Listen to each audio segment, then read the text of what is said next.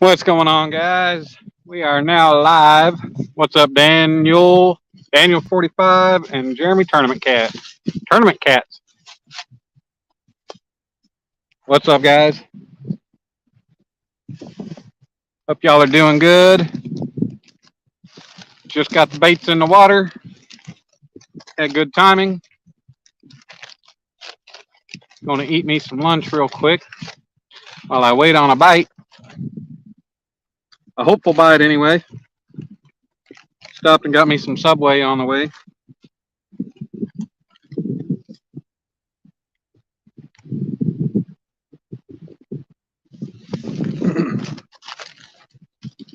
I got up here and caught some fresh bait. What's up, Skull Rush? Rich and Leo. Real Gals Fish. How y'all doing? Already up to 8 wonderful people in here.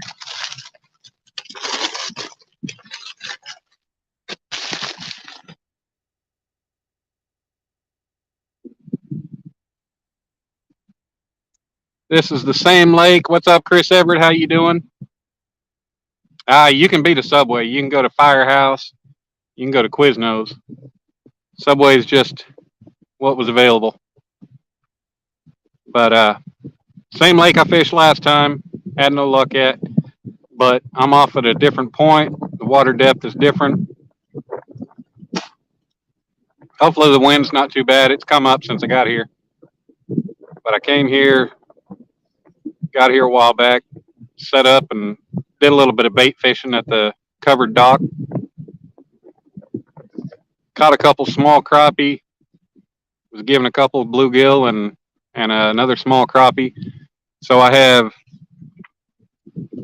a live whole bluegill on one of these left rods and a live whole crappie on the other one. And then I've got cut crappie on the other two rods. What do I stream on? What's up, Jacob? I'm on StreamYard. What up, Dink? How's it going, Gene?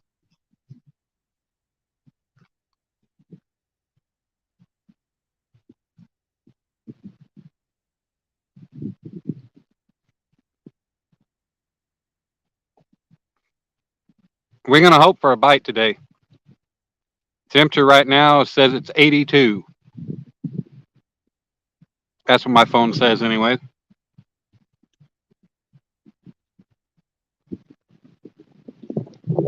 Hell yeah, it's a nice day. Wind isn't bad. It's supposed to pick up tomorrow. Like I said, the wind has picked up since I got here. But I took some time to do some bait fishing. Oh, a bite? I mean a fish? Yeah, Jacob, I can have guests up.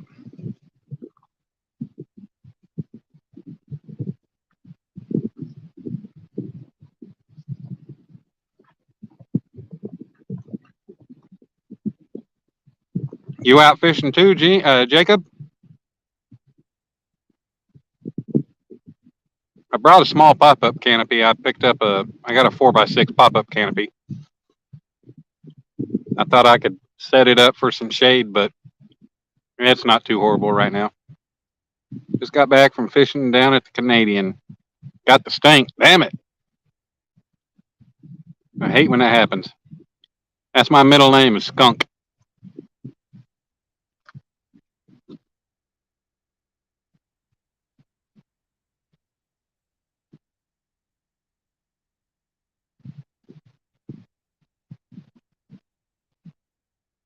But, it's close to home. You gave it a try. Hell, you might go back tomorrow and you might tear them up. Kind of the way it seems everywhere you go. Happy shower, Dink.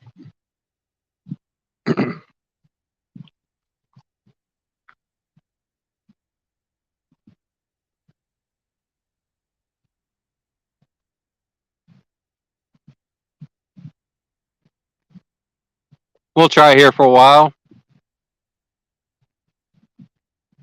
See if maybe we get something here. If nothing else, there's other spots around here to go to. There's a spot I want to try that I found on Google Maps. I'd have to go drive around the lake to get to it. and I think do a little off-roading, but there's a road that goes back there over on the east side. Damn, last 3 times. Hey, don't feel bad, Dink. Seems about every time I go out, I get skunked. No matter the bait, no matter the place. Steve Mosley, what's going on, man? No bite yet. Just got the baits in the water about not even 10 minutes ago. So we are giving it a try. We're going to see what we can do. Hopefully something will happen.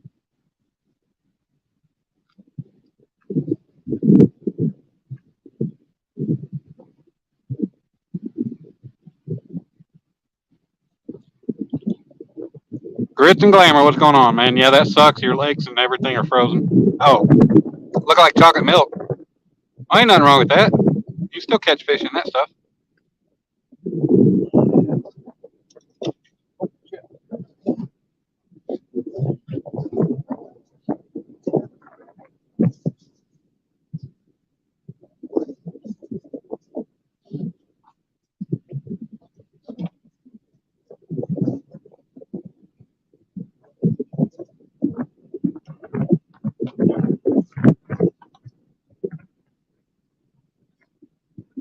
Sorry, guys. Got my bait rod out, going with the wind, and it's just kind of stuck in the wagon and blew it over. Steve Logan, what's going on, man? Checking in from work. Hope work's going well, buddy. We got 14 wonderful people in here already. Finished my half of my 12-inch Subway sandwich.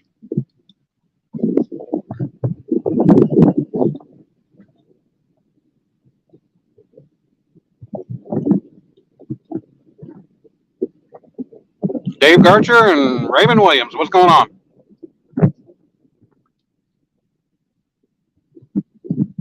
I hope the wind isn't too bad for you guys.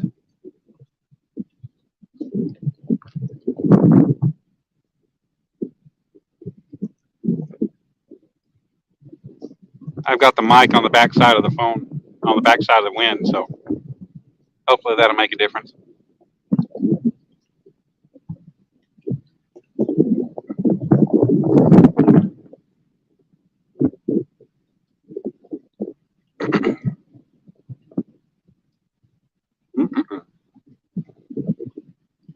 Subway had some pretty good jalapenos today. Actually got some bite to them.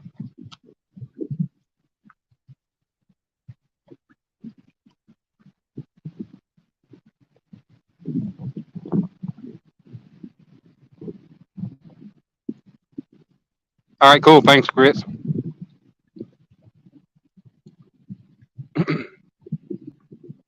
Yeah, I've been chopping at the bit to get out and go fishing. Last week ended up turning into crap. Had all that sleet and stuck around. What's up, Clayton? You doing it good today with your golly whopper?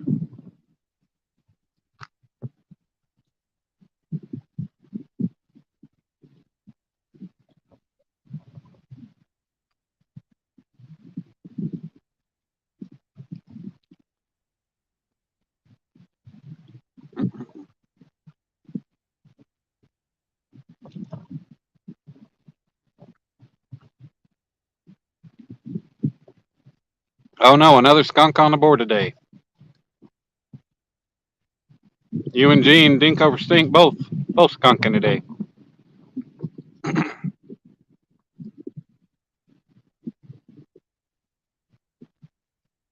I saw Lynn, Catfish Fever, was live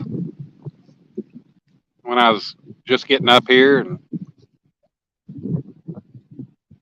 went and did my bait fishing. And it worked out that he and his mama got done fishing. So I was able to get out, go live without stepping on anybody's toes. I mean, I might be stepping on some people's toes, but I don't know. Kind of the way I figure it is if I'm going to go live and I know somebody else is live, I'm not going to go in their chat. You know, I'm not going to go in their chat and talk and say, hey, I'm going fishing, yada, yada. To me, I just assume them do their fishing, and whoever's going to go wherever they're going to go, are they going to do what they're going to do? But I don't go in and advertise, and I don't know. I kind of feel like if I don't go into somebody's live when I definitely plan on fishing or I'm on my way fishing, that's just kind of a respect thing there. What's up, Apache? Try not to rub off on me. I hope you don't rub off on me. I'm trying to catch fish today. I know everybody was, but I got good fresh bait on the hook. I got a couple more in the bucket. One's still alive. I think the other one decided it wanted to die. So we'll make him cut bait too. And then I have 7 bluegill, frozen bluegill in the ice box in the little cooler, as well as some chicken. Still needs to get that I still need to get rid of. What's up, Bullets and Barbecue Outdoors? Big Matt, how you doing, buddy? We're up to 15 lovely people now. You think you're going to go fishing, Jacob? Well, that'd be awesome. Okie girl, what's going on? Got another Okie in the house. 4 little niblets.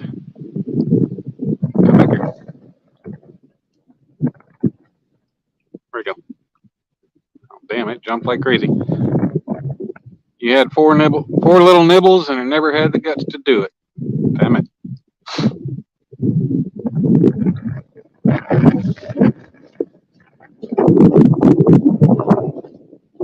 What's up, Chad? How you doing?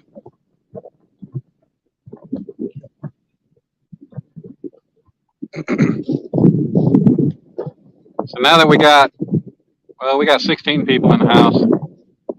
Got a good little crowd. Yeah, I just kind of want to make a little statement here because over the last 2 weeks, I've hurt numerous people in my life that are the most important to me. My dad, my brother, and Alicia. I screwed up big, and I just want to apologize to them. I doubt any of them are paying any attention or listening right now, but that I screwed up. I hate that it happened, and I'm sorry.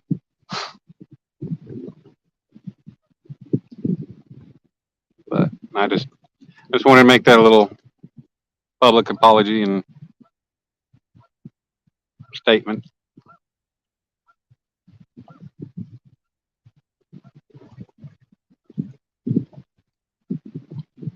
So we're gonna try to catch some fish while we're here. I hope something will come of it. Got 4 rods out in the water. I got my bait rod, but I think that damn thing's probably hung up. The wind's blown it. I just put a peg float. I didn't have a bobber handy. I just threw a peg float on the line, and it's run up along this little jetty that I'm on.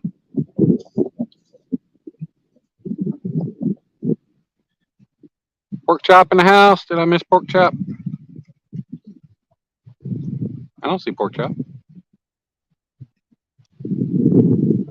I guess I missed pork chop. If pork chop's in here, what's going on, pork chop? How you doing?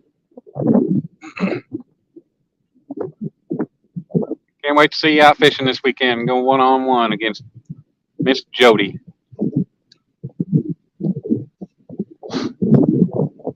Love Jody, but I hope you tear her up.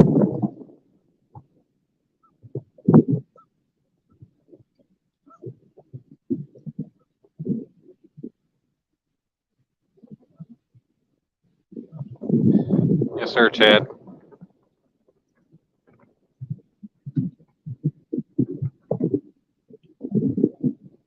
Yeah. Sometimes it is hard to admit when you're wrong. Other times it's super easy when you know you're just super wrong.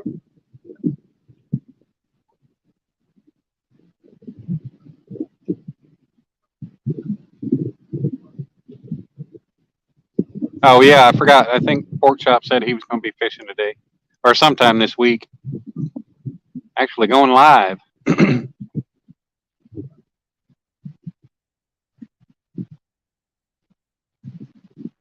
I got the rods spread out into some. There's pretty good depth difference around this area off of this point, so I kind of got the baits all spread out into different depths. That's all right, Gene. We all get confused. I know it happens to me. What's up, Jeremy? Mike Turner, how you doing, buddy? Catch anything yet? Nope. Been live for 15, rolling 16 minutes now. Ain't had a bite yet. Got to give these things a little bit of time. You know how that goes.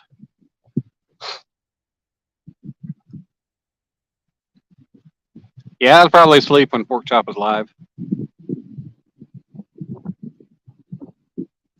Woke up at like 5:30 this morning and couldn't get back to sleep for a while. Finally dozed off. Woke up, fell back asleep again, and finally got up about 11 something. Got up, got dressed, and started packing. Got everything ready. Took my time. It's a little bit over an hour drive up here. Out in the sun and got glare and thought you seen Pork Chop's name. Well, I guess you probably did. I would have liked to have been out here a couple hours earlier, but you know what? Hell, it's such a nice day. Still got the sunlight. I'm not going to worry too much. I did bring a light with me in case it gets dark. If the bite happens.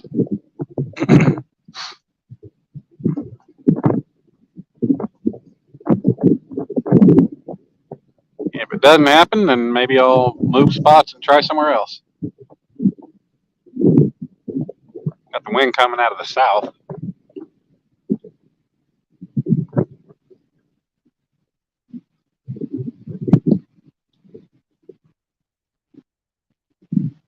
But hopefully one of these rods is going to go folding over here pretty soon.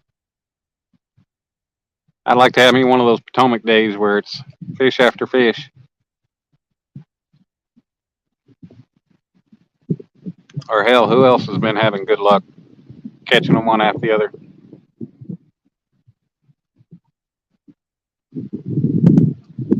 Some of them guys and ladies, they've had pretty good luck all over the place. Not me. One of these days I'm going to find the numbers.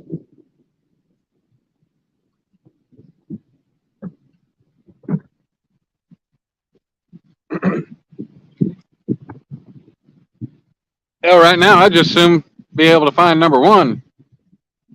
Got to get number one before you can start getting 2, 5, 10, 15 fish. Find a number one, that's the magic number, right?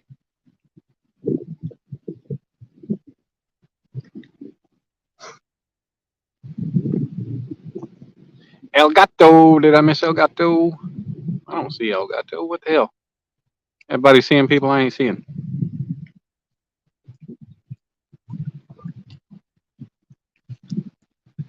Oh, yeah. El Gato's been killing it. Sorry, I guess I thought you were saying, yeah, he's in here. Yeah, El Gato, he's been tearing it up. What did he get, over 900 pounds this weekend? Jesus. I'm going to make my way down there. Me and Dom are going to go down there fishing with him and his son. Since me and his mom switched weekends, I don't know if I'm going to have him this weekend or next. But with the weather getting nicer, I think we're going to try to make our way down there.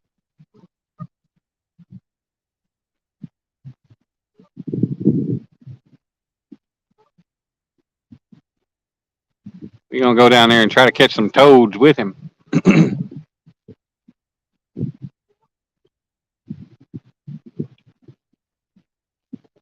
And El Gato Chris, he's a badass guy. He's cool as can be. Down to hang out with anybody. My kind of guy. And he drinks my favorite beer. That I can't even get in Oklahoma. What the hell's up with that? Got a Texas distributor in there. They're not even supplying to Oklahoma yet. But I can go to Arkansas or Texas and go get it. Bunch of crap.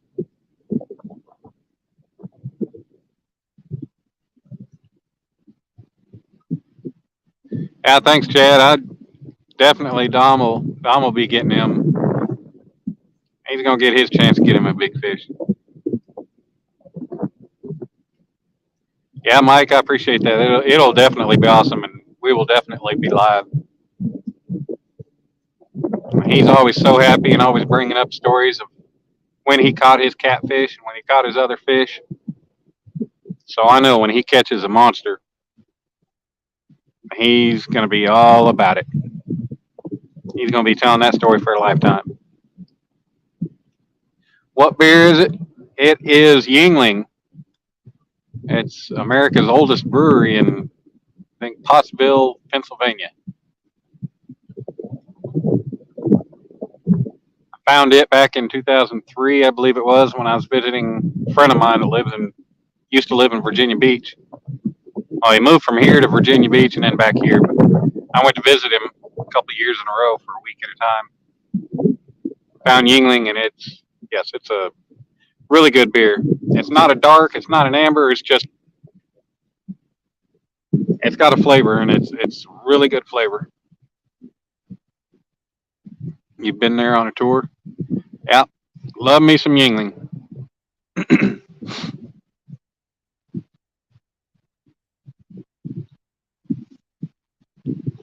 It's not a light now. I think they have a light, but it's just an all around, got a good flavor. You're in central Pennsylvania? Tina Ladybug, how are you? I used to travel to Pennsylvania a lot for work. Pipeline contractor I used to work for. Their corporate headquarters is based in Bluebell, Pennsylvania. And the pipeline yard is in Perkiomenville.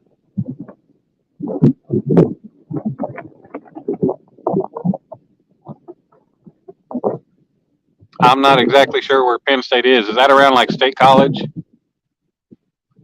I got a great uncle that lives in State College.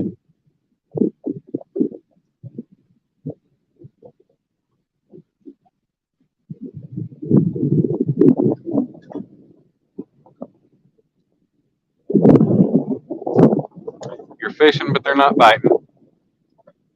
So far, Tina, I've only been going 23 minutes. Nothing's biting yet. Caught some fresh bait, but man, the bite was real slow, and they're all real little fish. But that's good for bait.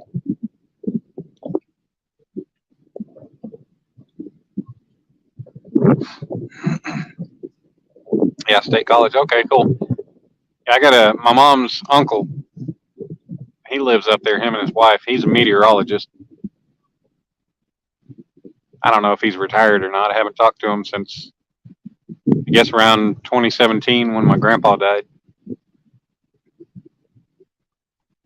I don't think I talked to him when my grandma died last year or year before, but I know that's what he did for a living. He wasn't one of the TV personality meteorologists.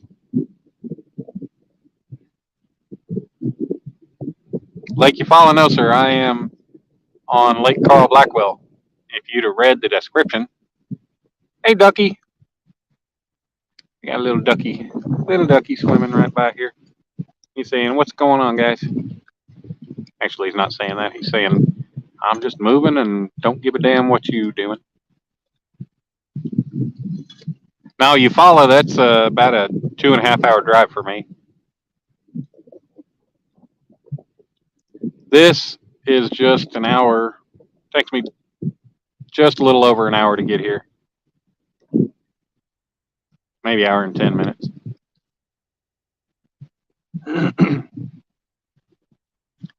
But this is where I was I think the last time I went live fishing. Only luck I had was 2 bites. I thought, what the hell? I found this point. I checked the depth lines and everything. I don't know how far out it is, but it gets up to in the 40-foot range, depth wise, and it kind of tapers down, of course, around the bank of this, like a jetty here.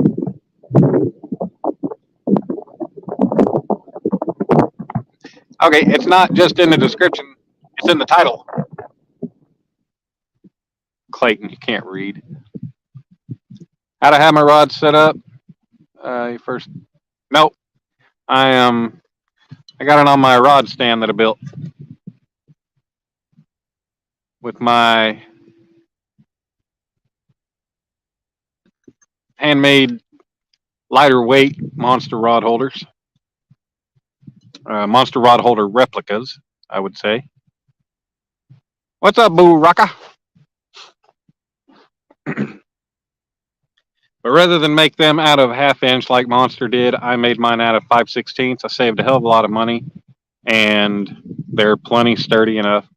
Only thing I need to do is put some braces from the tabletop down to the legs to support it for when a fish hits, because when a fish hits good, the whole damn thing will move, and sometimes I don't know which rod's getting hit. So that's kind of a pain in the ass. Otherwise, it's super convenient. It's handy. When I come fishing places like this, I can keep it all together. I've never actually had to take it apart, but I made it to where it'll come completely apart. What's up, Lance? Doing all right today? Trying to get out and enjoy this beautiful weather and see if we can catch a fish. Thank you, Clayton.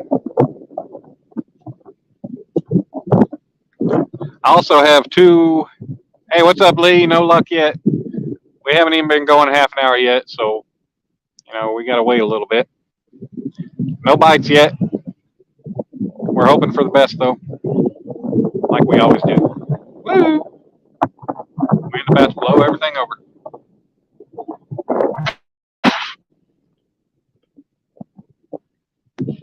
Cover the microphone up just in case that wind's bothering you.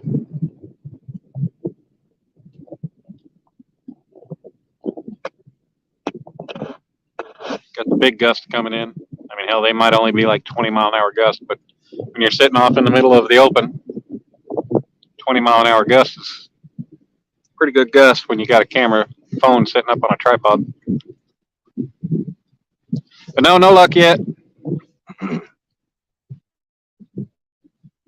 We're open. Do the legs fold up? No bullets. I actually made it where the whole thing pins together, and I can take it apart. You can see the pins right there just under the tabletop, and then the pins down there in the bottom of the legs. And I also put eye bolts in the ends of the legs. Now the whole thing is offset. The verticals are back from center to offset that pivot point. Rod holders. Oh no, never mind. Thought the Uncle Lou rod was getting hit, but it just decided to roll back over in the holder. The rod holders are offset to the back, and the top itself is set back. So the pivot point is behind center line. But I put the eye bolts in there in case I ever wanted to stake it down. I got to worry about a big fish. But so far, I caught the 14-pounders down there when I fished with fins and foul, and it didn't even act like it wanted to come over. So I haven't had a need to do that yet.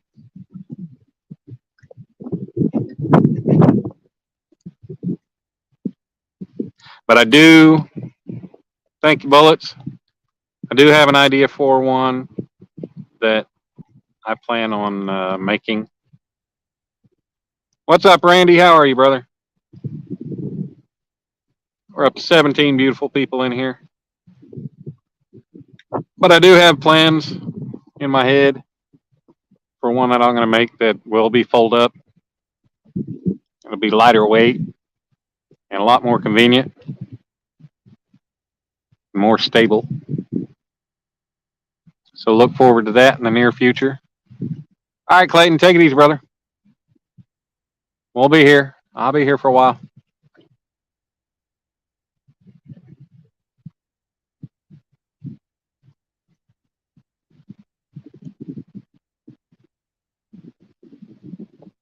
Uh, Lee, which ones? Chris? Chris's are the ones from Amy. I'm trying to figure out what Lee said. Oh, he mimied him. Mike, what are you miming him for?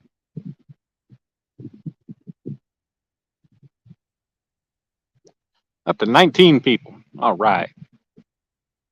We got a good crowd in here today. Wish everybody could be hanging out on this jetty with me, man. It is freaking beautiful. If I didn't have this chubby belly, I'd have my shirt off working on a tan. You guys don't want to see that anyway. Not when I have to get up and, well, I don't know, rebait or something, because it ain't going to be me going after the rods for a fish. But we're going to hope on that one. Jacob's going to go fishing after he gets off work. He said Danny. Is Danny Stone in here? Oh, Danny Stone is in here. What are we doing, man? We are catfishing. Sandy Toes, how are you? It's going pretty well, aside from the fact we have no fish yet. But we are attempting to do some catfishing. Am I going to watch you tomorrow, Jacob? If you go live, yeah, I'll watch you.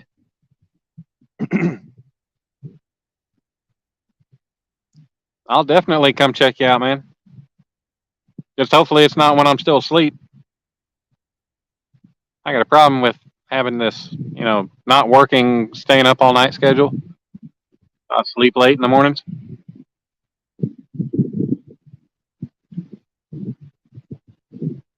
But yeah, definitely, Jacob. I'll definitely make sure I got the reminder set, and I'll be there for you, buddy. You had people wanting you to make wombos with Lee, Chad, and Brian B. All together?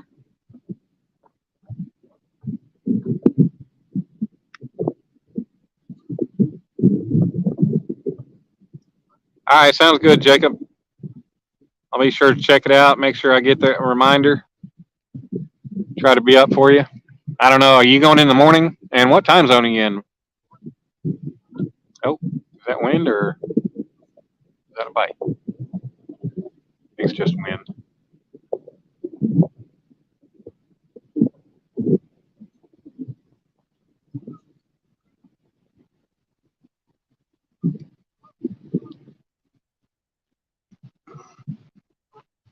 Mikey loves that Wombo. Hey, Mike, is that an app you got to download? I haven't messed with it. I haven't checked it out, looked it up or anything. What's up, Earl? Got your volume way down, but watching the chat while you're at work. Awesome. Appreciate you coming in, Earl. Hanging tight at 19, beautiful people.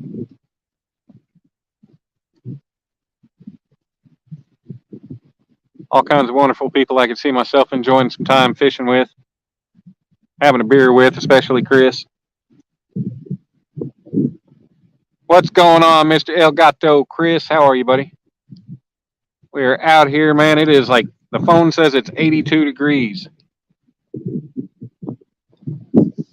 I got a live bluegill on one rod, a live small crappie on another, and then cut crappie on the right side, 2 rods. Water depth kind of varies. It's deeper straight out off the point. I got the 2 outside rods veered off to the side, a little more shallow. We have not had any bites yet. It's got me sitting back here talking to you guys, playing with my beard while I wait. I don't know what it is, but I can't stop. My beard is like, got to keep my hand on my beard and always playing with it. Good deal, Chris. Yeah, man, I don't know if I'm going to have Dom this weekend or next weekend. I'm going to find out today or tomorrow. Okay, it's an app. All right, cool, Mike. I might have to check it out. But man, if it comes down to next weekend where I can definitely, try to plan And you don't already have somebody planned to be out on the lake with you? Oh shoot, I forgot. You said March is soccer time. What's up, Squirrel? Squirrel's magnet fishing. How you doing?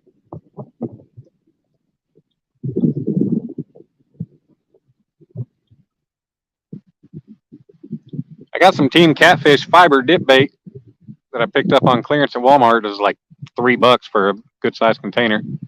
I forgot to bring it. I wanted to give it a try. Lance said he's going to send me a container of some of that Jewel stuff. We'll give it a try when that time comes, when I get it. See if I can catch something off of it.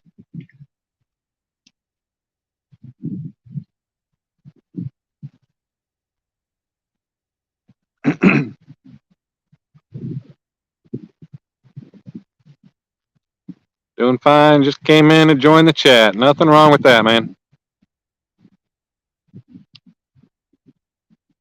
Hell, even if you're not here to watch me not catch fish, enjoy the chat all you want.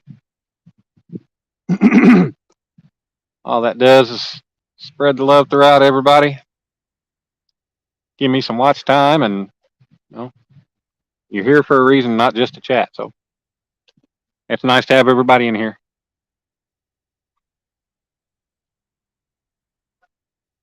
Sounds good, Lance. I'm not concerned. You're nice enough to offer to send me some.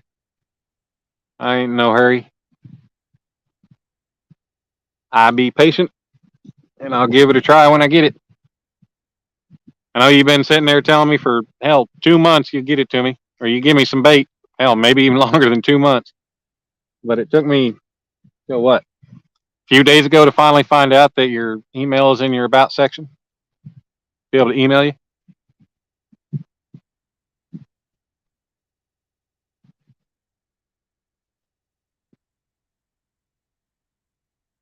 Should be in a good spot for a fish here.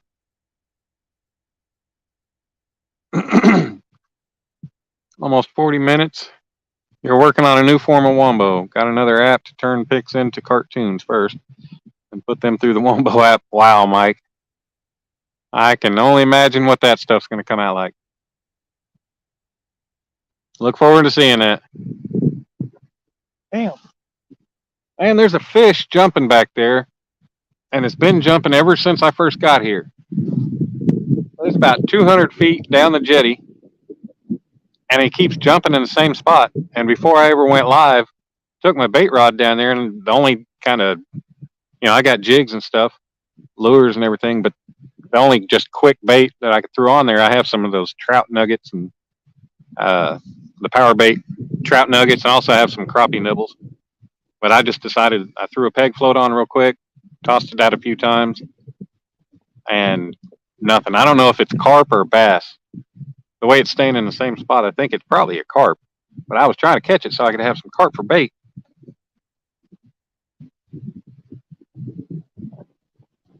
I wanted some fresh carp for bait. Plus, I've never caught a carp. Warm weather should have the fish up in 2 to 3 feet.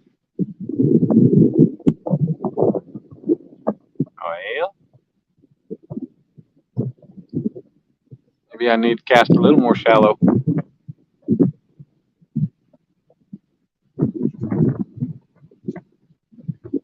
Hey, Jody, how are you?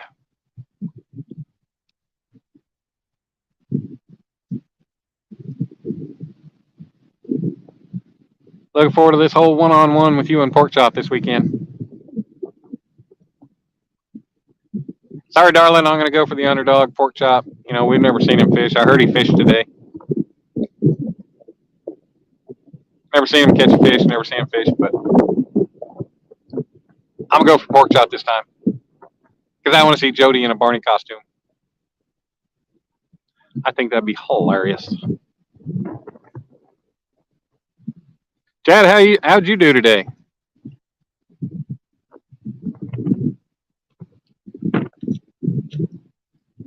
You bet it's a carp. Yeah. I've never caught a carp before, so I'd like to catch a carp.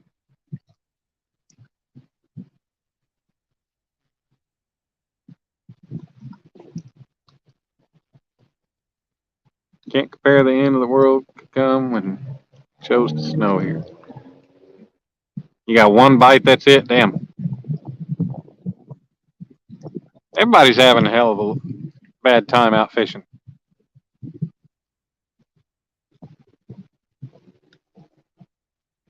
I know all these weather changes haven't been helping anything. Probably not Lance, but you never know. Maybe it's his magic spot on Saturday. Maybe he's got it scheduled. He's got things set up.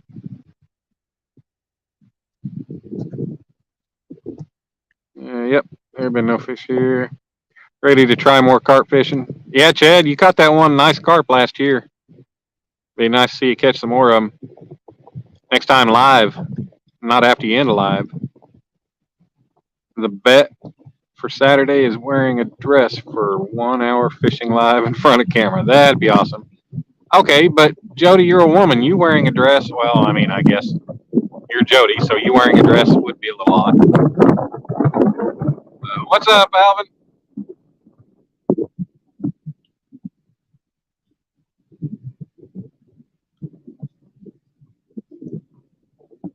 You're worried about Windy D when he fishes in a dress.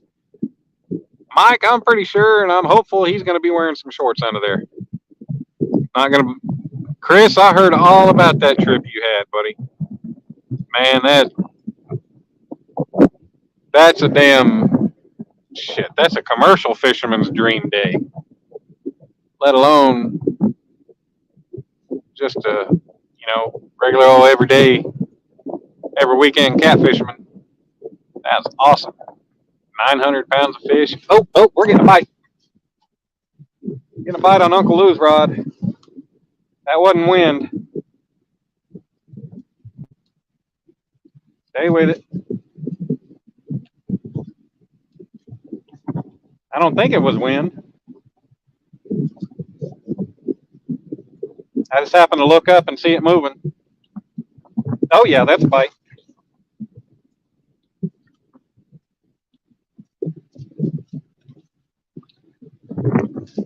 Ah, too soon.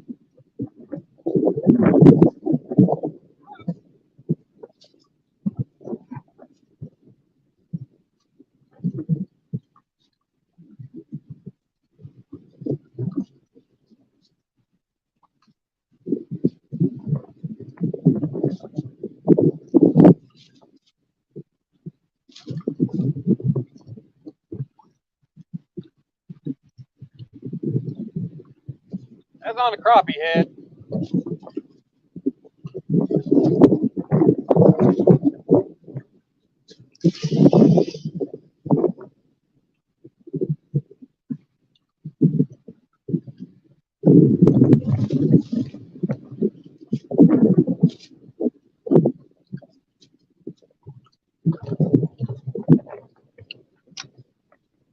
Got cast back out there in the same general area, so hopefully he'll still be there.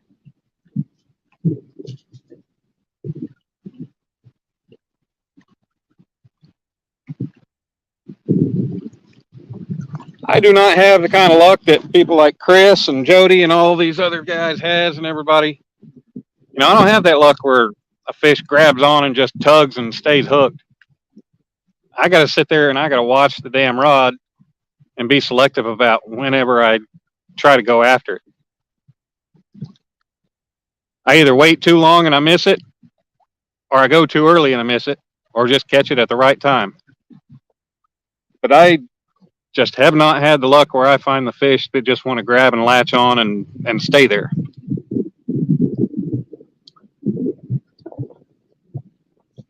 We gonna get them, but we know something's here. Something's biting.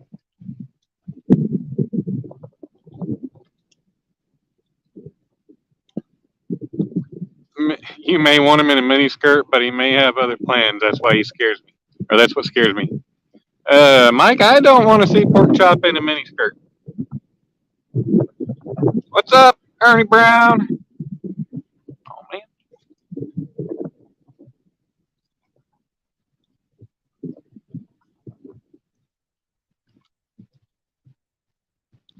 That fish He's going to come back. We're going to get him. But that is a crappie head with a good little portion of the body on it.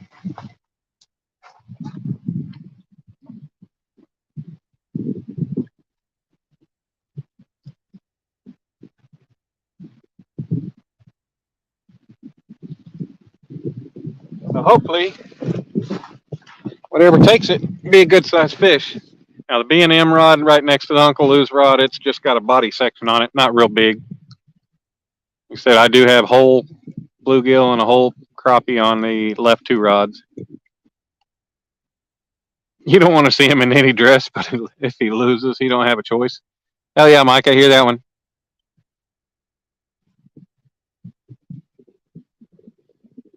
So for anybody wondering, I have 8/0 hooks on these. 2 of the rods have peg floats for Santee rig. 2 of them do not.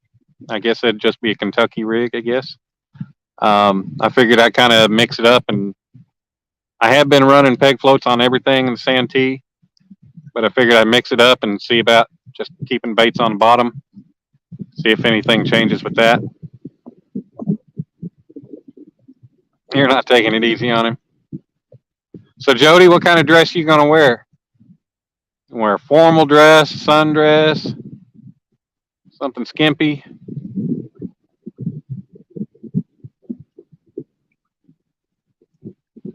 Gonna go to the adult store and get you a fishnet dress?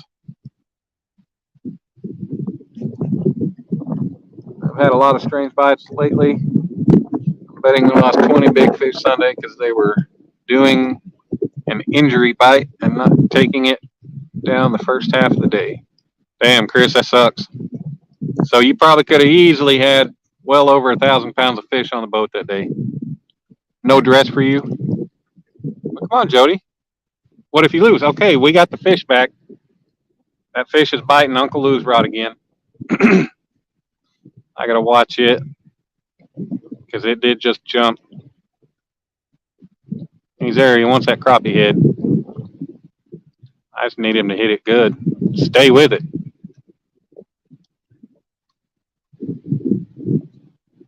You guys see the rods all right? Can you see that Uncle Lou's rod over there? That side of the screen is kind of shaded the way the sun is, and I can't hardly see it.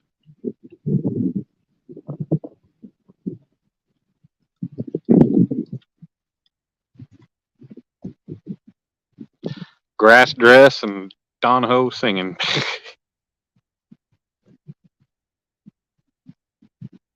Trying to fish in ball gowns.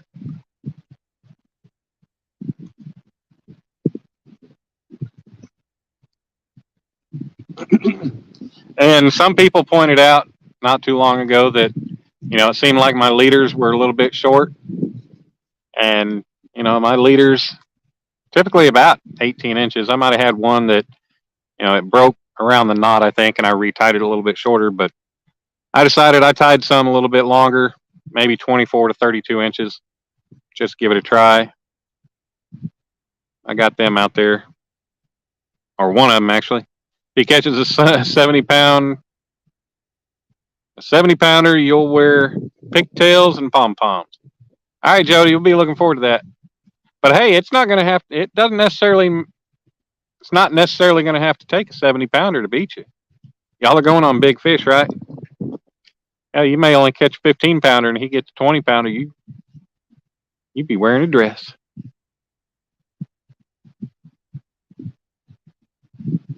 Yes, why it called Uncle Lou's rod is a custom made. Uncle Lou's tackle.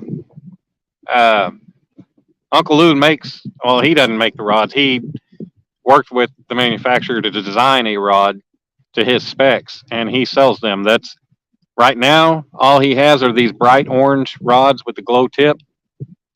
But man, they're awesome rods. They're super, super bright. They show up in any kind of light really good. But Uncle Lou's, if you see him in chat, Lee Reed, he is the provider of these rods, the orange rod there. They're badass rods, and I'd love to have me, a couple more at least. Old Faithful, this black and yellow Zebco rod on the far left, It's going to have to retire pretty soon. The reel seat is broken loose from the rod. It stays up and down on the rod just fine, but it swivels back and forth a little bit. And eventually it's going to come to where it starts just going all the way around the rod. So that rod's going to have to get replaced before long, whenever I have the money to do it.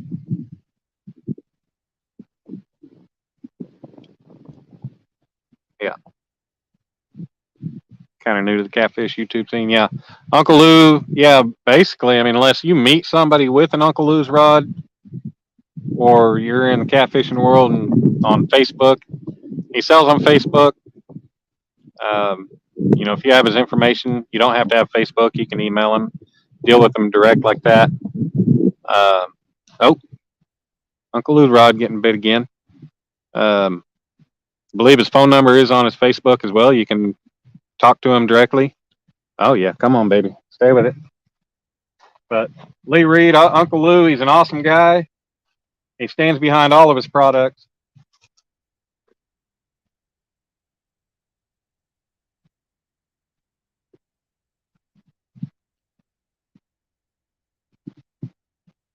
And customer service is definitely a priority to him.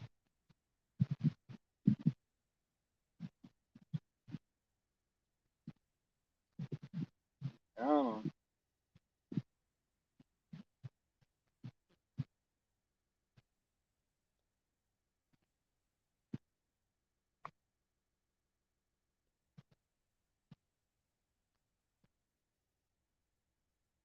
Come on, stay with it.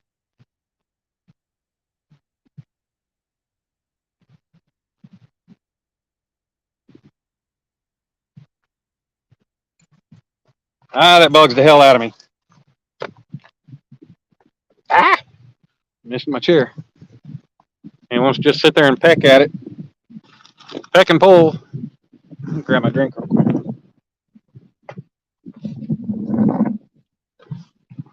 But I don't need him to do that. I need him to grab on and just run with it.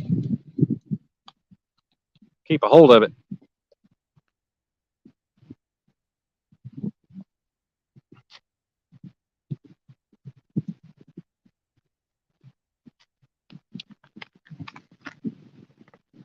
But yeah, definitely if you're in the market for any kind of rod, Uncle Lou is definitely a man to deal with. 100% stands behind his product. He's an awesome guy. Always supports the community real well.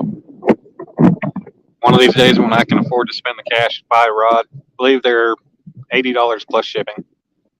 But when I have the extra money to buy one or two more, I will be getting them.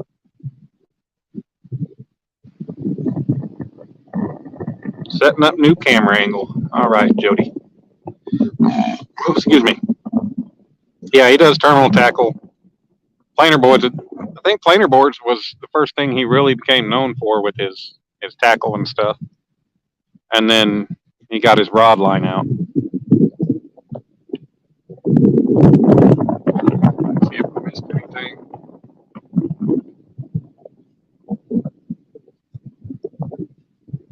All right, Chris, take it easy, man. Have a good time with Mr. Action Jackson. Thanks, Chris. I need that good luck.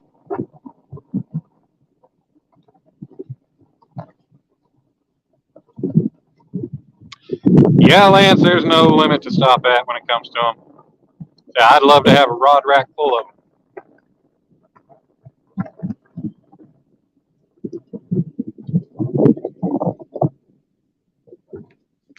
Wish he had a nice, not pastel purple, but a nice super bright purple color.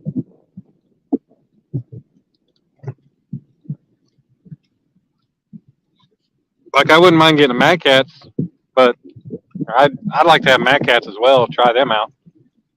But the only purple rod they got is more pink. It's got like some purple accents on it, but otherwise it's pink. I don't want pink. I want purple.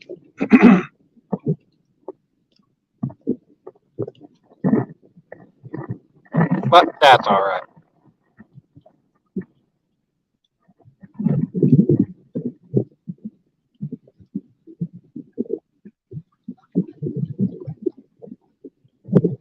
Oh, dropped down to 12, 13 people. That's all right. We're going to be bouncing around.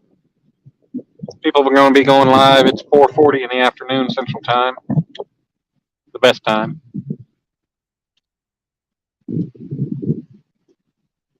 I I don't know if anybody's got a Wednesday evening show come on around 5 or 6 our time. We need to fish.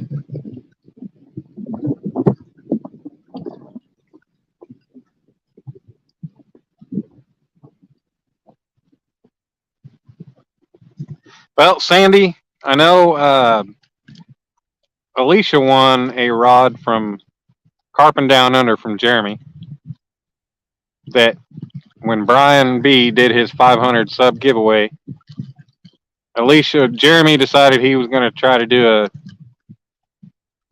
throw a rod in for the giveaway, and Alicia won it. She also won the Uncle Lou's rod, and she graciously gifted it to me since she already had one, and she knew I wanted one. Oh, come on, baby, stay with it. um, Apparently, she never got that rod, but Jeremy said it was going to cost an outrageous amount to ship from Australia because it's an Australian rod. It was going to cost an outrageous amount to ship from Australia to the United States. So she was never able to get that rod. Kind of feel like if he couldn't have done it, he should have purchased an Uncle Lou's rod or another rod from America and given her that. But I wasn't in the middle of that one. Bugman, what's going on? No, man, no catches yet. We got one sitting here pestering me on the Uncle Lou's rod. Keeps hitting. Doesn't want to do any substantial hits. Just a bunch of quick bites, quick tugs. So I'm keeping an eye on that. Might go ahead and reel these other rods in a little bit. Adjust their location.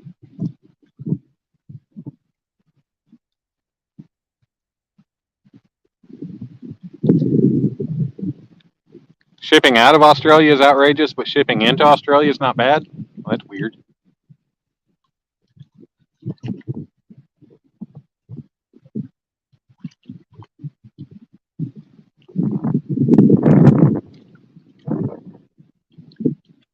Oh, Green Machine's live. I got you.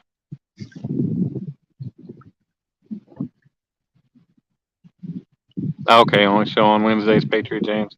I got you. Yeah, I go live when I can. I'm not good at scheduling because I'm not good at waking up at a certain time and getting out the door and getting ready and doing all that. Like when I got here, I said I went ahead and did some bait fishing for a little while and, had a little bit of luck. Got 5 bait fish. And so, yeah, I didn't know exactly what time I was going to get started. Lynn was live, and it worked out that when I finally got everything down here and about set up, he was just finishing up. At that point in time, he's the only one I knew. I hadn't scrolled through and gone and looked or anything. Size hooks, I am using 8/0. 8/0 hooks, 4-ounce weights.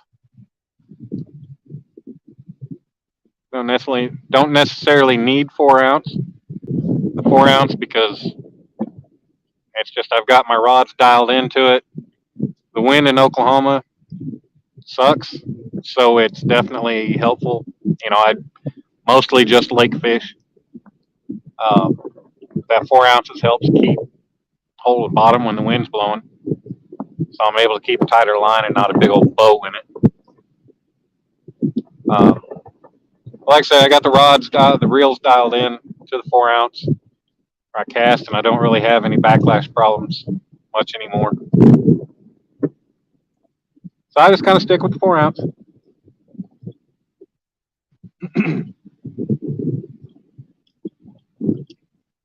I'm not fishing any kind of current. So I don't have to worry about that. Any fish yet? No, sir. I got one pestering me on the Uncle Lou's rod that won't just grab it and go. It's got to be a small one because he just grabbing and tugging. Small tugs. Like, hey, I'm going to try to grab this off the bottom kind of thing.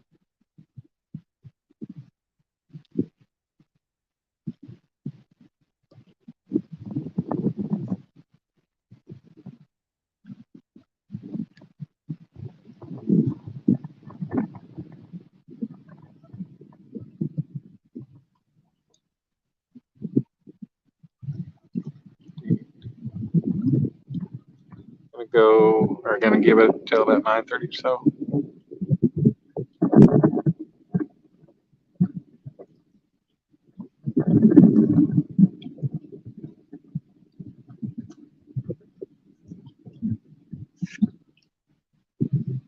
Have I been out with Brett recently? No, Chad, I haven't. With the weather being crap the way it is and hard to, really plan, trying to plan around the weather, it's been crappy. And, weather and gas money, all that crap. We've been talking about it. He's been talking about coming up around Oklahoma City to come fishing with me. Is it busy out here? Daniel, no, it's not. It is not busy at all. There was, I think, one or two boats since I've been here that I've seen. Otherwise, there were two guys at the enclosed dock.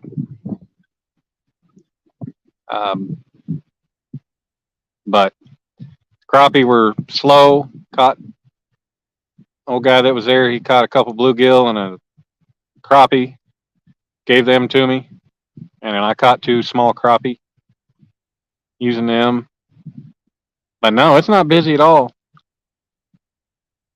I'd really love to have a boat to get out on this lake and check it out. There's all kinds of depth changes throughout this lake. There's a spot in a cove that I found. It's like, I think the depth lines show it's like 45 feet deep in that cove. Like a good drop. And it'd be nice to be able to fish kind of around the ledge of that because it goes from pretty shallow to just a big deep hole. But I found some ways where I could drive over there, but apparently the only trails back there are horse paths, horse trails, and I wouldn't be able to drive back there. So I have to come up here on a boat sometime and check it out because this is a pretty big lake. A lot of different good places I've found, a lot of different depth changes, from shallow to deep, ledges and everything. I'd like to be able to try that. Killer Bees, what's going on, Bill? How you doing? So far, we've been going for 1 hour and 3 minutes. We have not had a fish yet. We have had some bites on Uncle Lou's rod, but it's a pestering, pain in the ass fish messing with my emotions. It's starting to rain a little bit. That sucks. I'm going to reel these in a little bit and adjust them, see if maybe I can give the baits a different spot. See if maybe we'll entice some fish.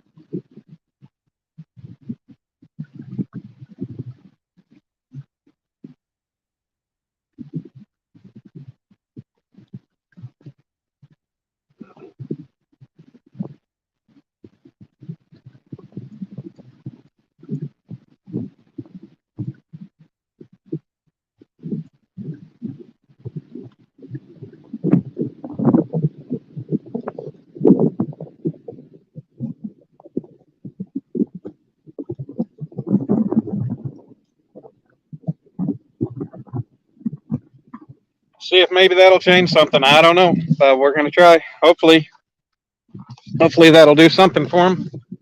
Maybe. That damn sun will get out of my eyes. But it's gonna be a while. Recent cold kill one of your batteries for your trolling motor. Oh damn, that sucks. That sucks. CBA, what's going on, bud? Hope I get a toad. Man, I'm trying to get something.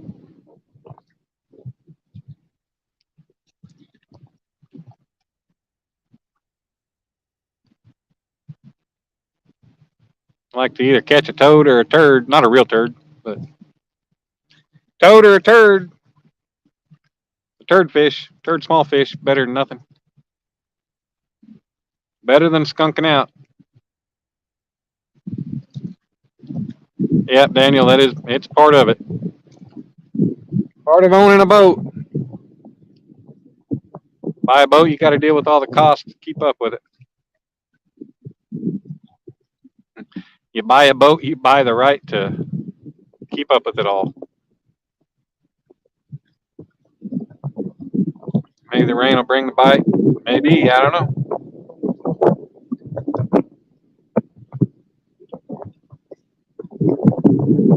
Yeah, I might try that, Chad. Might reel one up pretty close.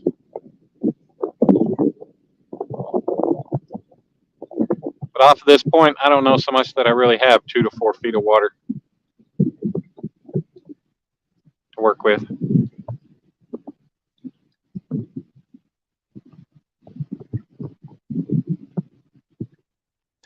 Still 16 awesome people hanging out in here. Appreciate each and every one of you being here. Once again, if Alicia's hanging out in the background, I do want to apologize, and I'm sorry. I will get a hold of you later.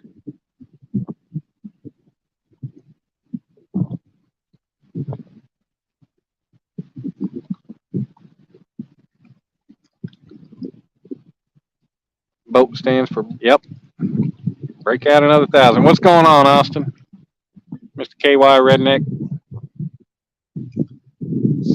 We trying to do that thing called fishing.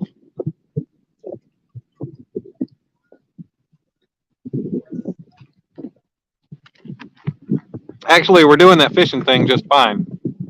We're trying to do the catching part.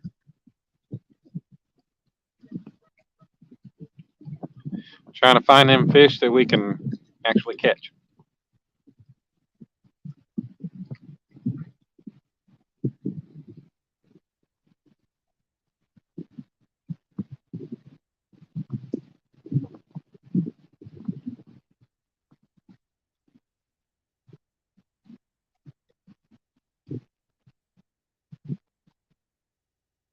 Everybody, if y'all don't have Daniel 45, he's another Oklahoma guy.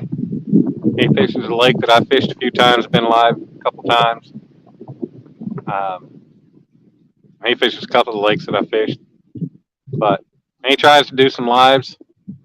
He started his StreamYard not too long ago. He's tried a couple lives. Try to help him out and get some people. Go support him whenever he does. So if you guys don't have him, he's been having about the same luck that I've had. But, well, excuse me, you never know until you go out and try. So maybe he'll be live and go out there fishing one day and actually be catching something good.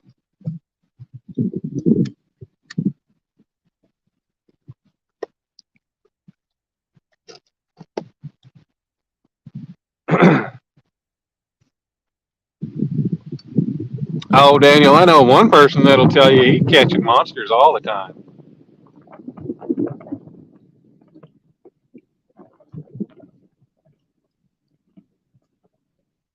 But I'm not going to go any further into that one.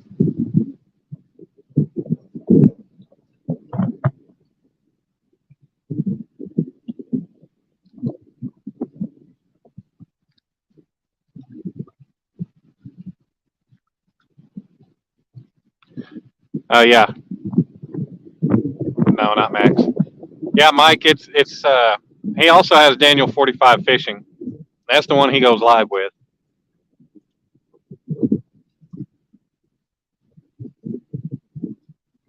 So if you're able to share that one,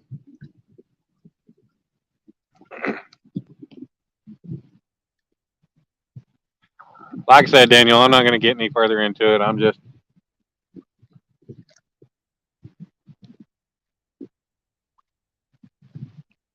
I made that statement. And that's pretty much all I got to say on it.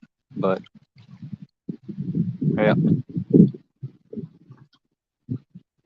I just know I don't have any luck catching fish or finding them. I mean, I can catch them when I find them. I just can't find them.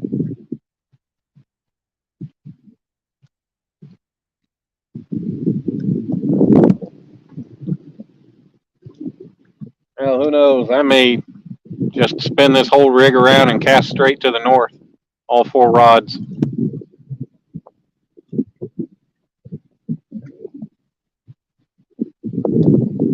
For one, get out of the sun.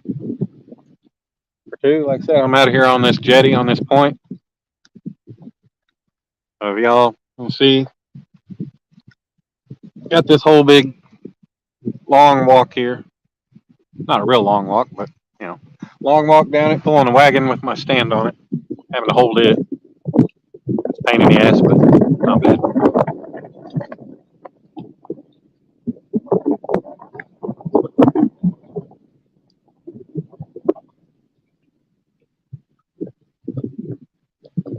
I know a lot of people always say, well, fish into the wind, because your bait, everything's going to be moving with the wind. And, well, I don't know. I've never really experienced proof of that. So I like to fish against the wind, or I like to fish with the wind and not against it. A lot of people say fish against the wind, fish into the wind, but I'm not everybody.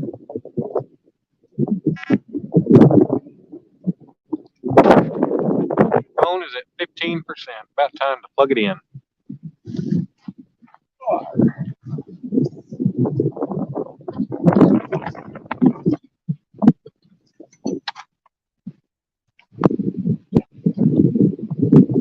My battery pack. It's just one of the Anchor 10,000 milliamp, I believe it is. Yeah, it's just a Anchor 10,000 milliamp single outlet. But 10,000 milliamps with my old phone, the crap battery on it, it'll still keep my phone going. I can be live for 6 hours. Easy. Usually let my phone run down a decent amount before I ever plug it in. I guess it doesn't matter whether I do it one way or another, but I kind of think that just gives me a little extra time.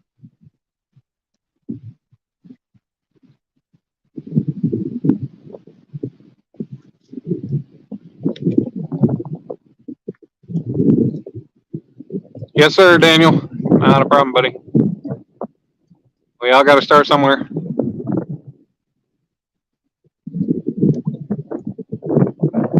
I know, Mike. Quit your crying. We all do the same thing. We're more. No, I know. I don't know that a lot of people really pay attention. They just see the Daniel 45 and don't realize it's 2 different channels.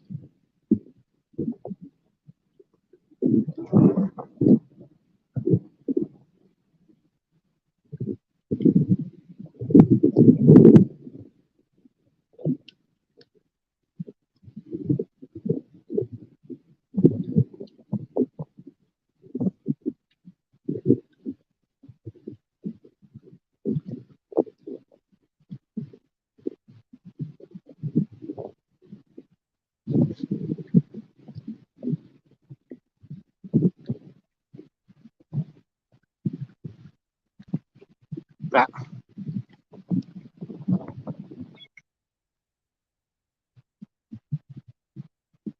sorry about that.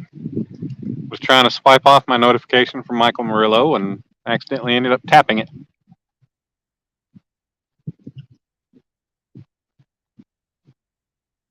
Mike was just being lazy. I'm surprised Mike's up this time of day.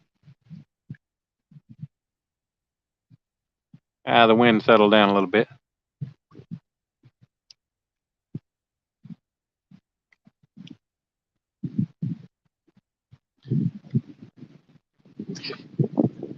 Mike denies nothing.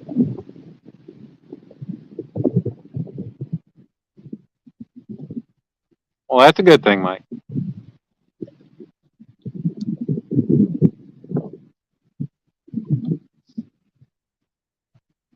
As long as you're both in agreement, it works out.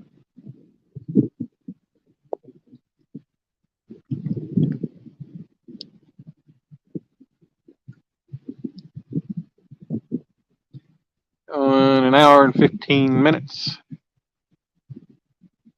Give it a few more minutes. I might reel these in. Move the whole stand facing the north. Fish with the wind.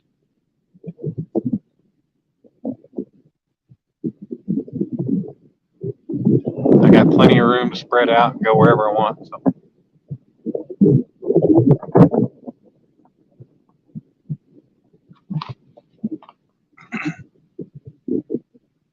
Apparently, that fish that kept bugging me with Uncle Lou's rod. Apparently, it gave up. Found some food other places. All right, Mike. We be here.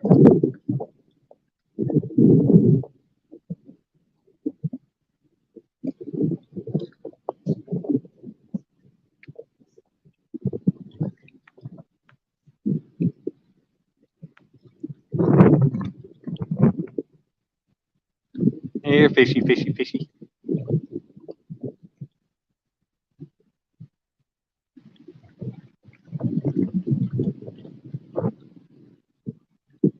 So I hope everybody else is doing good today.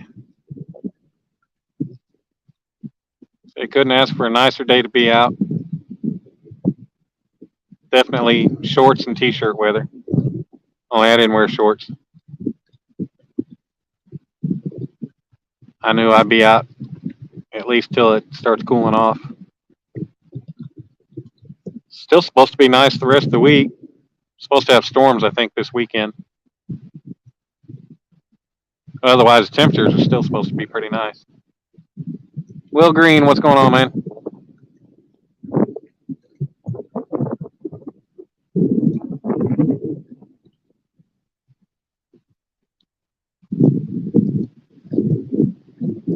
I know, Will. A lot of people say fish into the wind.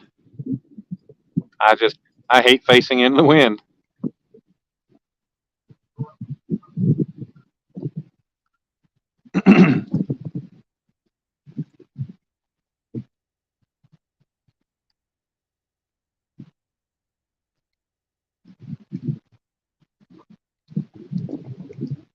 Rain's almost sideways at the moment, Sandy. Damn.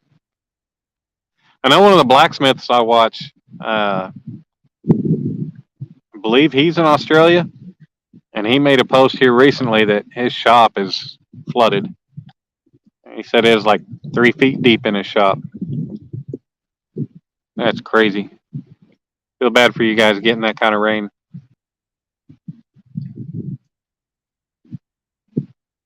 I mean, we had flooding rains a couple years ago, but where I live, we're high enough where we didn't have to worry about it with drainage and everything else.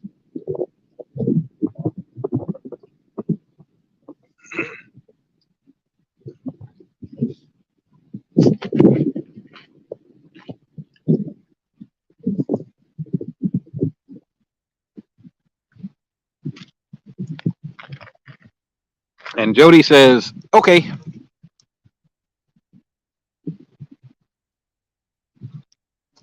Or 507.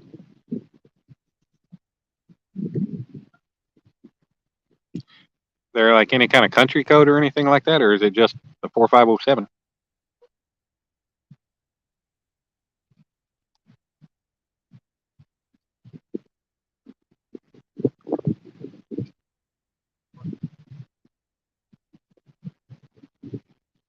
Queensland.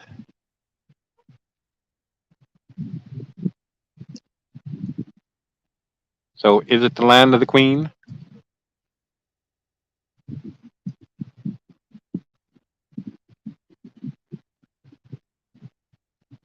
Come on, you stupid fish.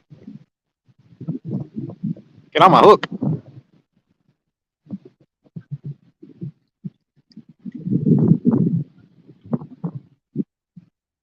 Get on a hook. Do something.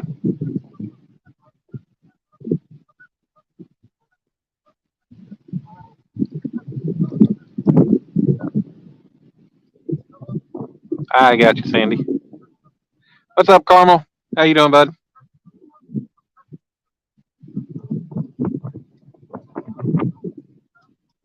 We are trying. That's the best I can say right now.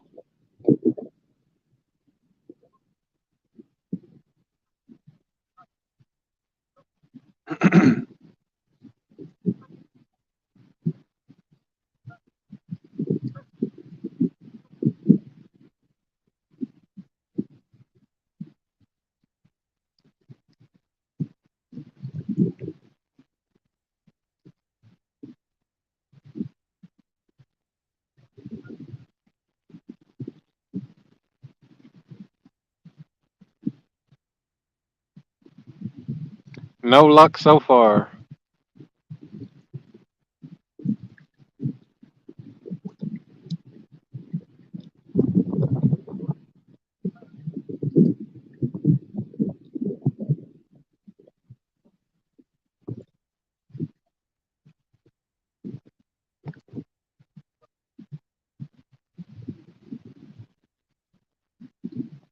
Oh, oh, Uncle Lou's rod's getting hit.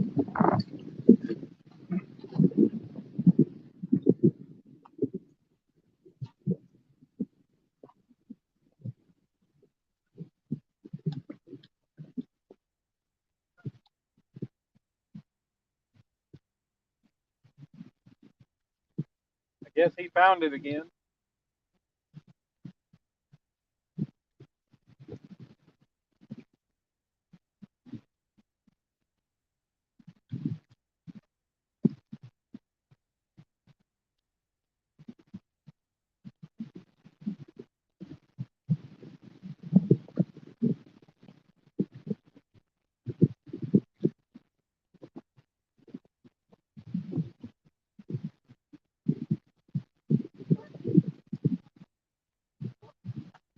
Oh, do a little more. You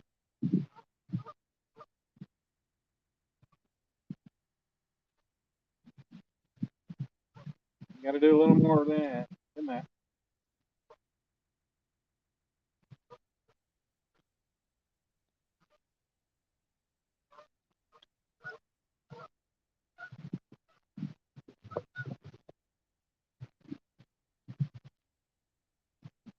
And it's going to do it again.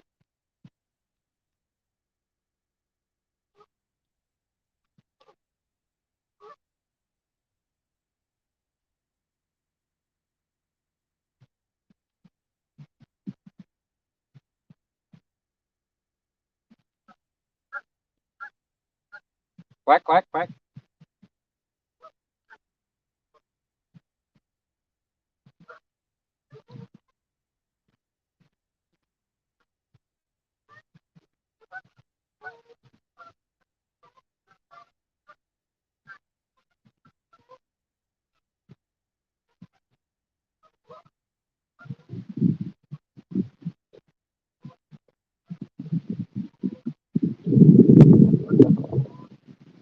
Well, I'll hurry up and wait.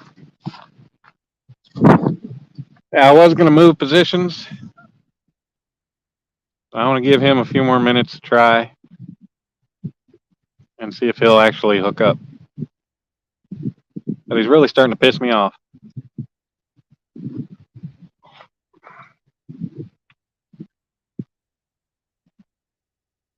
Frozen shoulder, pulled muscles, all the fun stuff of getting old. Yeah, you're getting up there, Sandy. You're up there right around Earl, right?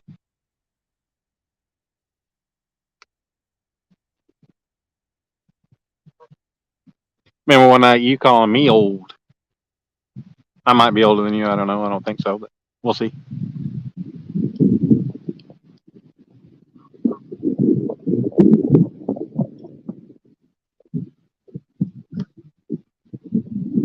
Oh, that's Will saying that. Duh. Never mind. That wasn't Sandy. That was Will. Hunker down inside. The weather's bleepers today.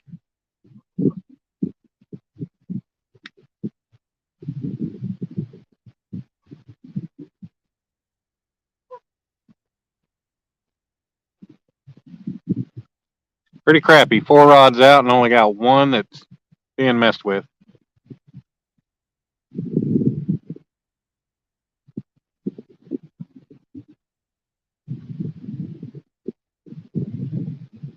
And I got good, fresh, actual fish for bait. That's the crappie head on that one.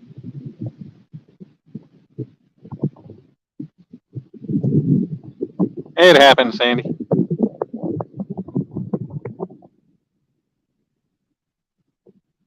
I'm about to give up on that one and just say hell with it.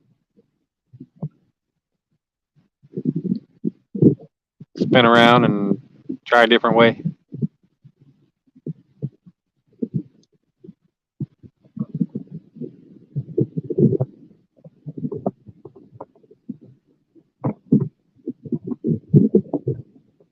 Wish the wind would make up its mind too.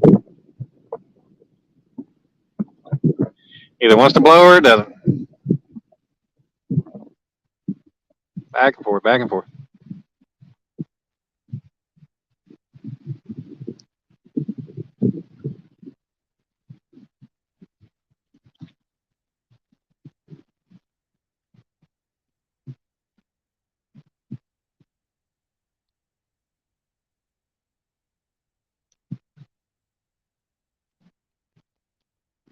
Ba-da-ba-ba-ba. I'm loving it. Still 16 wonderful people hanging out here. Just watching these rods stand there.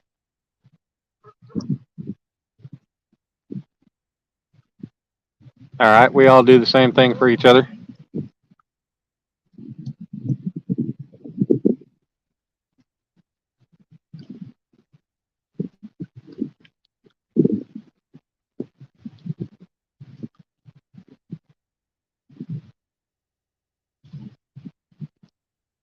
Do-do-do-do-do-do-do. Yep, I think I'm gonna give up on that fish. Yeah. These honkers over there across the lake, across the cove, they're having a good old time. Apparently, they found the bait fish. I can't cast all the way across that channel there, or opening, whatever you want to call it. Opening to the cove.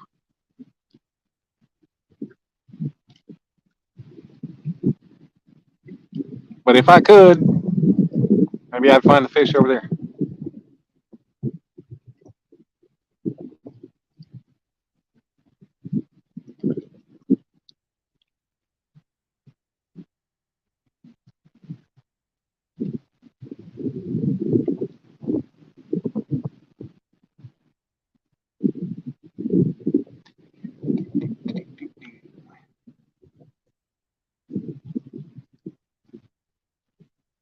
Everybody got quiet.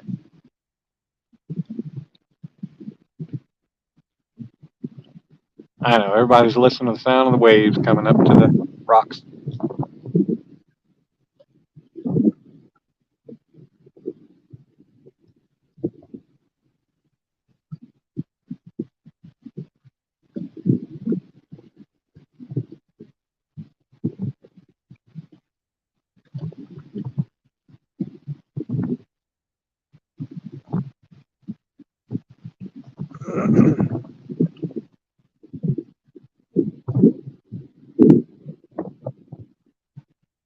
All right, yep.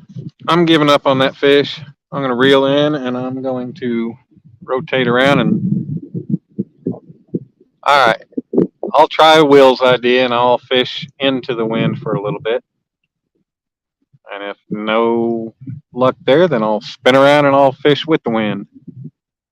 And maybe load up and try another spot over here somewhere.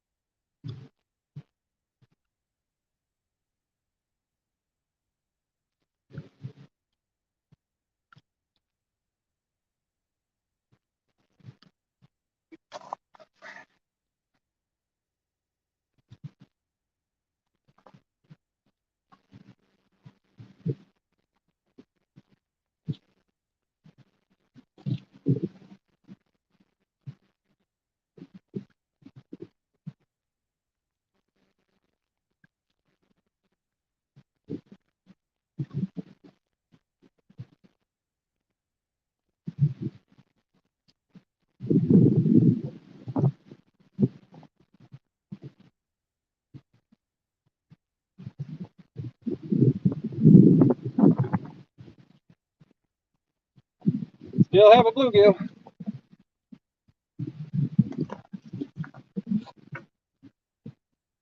Save the Uncle Lou's rod for last, just in case.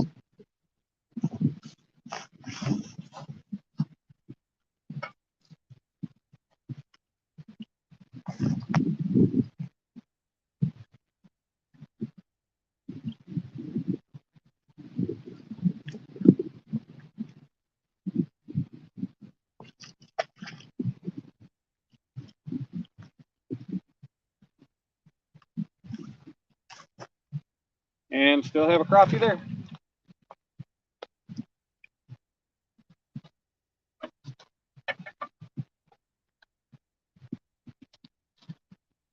Move the chair real quick.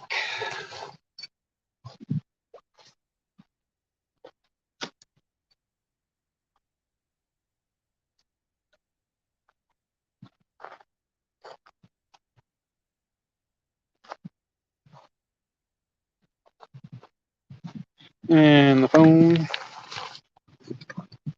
Oops. Sitting there dragging my battery pack.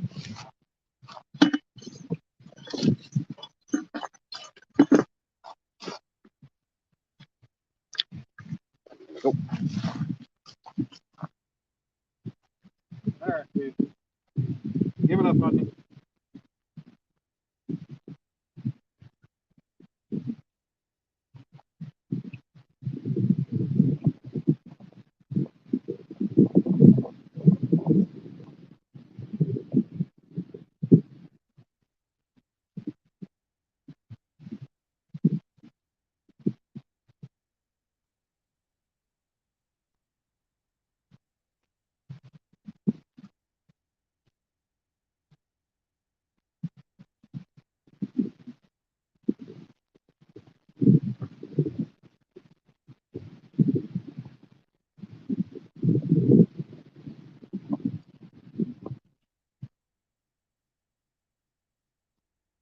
And just like so.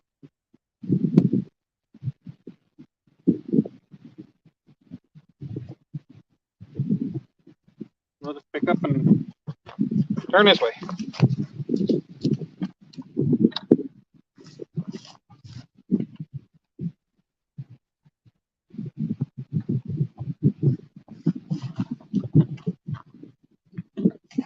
Don't think my live bait is still live anymore.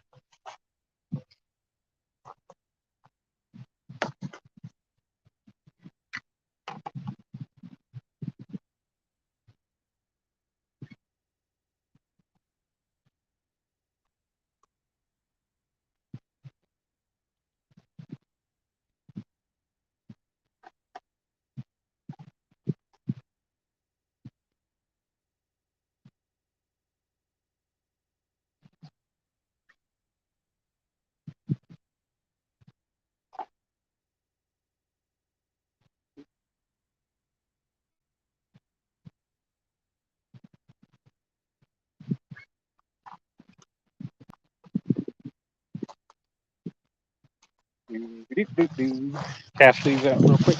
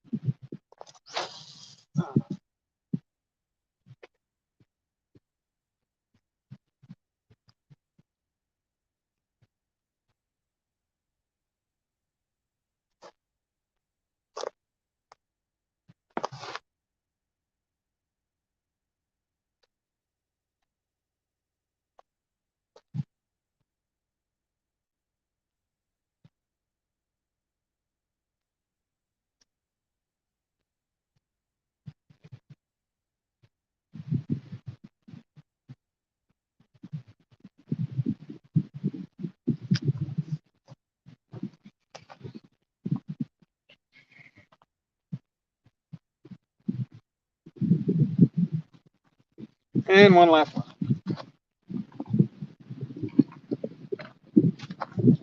Since I hear all this crap about YouTube getting strict on the whole bait thing, I won't. I'm going to cut the tail off this since he's apparently died down in the water. Cut the tail off and scale him a little bit, see if that'll help anything.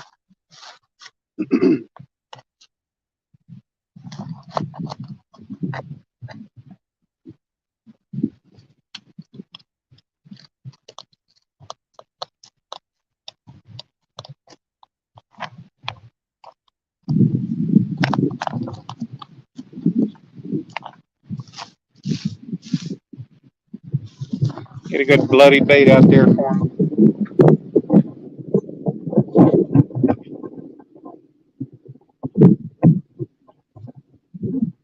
See if that'll make a difference.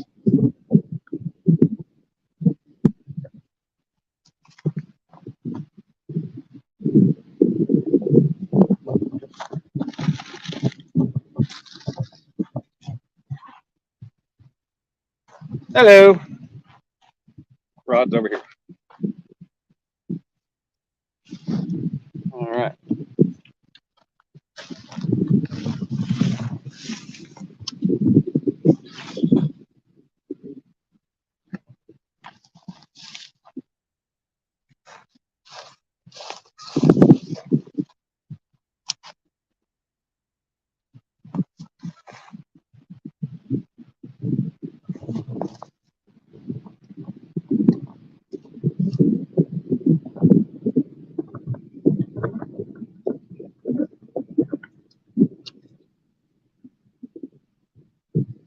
Got a park ranger coming. I'm going to check things out. Try to keep this where it's not in your face. Probably going to have to deal with this park ranger here in just a couple minutes. I don't have my wallet on me. It's up in the truck, so I'm sure he's going to want to see my license. I'll have to go up and get that. Hopefully I don't miss any fish whenever I do. But am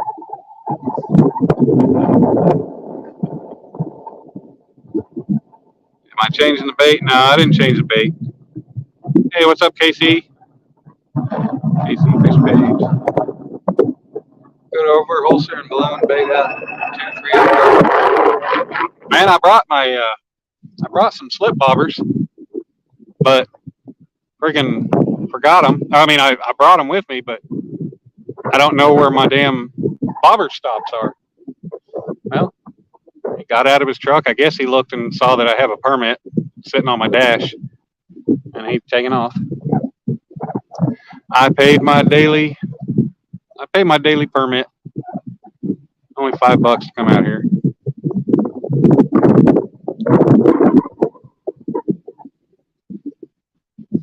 But I am now fishing into the wind.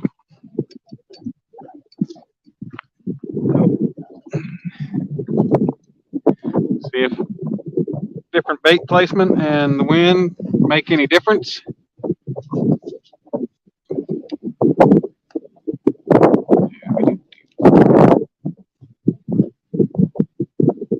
I'm also fishing in more shallow areas.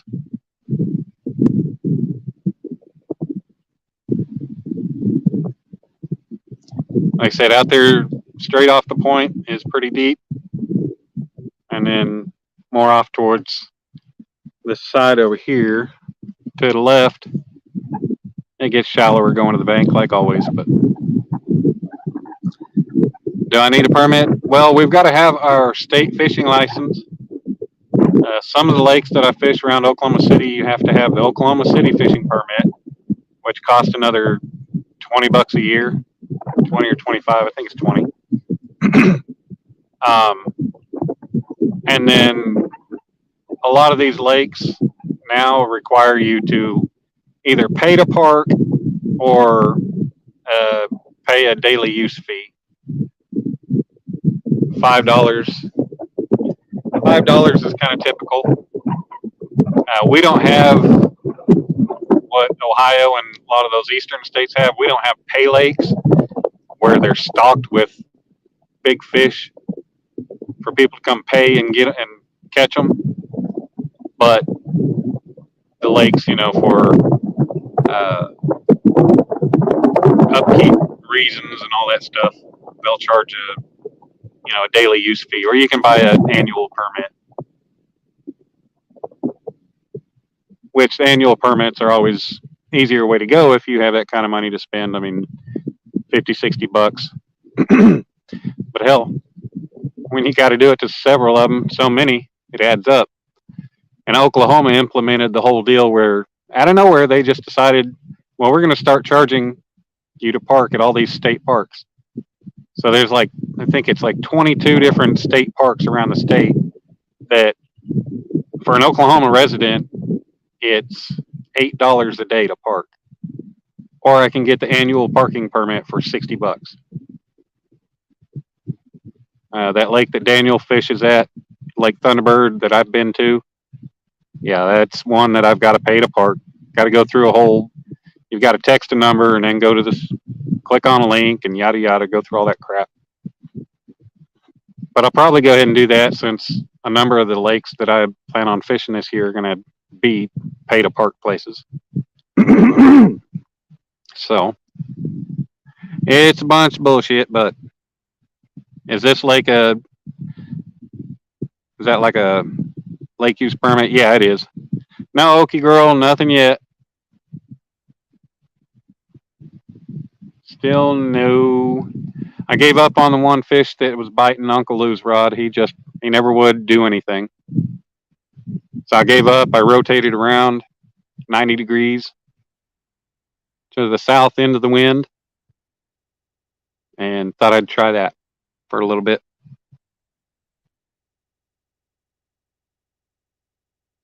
Yep. Gotta pay.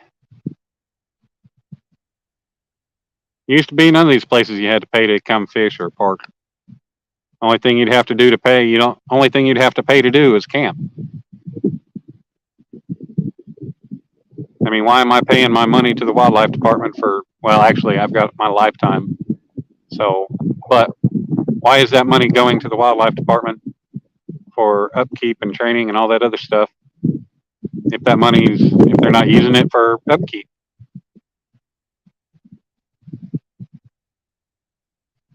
I don't know. I don't get it. Do I need? No, don't need a permit to fish all of them, but you do need the state fishing license, which, like I said, I have a lifetime license, hunting and fishing, so I don't have to pay for that again. All right, Jody, I'm sure you're probably gone, but thank you for the good luck wishes. I'm making bread, and it's time to get it in the oven. Yeah, well, like I said, I was going to try to send out on my slip bobber, but for the life of me, I cannot find the package of bobber stops that I've got. So that kind of screws me on that. So I got to go buy another pack of them. And I keep forgetting every time I'm at Walmart or anywhere.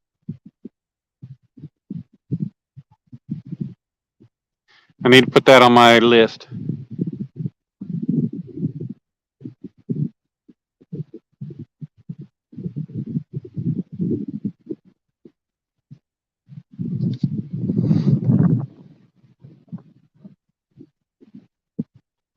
Yeah, I saw that park ranger. I think pretty sure I saw his legs under his vehicle. So I think he got out, walked up to my truck, and saw the permit on the dash.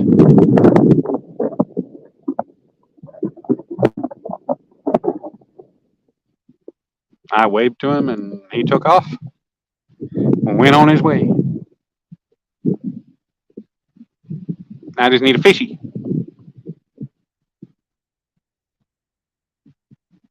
Right, yeah. It's ridiculous.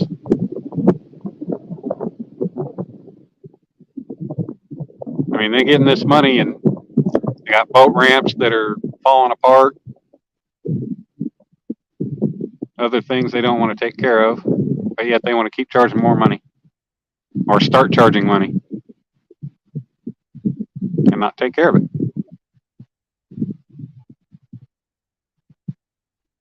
But that's what they do. They change regulations. They don't put things up to a vote. They just decide, well, we're going to do it. They do it internally.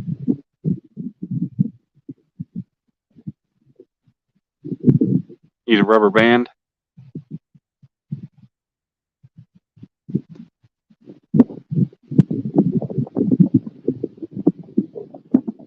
I mean, I can use a rubber band, but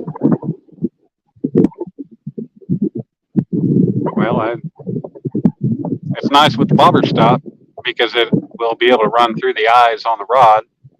It'll reel up on the spool of the rod, the reel. It'll come out, and I could have it set at 12 feet, whatever depth I want it, as opposed to having it set at 7 feet, and then having to whip out all 7 feet already dangling off the end of the rod.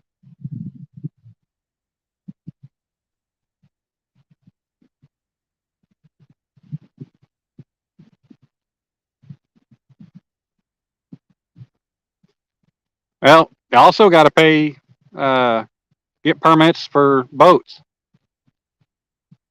Got to have permits to put the boats on the damn water. Now, if you get a boat permit, that pays for your use, so you don't have to pay a fishing permit or anything. I mean, that covers anything you could be doing out on a boat.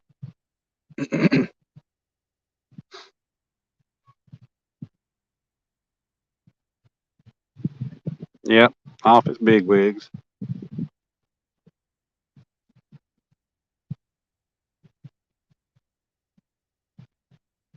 Well, see, I turned and faced the wind, and now there's no wind. Like, as soon as I got set up and I cast out, the wind just fell off. What is up with that?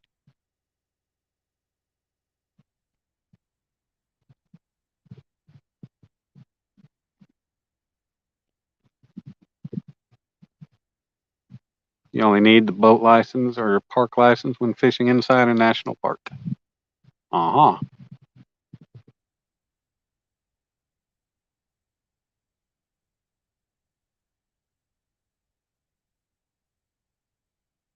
I don't know why. I don't know. It's just weird. I think about other countries and I'm like, well, we've got all these national wildlife refuges and all this other stuff. And I guess I don't ever really think about other countries having the same thing. I mean, I know they have them, but just don't really think of them in the same sense. But, they pretty much are the same thing.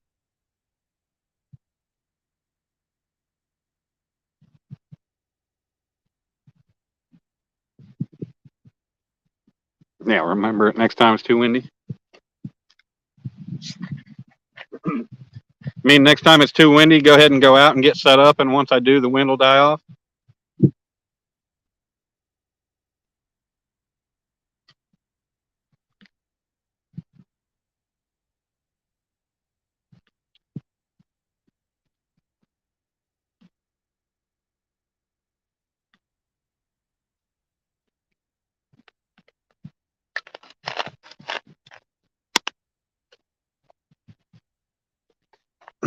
Here, fishy, fishy, fishy, fishy.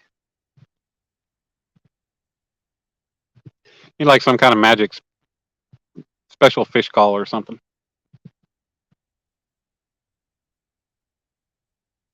Hi, Sandy. Hope your parents are doing well. Sorry to hear they're flooded in. Hopefully they're able to sit on their couch instead of on top of the dresser. Or as a lot of people will call them, a chest of drawers.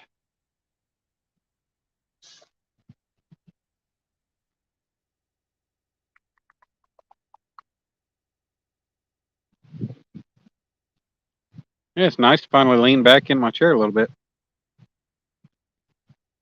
I've been sitting up and leaning forward.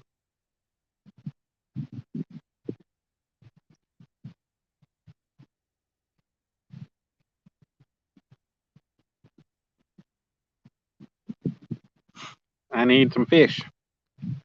Y'all need to see me catch some fish.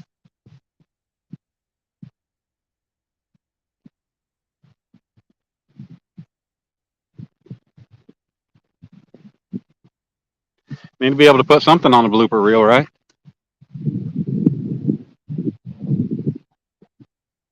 But I got a face in the wind. Yeah. Fishy, fishy in the brook. Come and bite my hook. Come and bite my effing hook.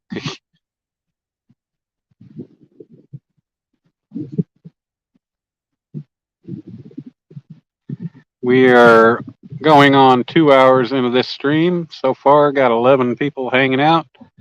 No fish to speak of, other than some bait fish I caught before I went live. But we're not giving up. We're going to keep going. We got plenty of battery, plenty of juice, and plenty of bait.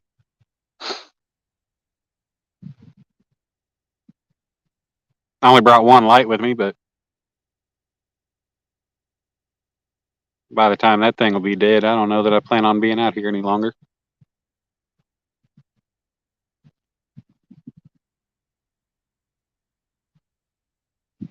Once again, I hope everybody's doing well.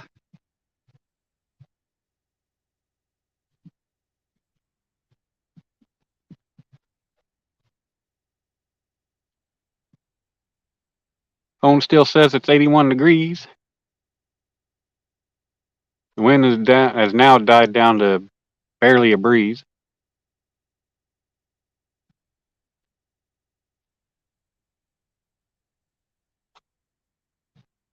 Had I known it was going to do that, maybe I'd have just gone ahead and faced the north. That way I didn't have to worry about the sun anymore. Still got the sun lingering around in my right eye. Have to wear my hat all crooked. Look like a goofball. Your chat's showing 17? Oh, mine's only showing 13. Sometimes it doesn't update.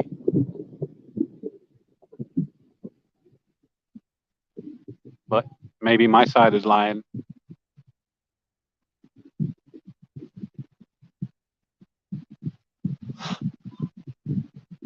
Once again, we got some bluegill and crappie on the hook. Fresh caught today.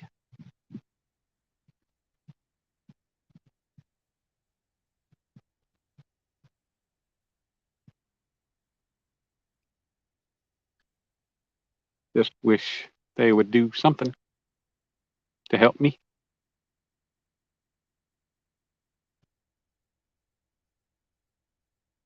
Like catch me a fish.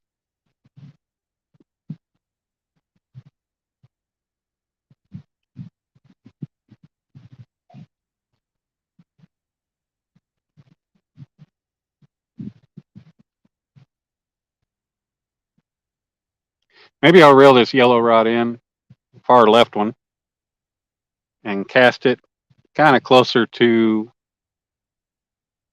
the shore, I say the shore, but closer to the jetty here. A little more parallel to it than angled away from it. Because there is plenty of rock around here. Maybe they're hanging out in the rocks. Yeah, I'm fairly shallow, but you don't know. Pop always said, wind out of the east, fish bite the least. Wind out of the west, fish bite the best. Yeah, well, it was out of the west, and then all of a sudden it just decided it wanted to start coming straight out of the south. No, sir, Grits. Nothing yet, buddy. We're still toughing it out.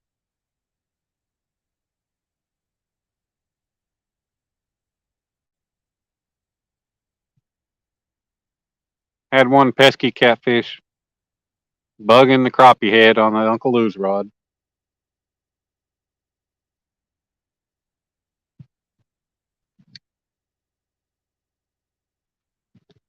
But all it wanted to do was be a pest and bug the hell out of me. Just keep bumping it, never grab on and take it. So I just had to give up on it.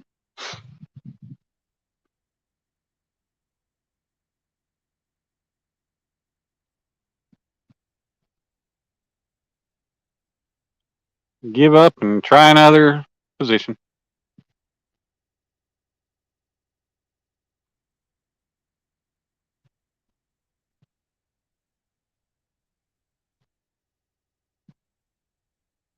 I did bring a hoodie with me just in case it cools off, which I'm sure it's going to after the sun goes down. I already feel a temperature change now.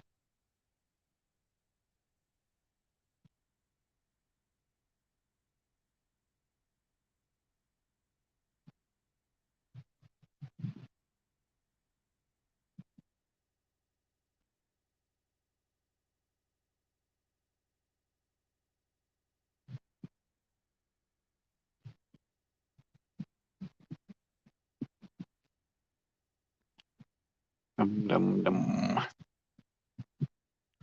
You're just talking to an old man fishing shallow, and he said he wasn't doing any good.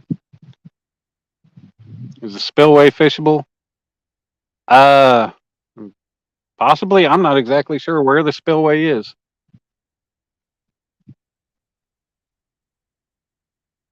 It might be over on the east side, but I'm not sure. That's one thing I never actually looked for was the spillway.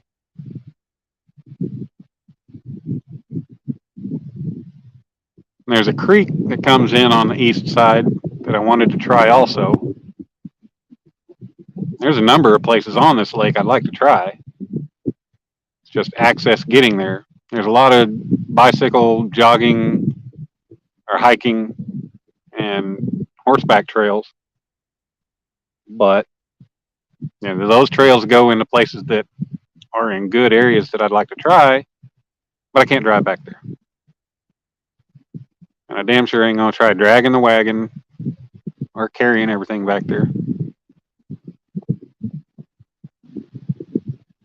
And the fish know when I'm live. Hell, Daniel, the fish know when I'm not live too. It's the same situation whether I'm live or not.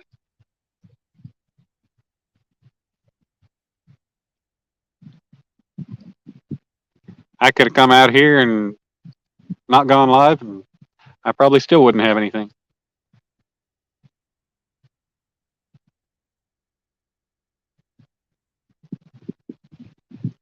Striper bites getting hot. I was told by an old man, actually two old men that were over fishing in the crappie dock. They were telling me that the sauger and sawguy are pretty prevalent over here in this lake, but I've never caught one. I think it's kind of luck of the draw to catch one, I guess.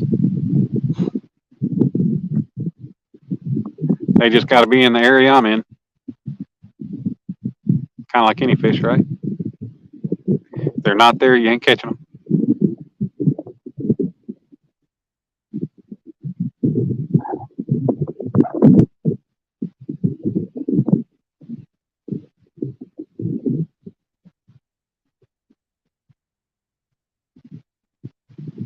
I don't really know too many people around here to get out and fish. So, as far as reports go on what's biting where, I don't really have much information on that. So let's get out and try.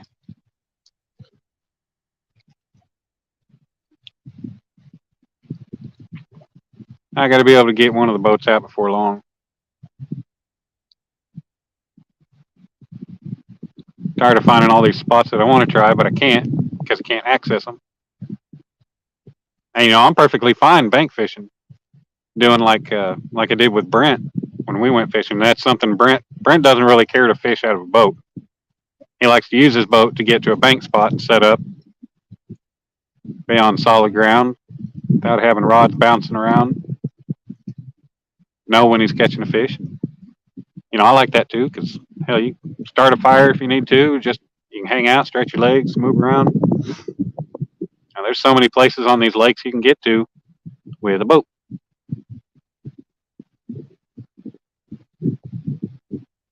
Medill City Lake in Durant.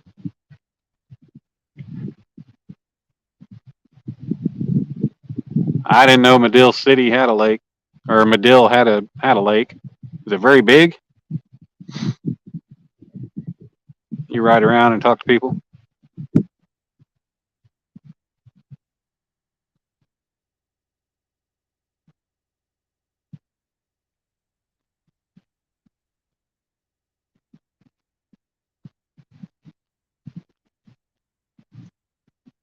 El Barbecue, you ought to pull it up on Google Maps. Carl Blackwell Lake, I believe it is in Stillwater, Oklahoma. Pull it up and see where the spillway is. I actually have a map in the truck that the lady that I got in the office when I stopped and paid. It might even be on there. I don't know. I do not know. Medill has 2 or 3 lakes. Damn. I mean, I know Medill is just right there north of Kingston and Lake Texoma. I'm sure I've seen them when I was looking around online.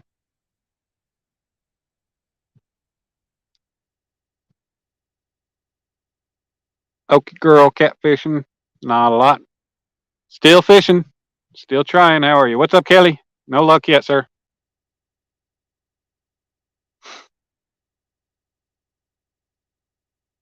Carter Lake. Okay. They got typical fish in there.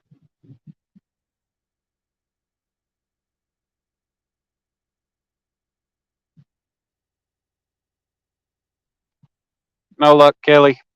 I spun 90 degrees to the south. Cast all 4 rods out into different spots over here off the south side. And that was, I don't know, 15 minutes ago. Nothing yet. No bites. Might put fresh bait on before long. Excuse me. I consider the baits on the 2 left rods to be, pretty fresh. I I forgot I was going to cut some slices in that crappie. I ended up cutting his tail off and I scaled it. Got the crappie on the left. It was live and it died. So I just said, hell with it. I cut its tail off, scaled it, sent it back out. And then the rod next to it has a whole bluegill that ended up dying. So I cut the tail off, scaled it, and cut some slices into it. Get some fresh blood out there.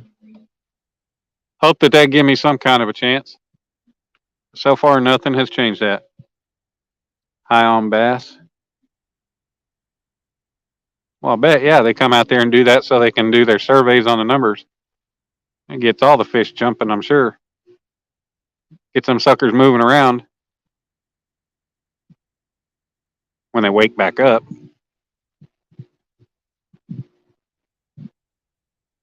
Good crappie.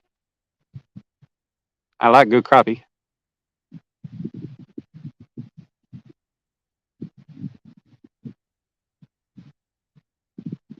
I'm finding out the more oh shoot, we're getting a bite on something.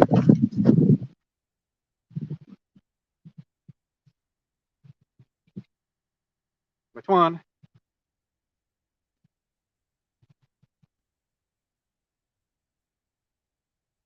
I wasn't even paying attention.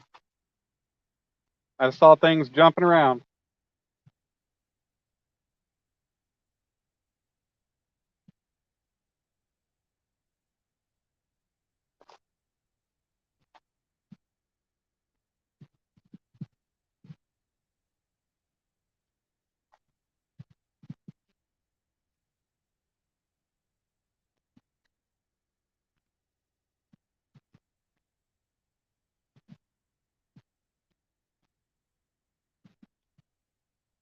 I think it might have been the black rod.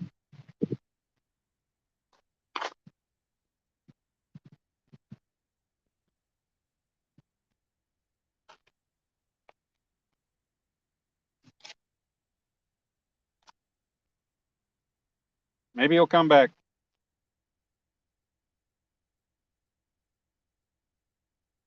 I hate when that happens.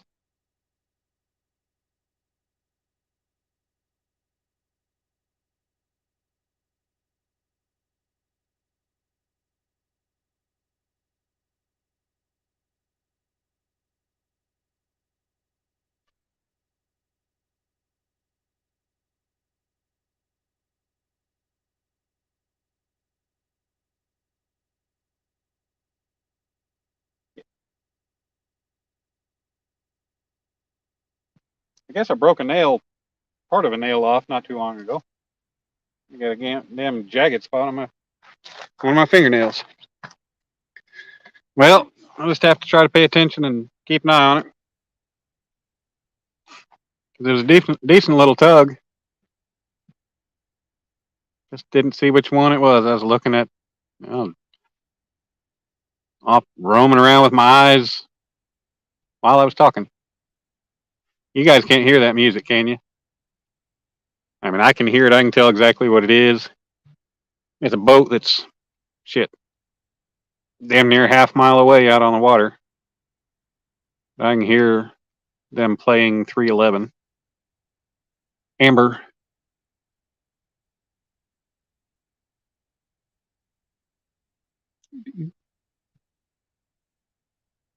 Several oils that you're going to try. That'll be cool. No music? All right, cool. They just turned it down.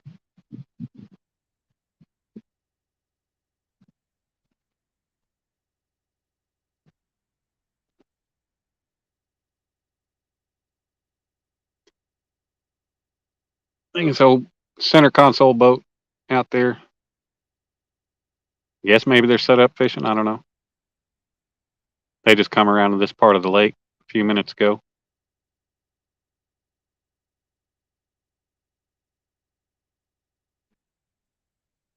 I hate this one and done crap that these fish like to do.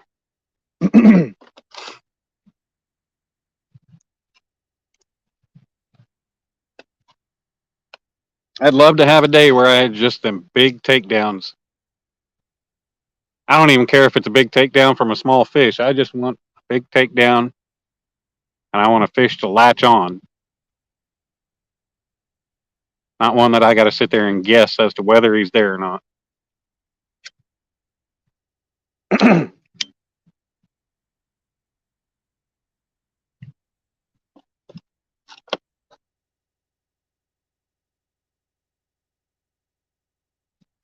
Be like them fish Elgato was catching this past weekend. All them big suckers pulling them rods down. Oh yeah, that's old school 311. I never really thought much. I mean, the song's okay. It's a chill song, but it definitely wasn't a song that I really would go out of my way to listen to. What's up, Alan? I hope I get on them too. Maybe with the sun going down, maybe something will change.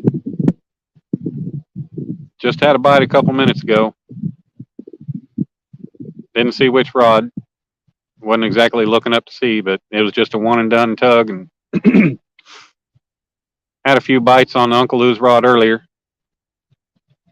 But that fish just, it had to have been a small one or one that just wanted to nibble.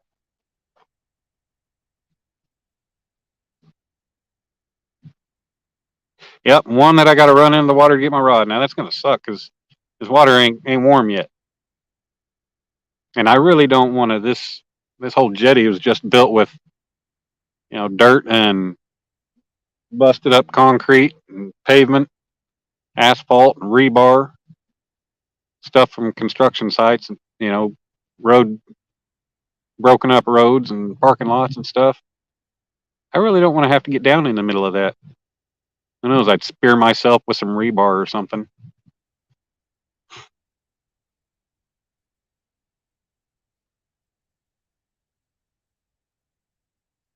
Yeah, Elgato has been on fire.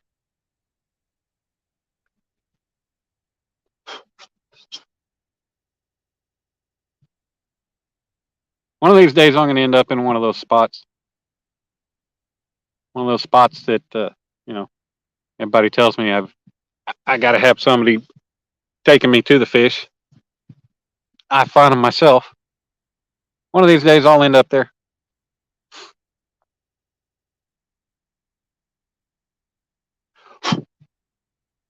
You can tell it's getting about springtime. The bugs are coming out now.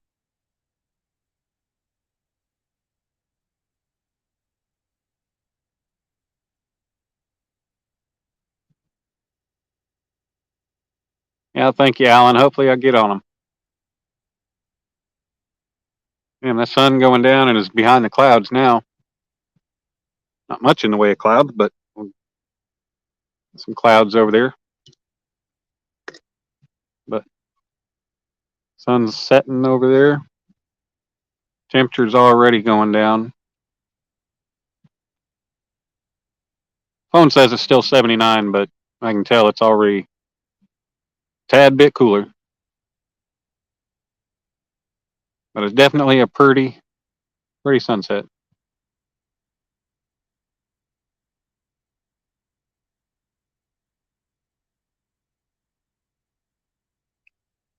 Caught more pounds of fish in one day than you caught in your whole life? Yeah. That's same for me, buddy.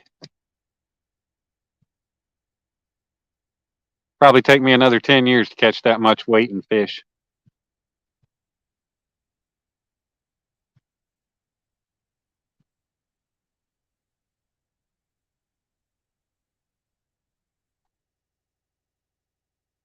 Yeah, Daniel, my truck, I looked at my truck when I was getting up here. I was wondering what the temperature was, and it said 82. I was like, there's always a big difference between what my truck says it is and what my phone says it is. I looked at my phone and it said 82 also. I said, holy hell, it's damn nice out here. It was only like 72 when I left the house, and I was loading up, walking back and forth. Hell, I was sweating. I had to take my hat off because my head was sweating. I need a haircut. Pretty bad, like. You got to catch a stupid fish to start with. Me too, Sandy. I only have one catfish so far this year, and it's already March. No, we're not.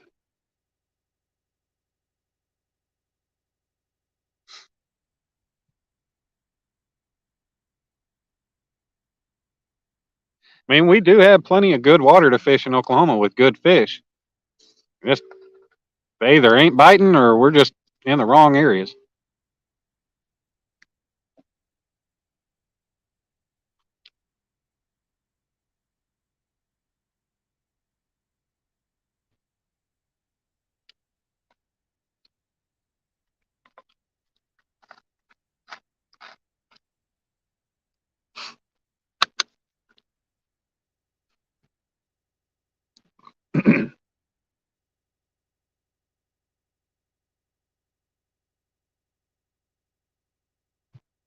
Nah, that's right, Sandy. I mean, I've been on shoot. I've probably been to 8 or 9 bodies of water already this year, and I've spent a decent amount of time on the water, but not as much as I had last year. That's for sure.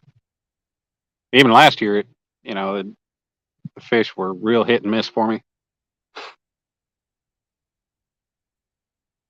I had a couple days where I catch 2 or 3 catfish. I had one day where I caught like 7. Not the day I did catch 7 when I went fishing with Brent. Those were all notable fish. But like I had one day, I was at Draper, I caught 7, I think. But hell, 5 of them, I think, were all just, half pounders that I caught on my bait rod with minnows, just for the fun of it, because the crappie weren't biting.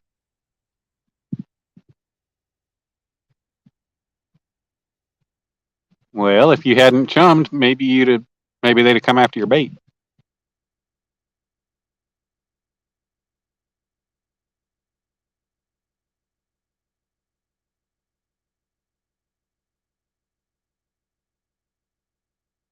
No, they don't.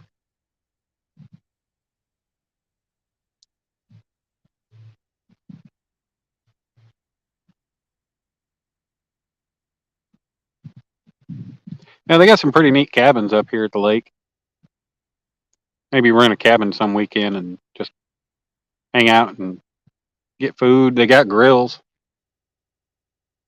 I think some of them have grills.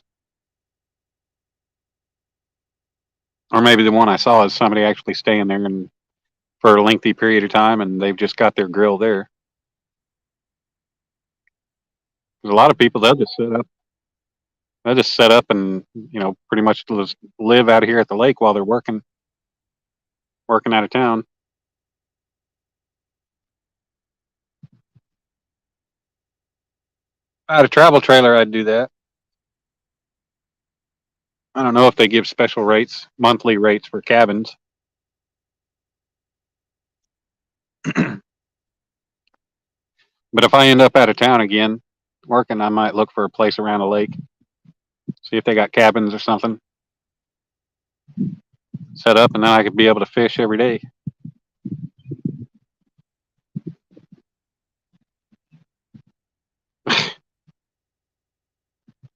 Don't feel bad, Sandy. I suck at fishing.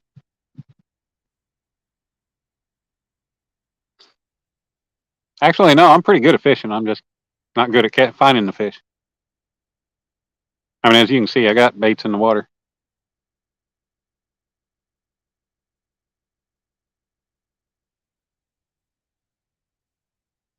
Eh, maybe I'm not a good fisherman, but I try. It's all I can do. Just good thing I don't depend on fishing for my to support my food, to be a major food source. Mhm.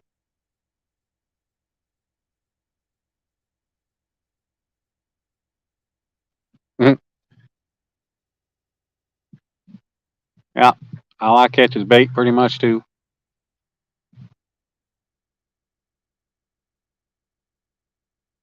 Really, all this area to fish and go, and 2 trucks friggin' just pulled up. Apparently gonna come down here and friggin' set up and try to fish too. Well, that sucks.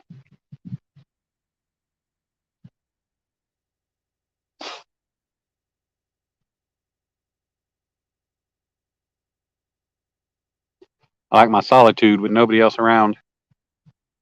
Yeah, I enjoy it. I enjoy my time out. Just getting skunked sucks.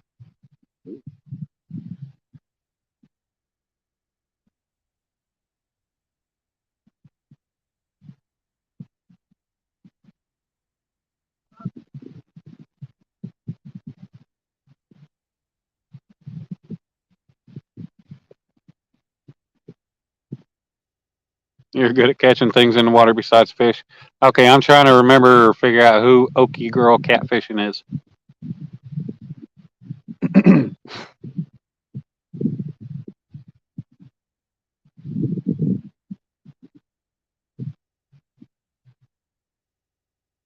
Tree catching girl.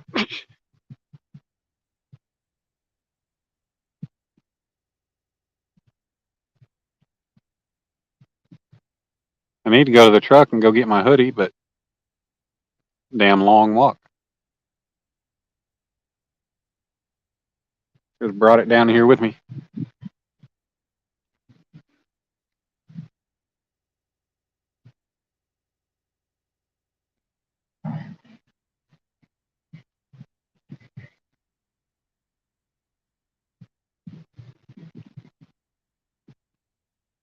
Okie dokie, Sandy. We'll be here.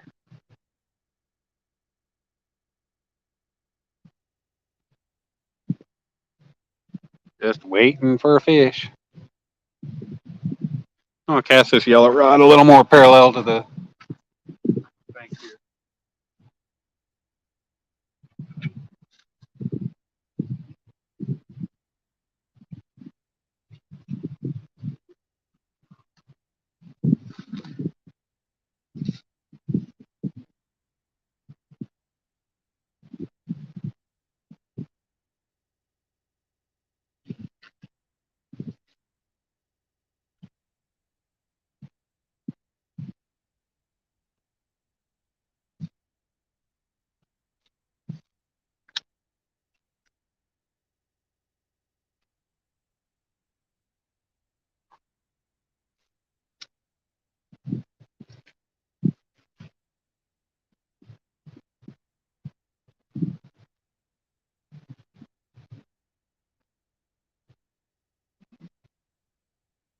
We'll see.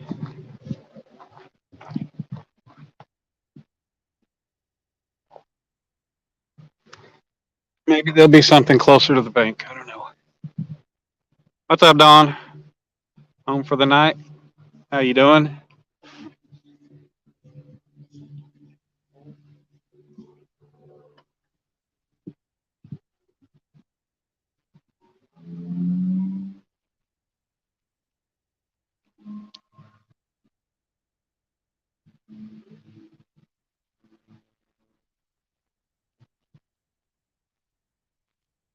All right, Will. Take it easy. Be safe while you're out. Make sure you get healthy groceries.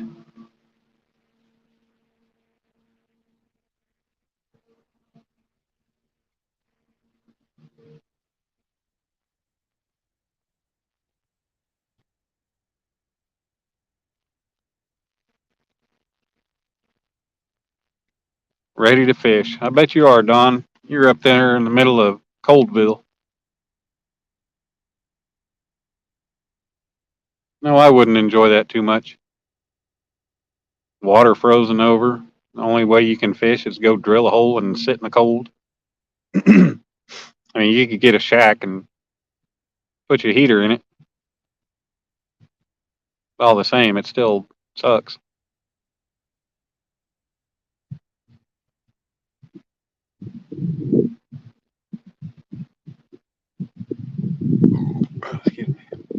Well, don't feel bad. I'm fishing, just not catching.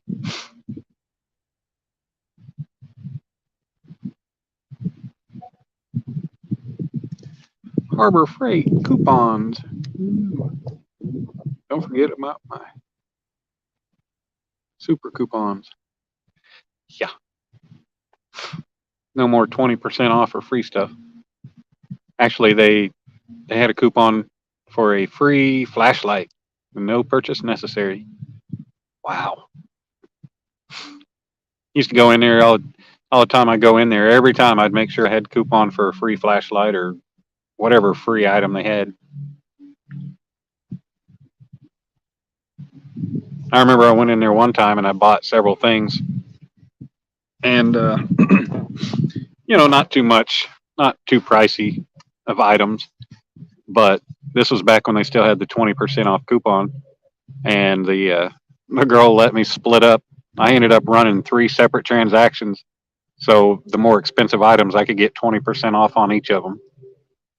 So that was pretty cool. Oh, we're gonna bite on something, maybe. I thought I just saw a rod move. Maybe it's my imagination.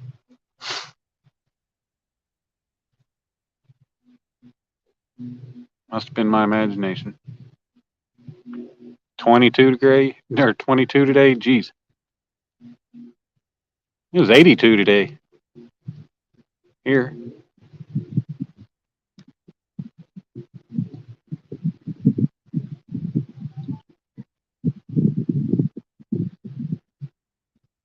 82 and bright sunshiny.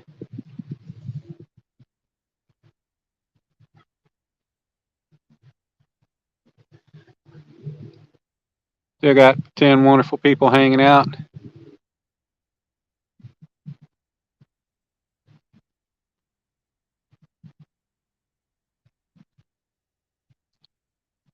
Well, I don't guess there's any better time than now to run up to the truck, go get my hoodie.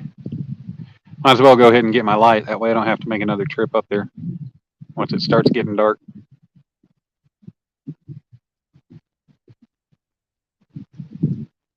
Because I'll be needing that. It's 10 after 6. Look at me smooth talking the cashier. All I did was said, hey, can I use this? Can I make separate transactions to use this multiple times? She was like, yeah. I said, okay, cool.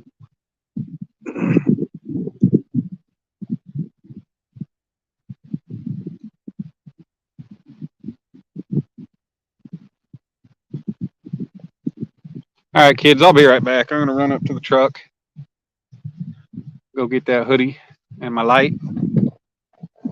Y'all holler if I miss a bite.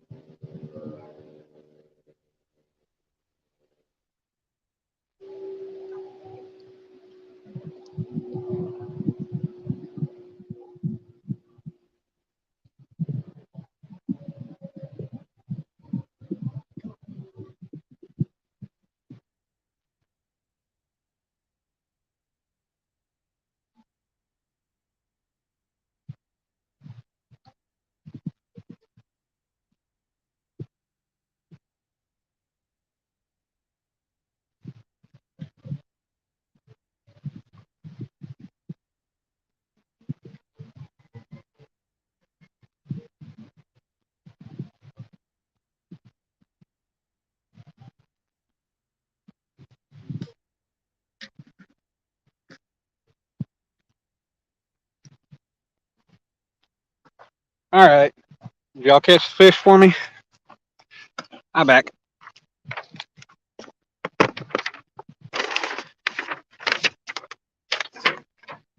What I miss?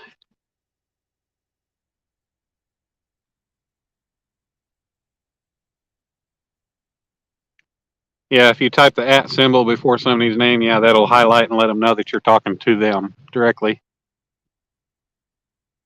If you're on a computer and as soon as you start typing someone's name, it'll automatically bring it up, but on a phone, it won't. It'll give you the option to go ahead and click it, and it'll insert it into your text line.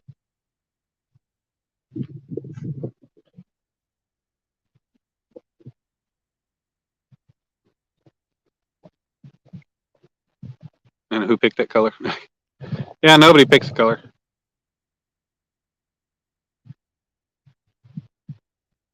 Did I see what?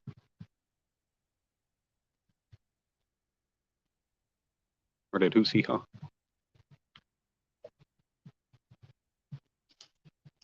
Came up orange? Hell, they always come up red on my screen. Shit brown. Well, I guess I got lucky then, because anytime anybody does that with my name, it shows up red on my screen.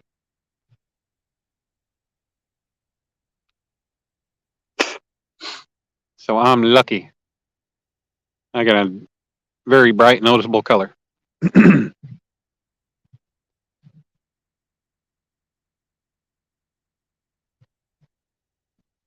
Did you miss any fish? Nope. You didn't miss anything. A bite that I didn't even see until after it happened. I just saw the residual movement of the rods. Eventually, I'm going to make braces for this to where it supports it more and it won't bounce when one rod gets hit. Won't bounce all the rods.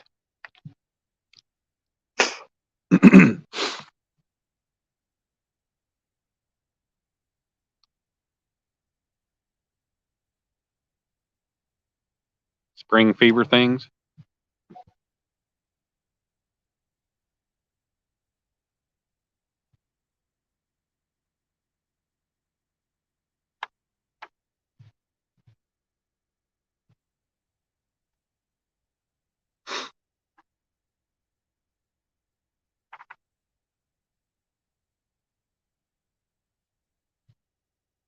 I am determined to catch a or some fish tonight, so even if I got to pack up and move once or twice, I'll do it.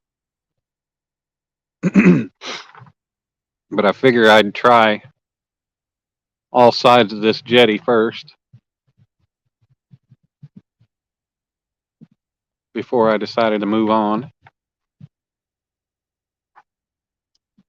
There's a spot down the way, down the road.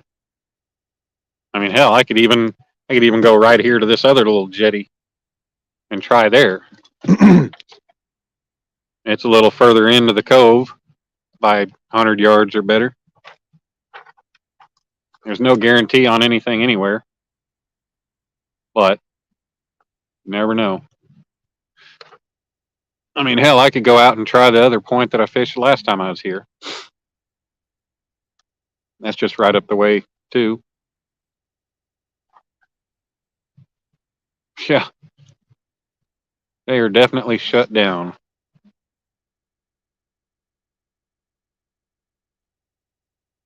There's another area over on the east side of this area that I'm at.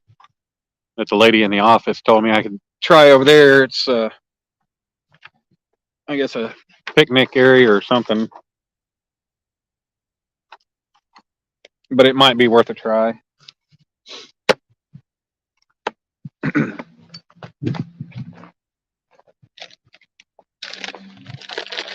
Open my bag of cheaps. They didn't have my favorite ones.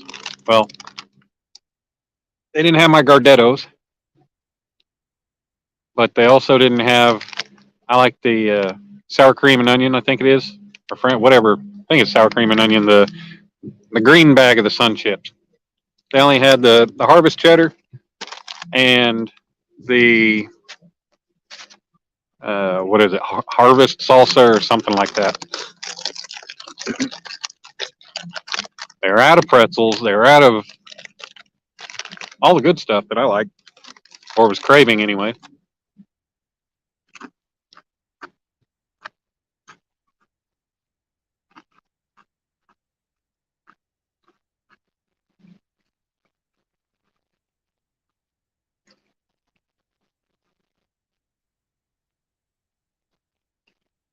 But other than this, other than the other half of my Subway sandwich, the only thing I got left to munch on is this.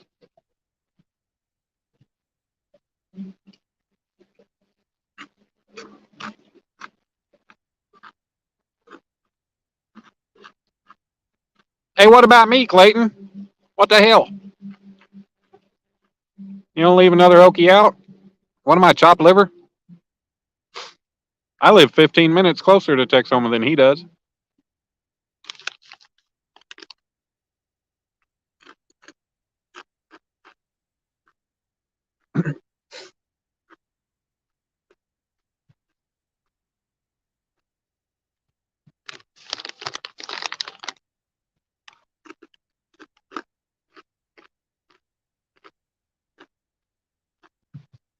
Oh, you meant me? Sure. Do I know the water temp? No, I do not. Bye.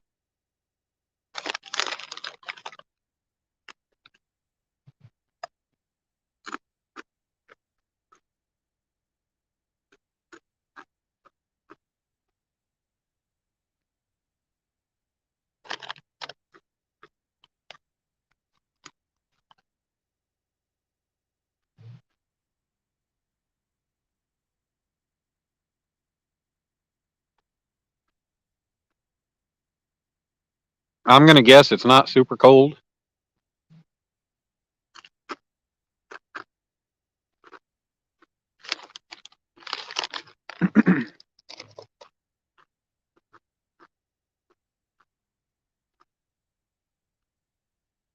A Western omelet and hash browns. Sounds yummy.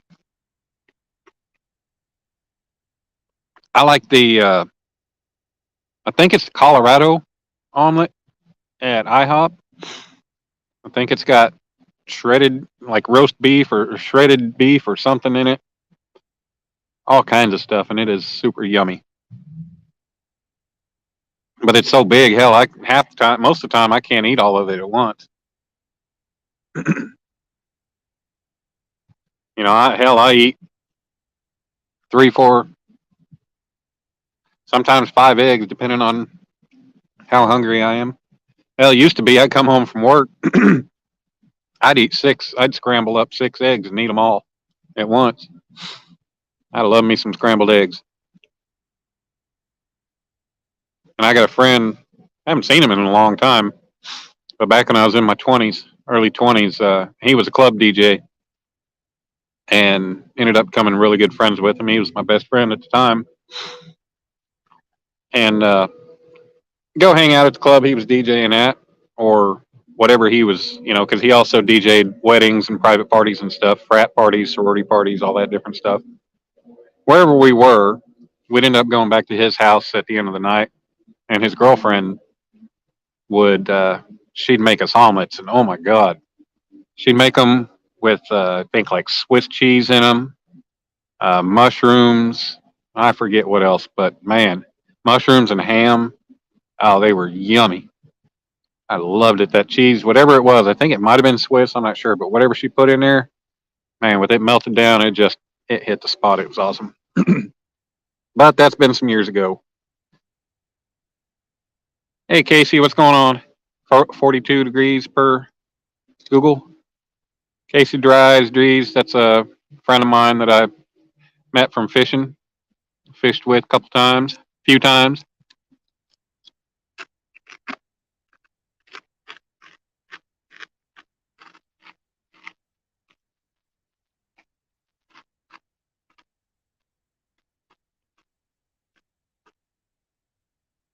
Nope, Clayton, no pickled eggs for me. I tried one once and they just did not like it. I love pickles. I love pickled okra, other pickled things, but not pickled eggs. Not for me. I love hard boiled eggs, but no, I don't need to soak an egg in vinegar. And even then, I only eat the egg whites. I don't eat the yolk. I let the dogs have them.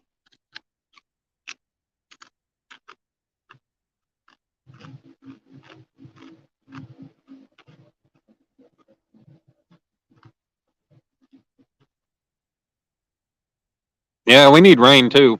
And when we got that snow or the sleet, well, we got the snow and the sleet a couple weeks apart. Well, shit, damn near a month apart. But I know that helped a little bit on the waterways, bring the water level up some. But our lakes are still pretty far down. We haven't had much rain.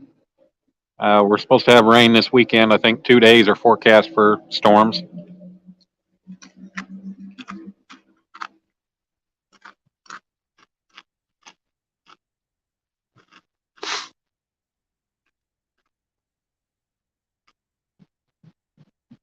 Breakfast for dinner is awesome. The other night didn't have anything to eat. I was out in the shop working, and shoot, I came in. It was midnight. I think it was 1 o'clock in the morning. I was scrambling up 4 eggs. I'm hungry. Throw some good salt and pepper on there. Oh yeah.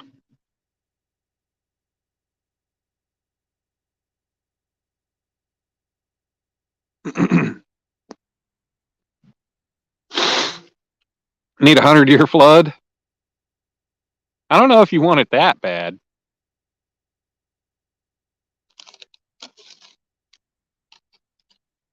A good torrential downpour for a couple days. Well, maybe not torrential. Maybe just good downpour for a couple days straight. It'd be nice. I don't need a flood. Just a good. We haven't had a real good, solid 2-3 day rain here in quite some time.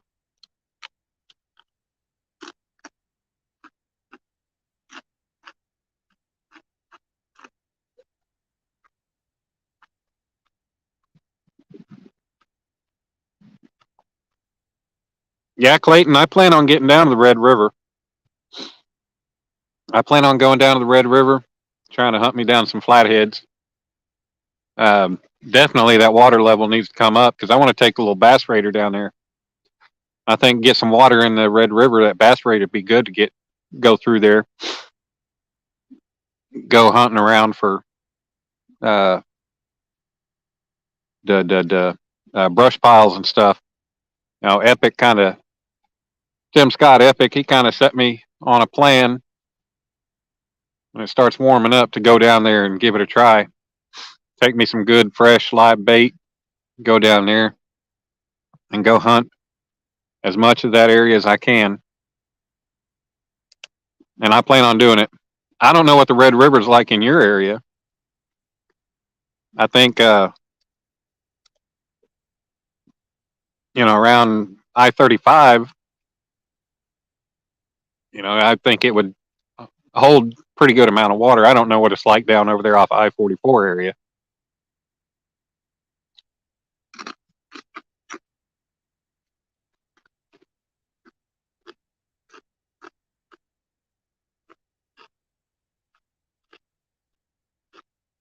Dry.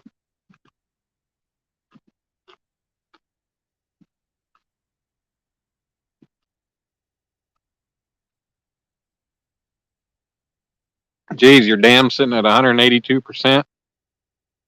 Golly. Smoked deviled eggs. See, I don't even like deviled eggs.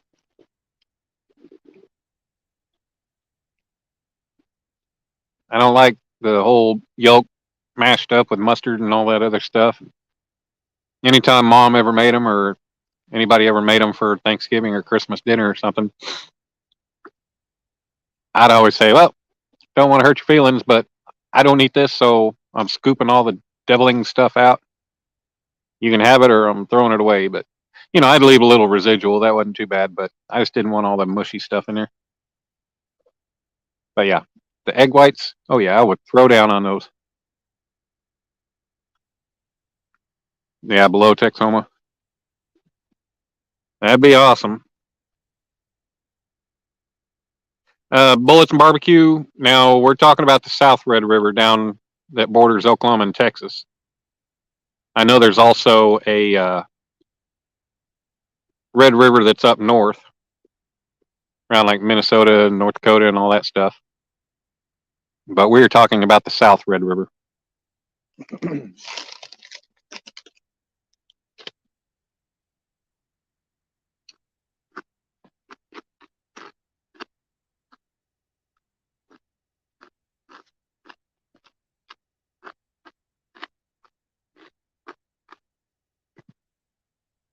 I'm not behind. I was just scrolling up to catch some comments that I might have missed. Atomic buffalo turds.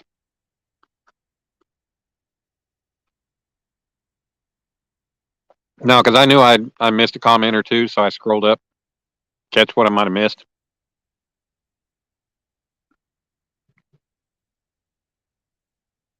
I'm start eating these chips like John Parker, crunching, munching with my mouth open. Shoot, you can see I can see my numbers. It says I got 11 people in here. Boy, it'd probably run down to like 5 people. Matter of seconds.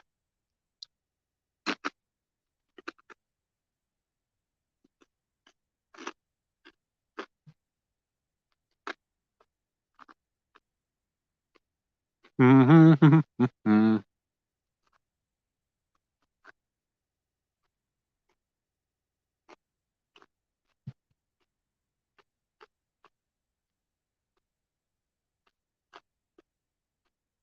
Come on, fishy.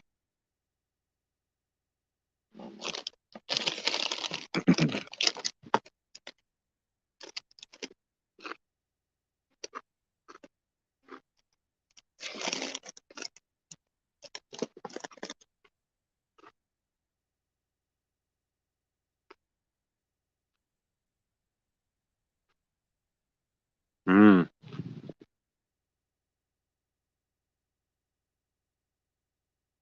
Jalapeno stuffed with cream cheese and sausage. Hell yeah. Then wrap it with bacon.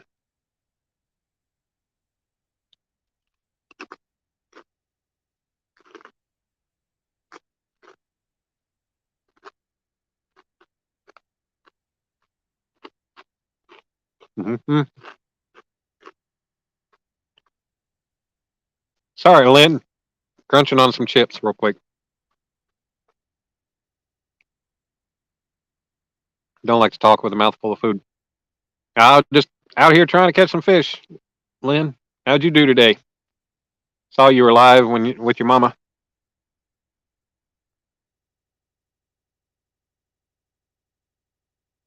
It worked out. You went live when I was getting up here around the lake, and I got up here. It was like just before I went in to go buy my permit. Um, oh damn, you got skunked. That sucks. Just before I went in to go get my permit, I got the notification that you were going live, and I come up and I went to the enclosed dock and I caught me some bait.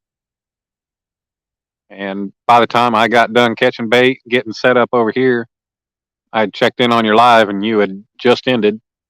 It worked out. Worked out. I didn't have to step on your toes or anything. You got to have time with your mom and everybody watching. If I catch a fish, I'll be a catfish hero. I guess since everybody else is getting skunked today, I'm about to reel in and spin around in 180 degrees and fish towards the main body of the lake. Try that.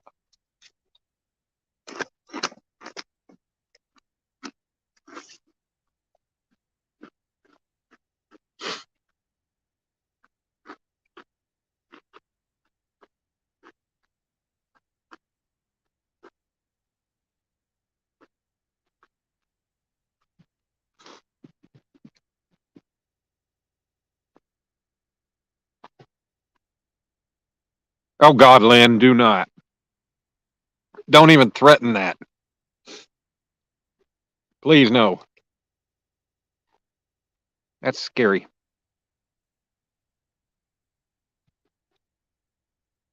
You can make that a private live between you and Clayton. How about that? And keep it that way.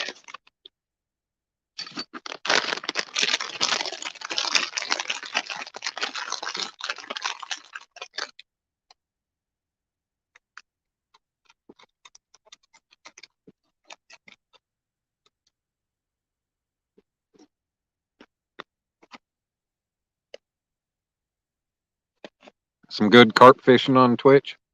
Yeah, I don't have Twitch. And I don't want to take any of that stuff that's going to make me twitch either. Right, Sandy? You probably have 600 people in chat. Man, I went into a live stream earlier, one of the RC guys that I watch. And hell, when I went in there, it was when I was driving up here. He had 1,200 people in his chat. I'm like, are you kidding me? Now, that's by far not the biggest live chat I've ever been in. But seriously, I mean, it's almost pointless to try to talk in a stream like that because so many people are talking, and even if the host actually looks up and reads a comment, it's just going to be luck of the draw to read one.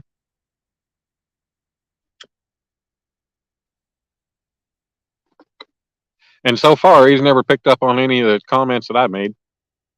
So, oh well.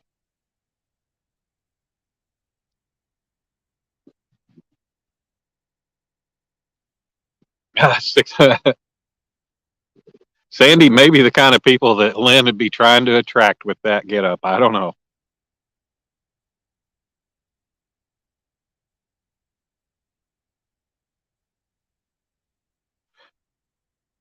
Oh, hell, Clayton. He's got like 3 channels, and I think he's got 1.4 million subscribers on his main channel. So he's not hurting for watch hours, that's for sure.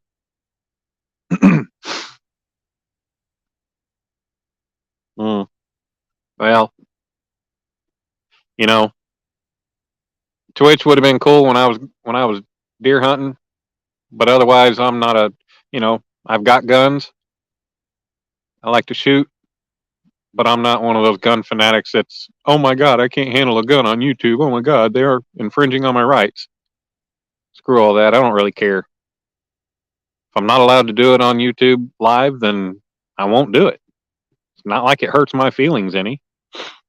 I'm not a crybaby like that.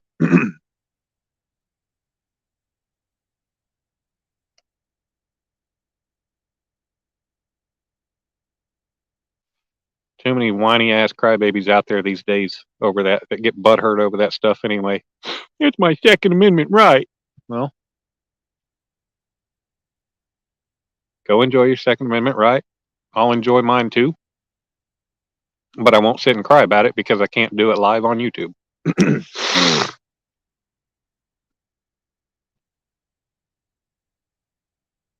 Dang. Drop down to 6 people.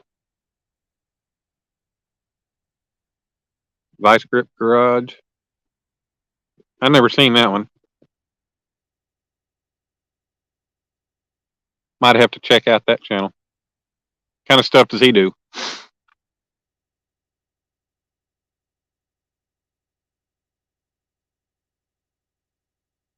Yeah, the whole putting live bait on a hook and showing it and cutting bait and yada yada. That's ridiculous. You'd hate to show up Ron Jeremy. What, you gonna show him that you got a bigger belly than him or what?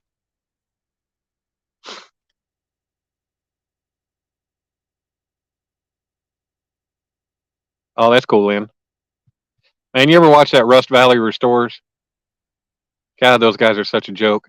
I would not ever buy anything from them. I mean, they're kind of funny to watch, but I would never buy anything from them or take anything to them to fix up or rebuild.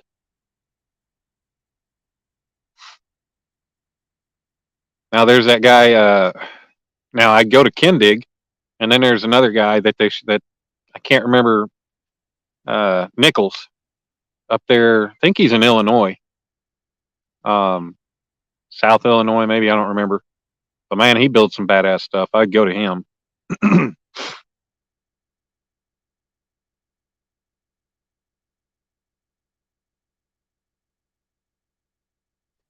How about that sunset now? That's pretty over there. Dylan McCool, never heard of that one. Got that pretty sunset going on.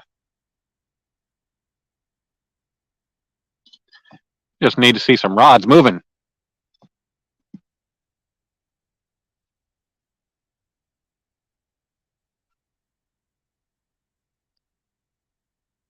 If I'm not in a fishing live stream, I'm usually watching blacksmithing or other metal fabrication channels or some RC channels, and a lot of woodworking too. I've been getting into that. Trying to learn since I'm trying to add that to my add wood to my stuff. Auto auction. Oh, that's cool. Auto auction rebuilds. I ever get damn. I ever get money, where I can freely spend again. I'm gonna start going to Copart and go picking up stuff from there because they end up with a lot of stuff that doesn't really have much damage, but it'll end up going on in there and auction off pretty cheap.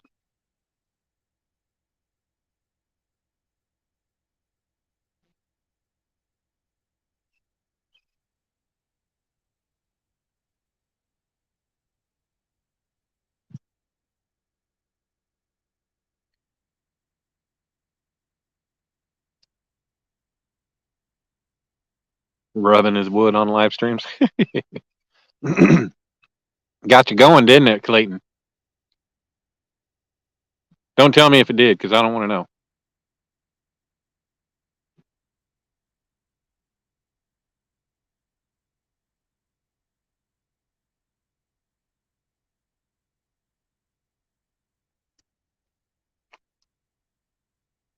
All right, I've tried this position long enough. I'm gonna reel in, put fresh bait on, and cast out to the north. Try that, and then see about maybe moving locations.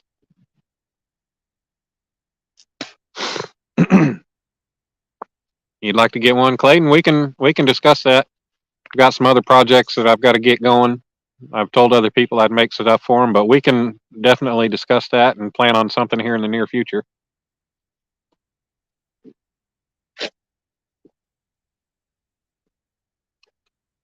With it warming up, the weather getting better, I'll be able to get on more stuff.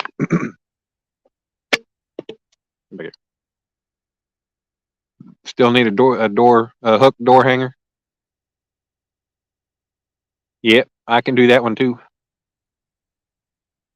All right, yeah. Let me get my bait ready, and I'll be with y'all here in just a couple minutes. Got my cutting boards over here in the grass.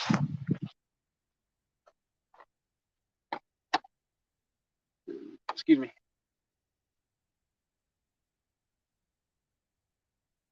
Yes, I'll reel in my bait rod since it's not doing anything.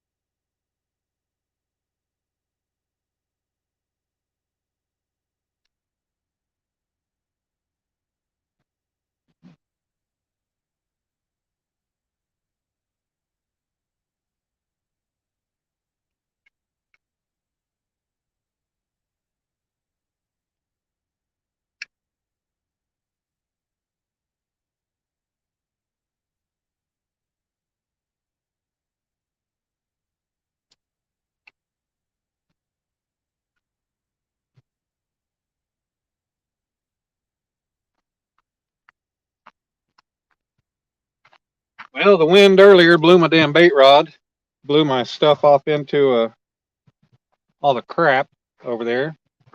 Got hung up and ended up having to break the line, but I was able to save everything, a peg float, and Hook and swivel and everything. All right, now I'll get my bait ready. Work on spinning around.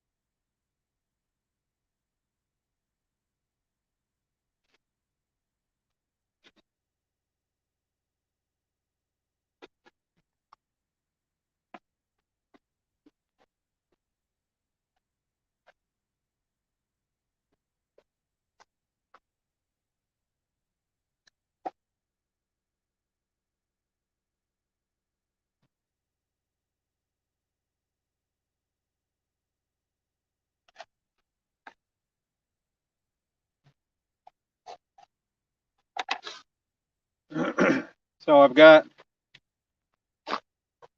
brought chicken with me, so I'm going to throw a chunk of chicken on one of them.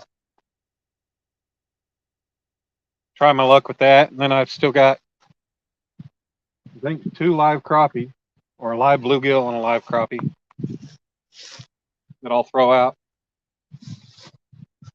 They'll be fresh. Really?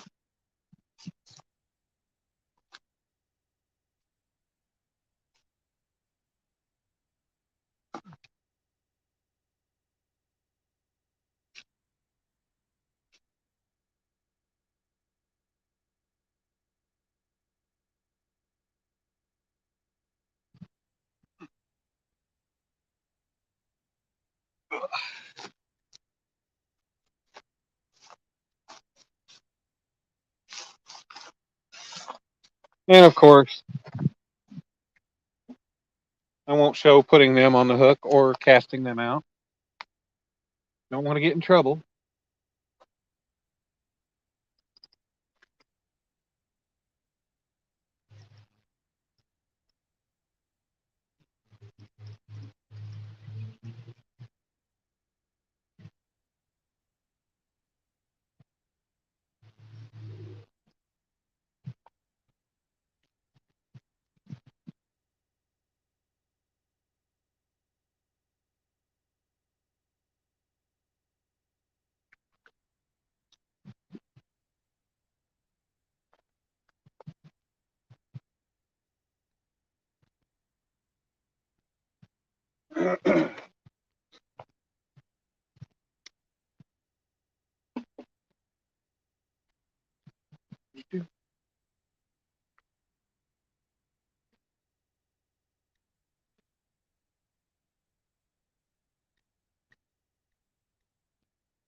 We'll get us a fish eventually.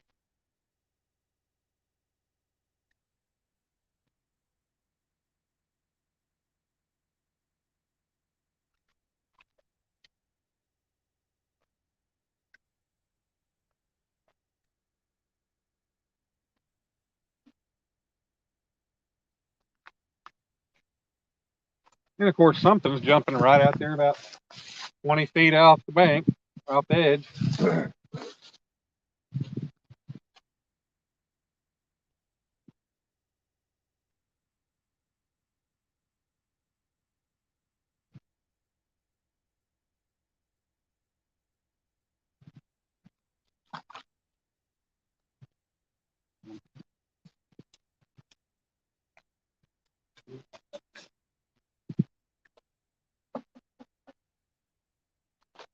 Spin my stand around real quick.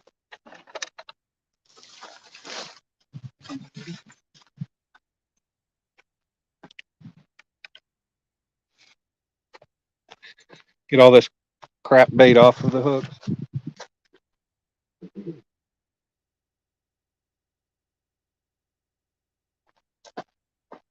Yeah, there's something out here flipping around.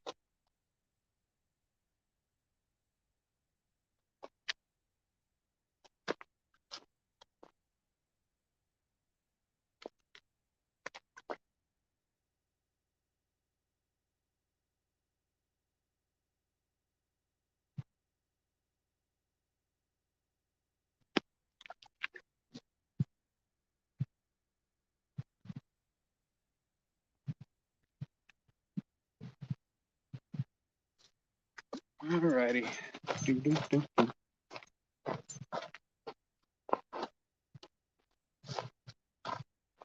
Queso chicken.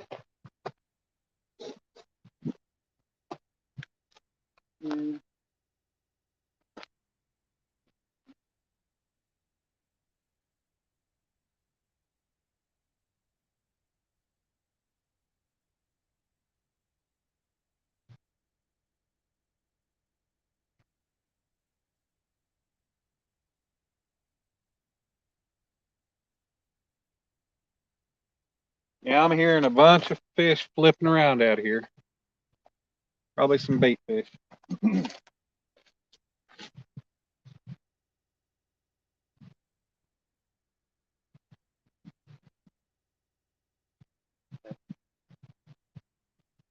little crappie that could.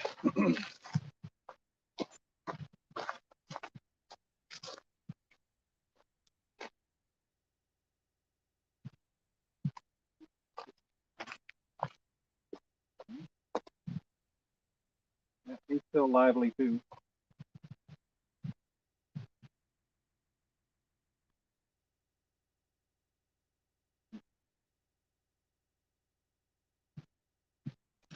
Yep, he's a lively one.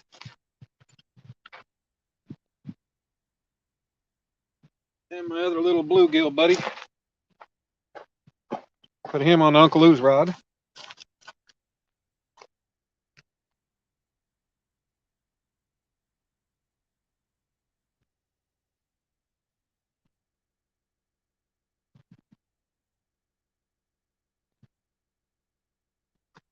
And last but not least,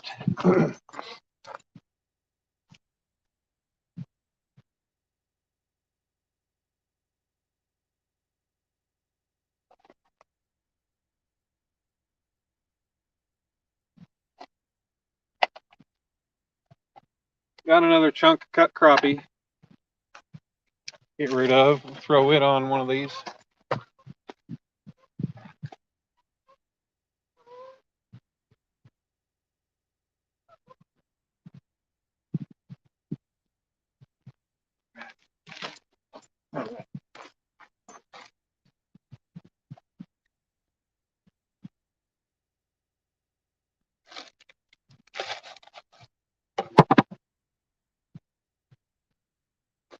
Get those back out in the water.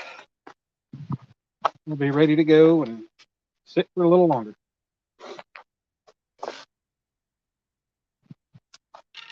And get my light out.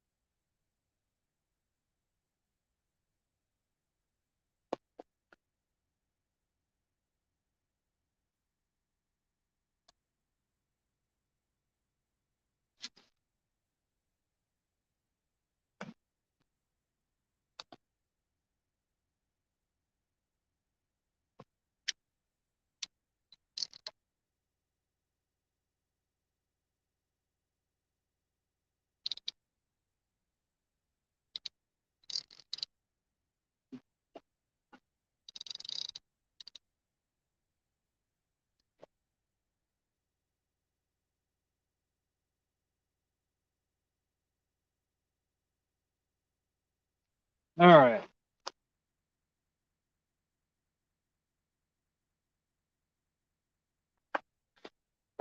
Now we'll just spin the setup around.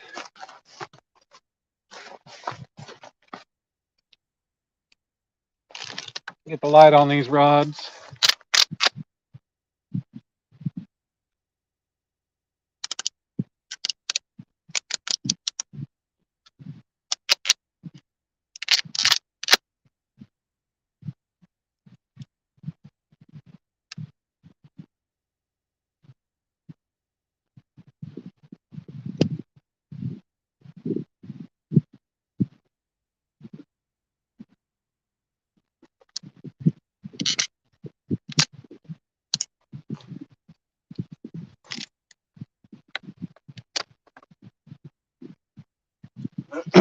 Now, I turn you guys around, and there we go. All right, you guys see them rods pretty good. Looks like I can see them pretty good. So I think we're in business. We got 4 fresh baits out, all in new location.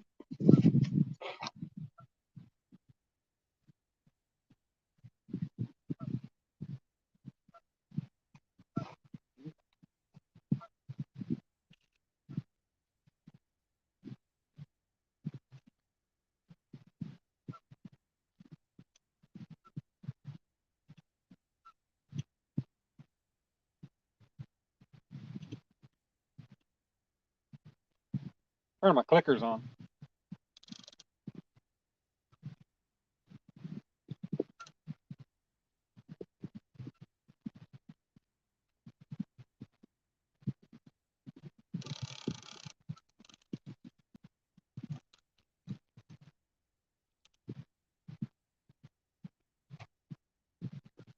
Ah, bright light in my face. All right, there we go. Now we in business.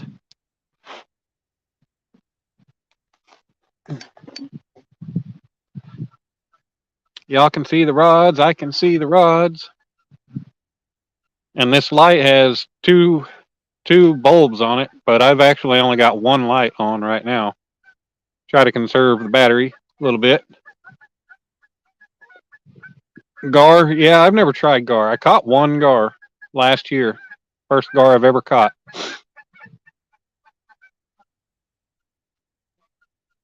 And I'm gonna have to retie my bait rod and throw it out. Bait fish are flipping around now.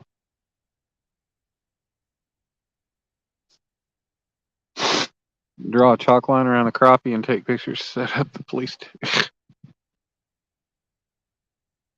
Yeah, rods are showing up good. One of these days, next gar I keep, or next gar I catch, I'm gonna keep it.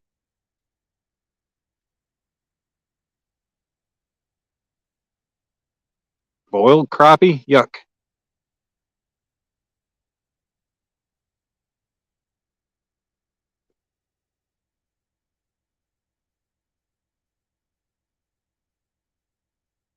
Yeah, that sucks, Clayton, that you can't use crappie for bait. Yeah, Daniel Dink lives in Hera.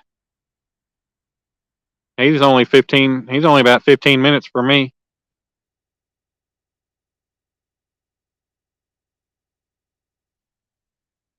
Saw somebody say something about Uncle Lou.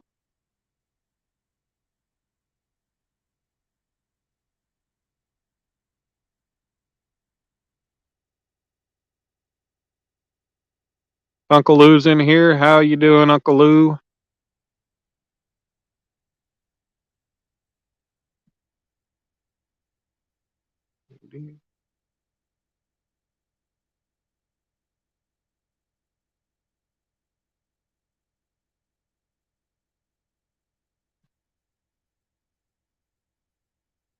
Yeah, it's a good view there. So you guys will definitely know it if the rod gets taken down.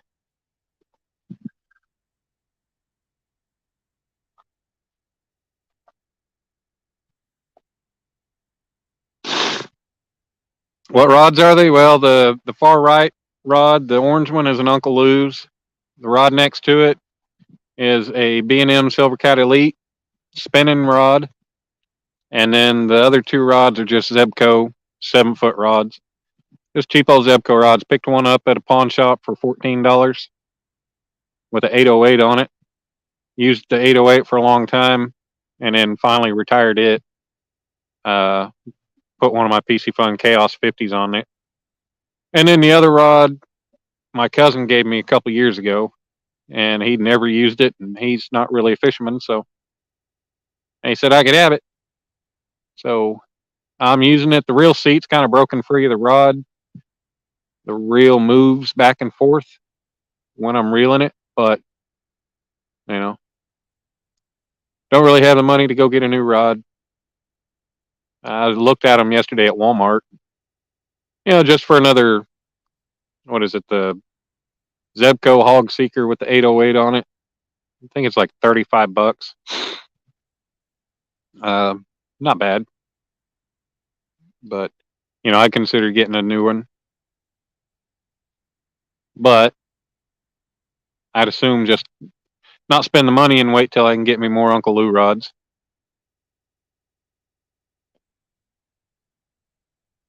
Yeah, Hera has their own school system. Now, Daniel, I was saying Dink lives in Hera.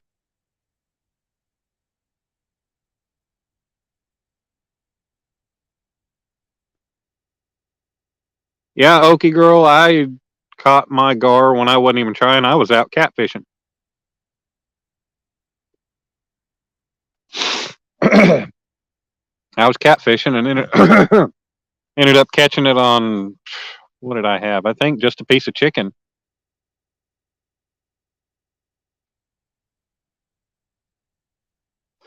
I caught that gar on live. I was fishing at Lake Hefner.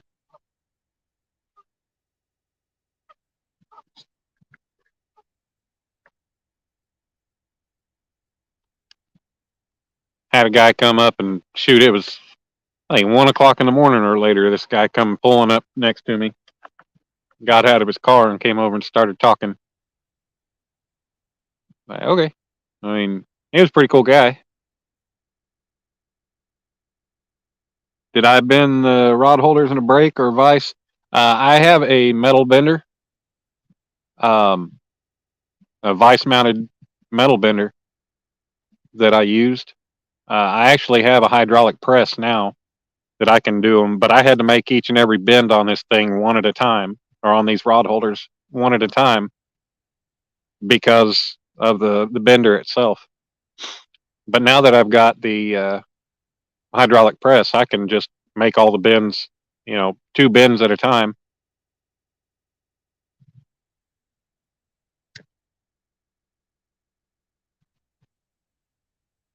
And I can make them a hell of a lot quicker than I did these. These took me a little bit of time to make because, like I said, I had to bend them, make 1 bend at a time, and then I had to go and check my angles, make sure they were good.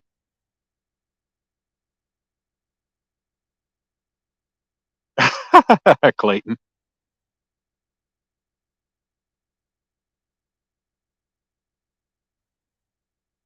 Come on, is that really hard to do?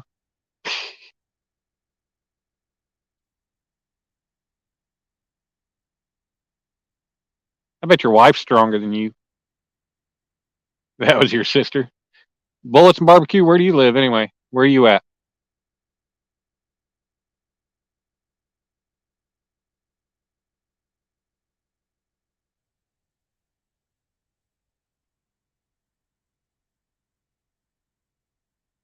Well, you're hanging out. We're 3 hours and 20 minutes into this. We've got 8 beautiful people hanging out with me, watching these rods, just waiting on them to catch something.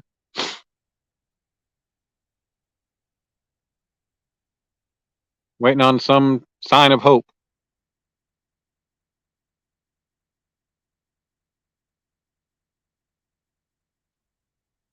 I need some sign of hope.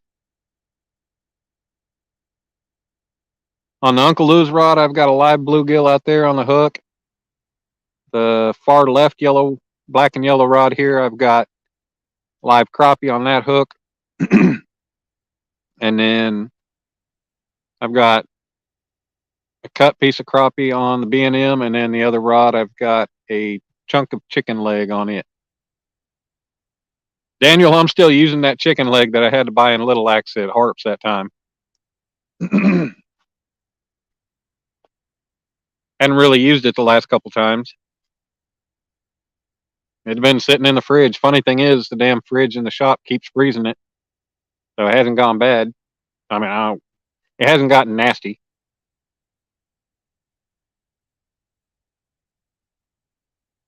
Oh yeah, you said that earlier. I'm sorry. Yeah, you did say you're in Pennsylvania. My bad.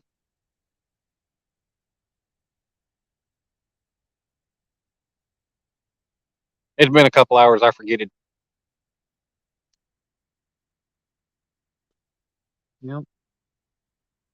Might need to retie my bait rod.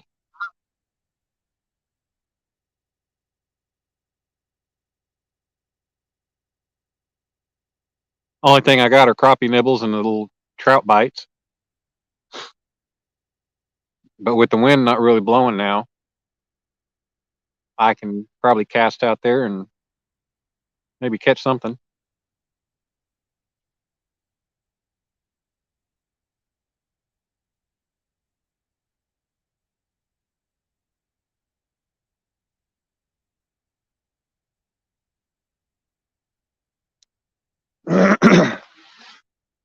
Now that it's dark, I can actually sit back and kick. I can kick back in the chair, and I can actually read the chat without having to sit up and avoid sun glare.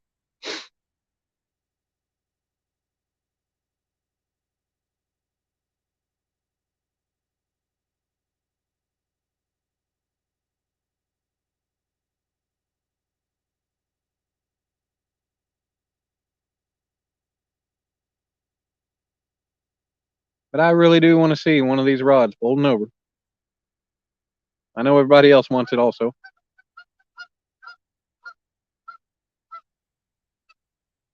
Honk honk.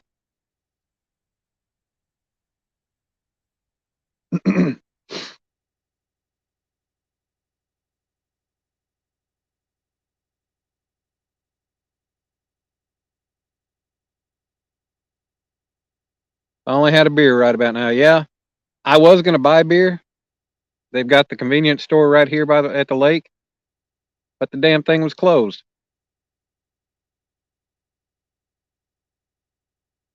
Pissed me off. I was gonna buy me a beer or two. Probably would have just ended up having to buy like a 4 or 6 pack. And of course, I didn't bring a cooler for drinks. You're surprised how quick the sunset happens? Yeah, it didn't take too long.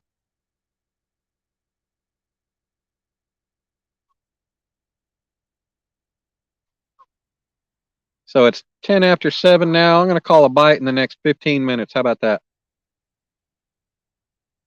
Can we get a bite in 15 minutes?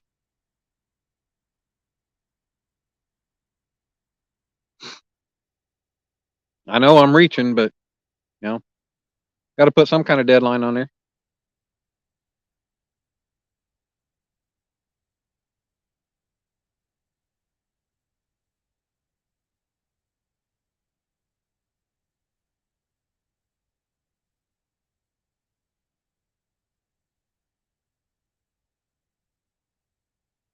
Yeah, the water is nice and calm now.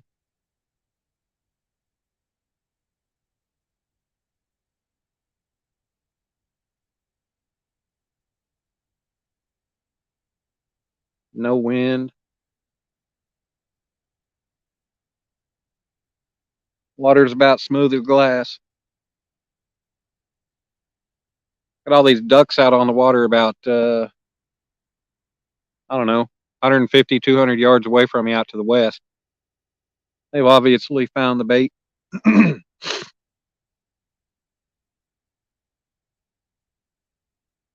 minutes, but I won't be looking anyway. I'll be looking.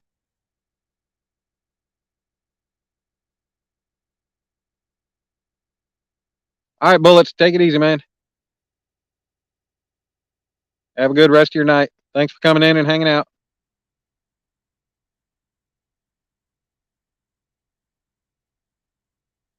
Appreciate each and every one of you that's in here.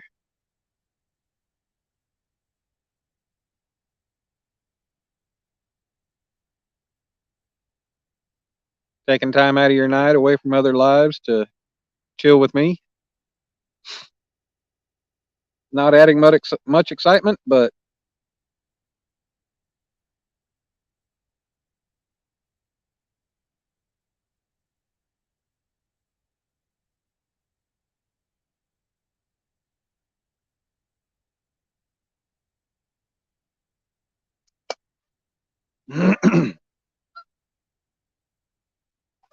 grab me a water real quick. Ouch.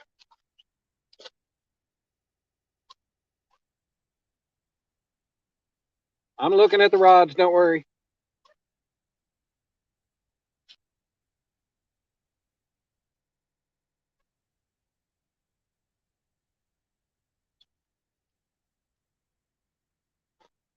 Alrighty.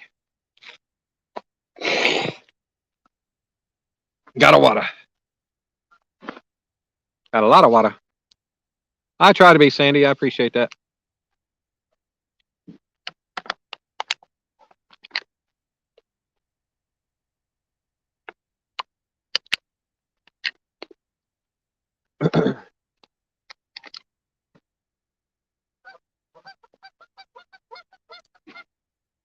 I don't jump around and put on a big display, but you know, I try to be entertaining to everybody.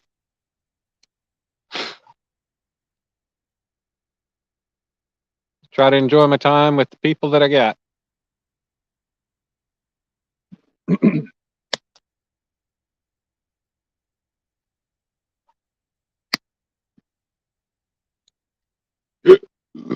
Excuse me.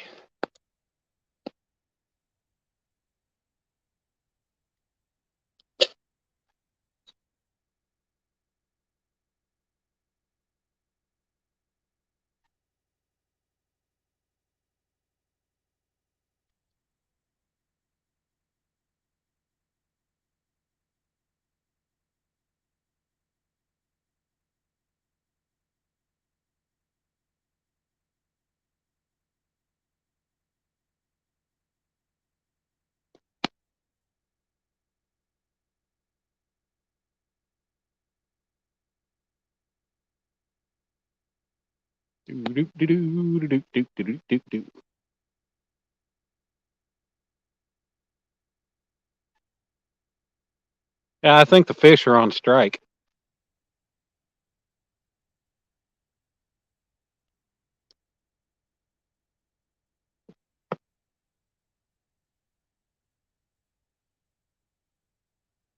They're saying, hell no, we won't go.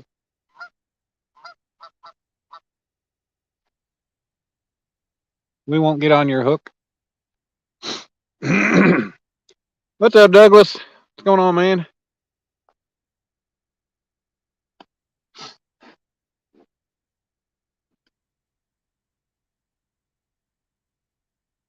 Doing all right over there? Douglas is another Okie. I think he's still working over in the sandbox.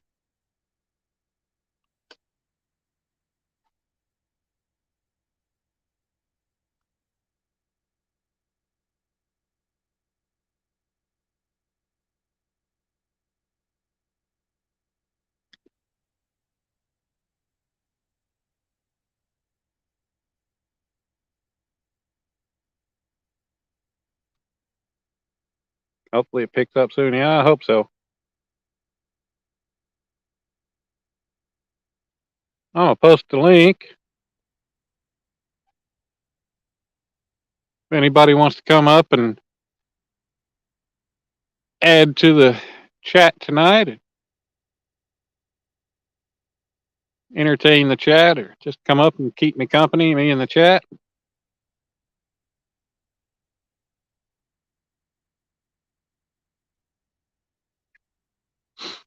8 more minutes and my 15-minute deadline's up. Then I'll have to set another one.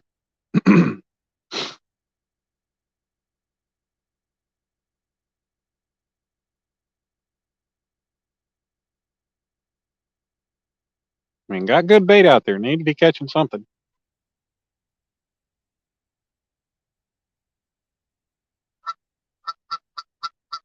About to head to work. What time is it over there?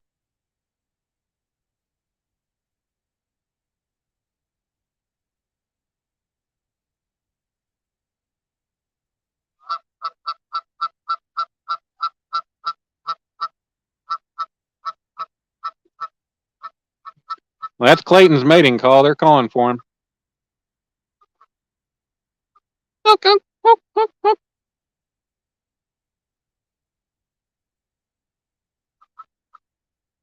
Would I move locations? 4:17 a.m. Yeah. That's all right, Daniel. I might move locations here in a little bit, but no, not after the 15 minutes. That was just me saying I get a bite in 15 minutes.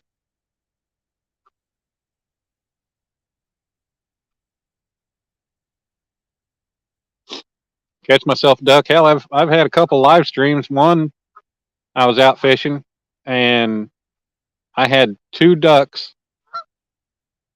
Each of them hit a different line, all within a short period of each other.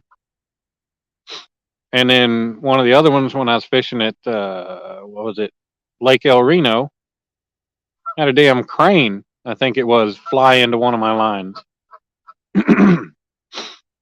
Man, that made everything jump and jerk around.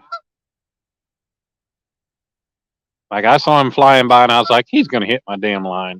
Sure as hell he did.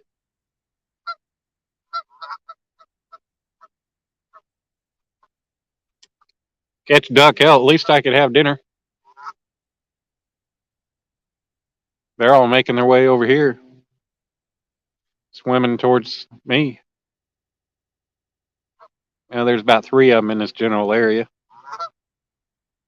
About 30, 40 feet off the bank, off the point there. And that one, he's not too far away. Sounds like, anyways.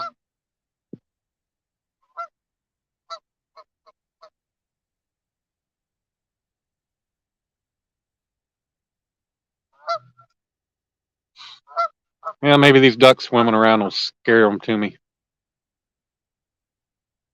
Probably not, but, good thought anyway. trying,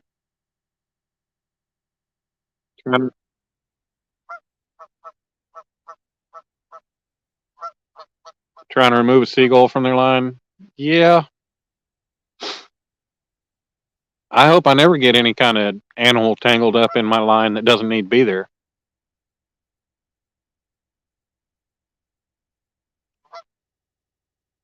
The only creature other than fish that I've caught two soft shell turtles.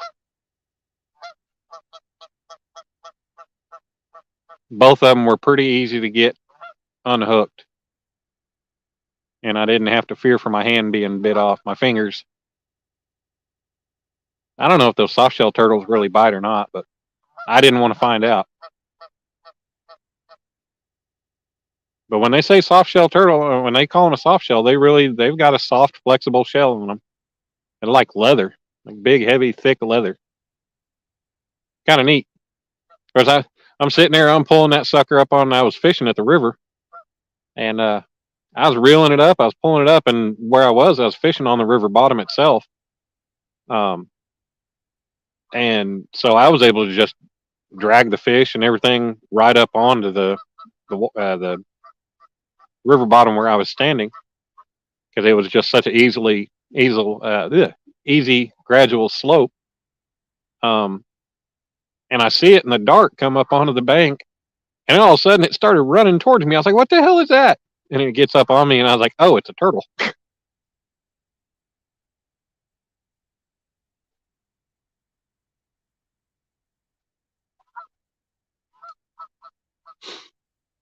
It was pretty funny though. He was nice. He just tucked into his shell and let me unhook him. Can't remember where I got him. I think in the leg or something. Get it.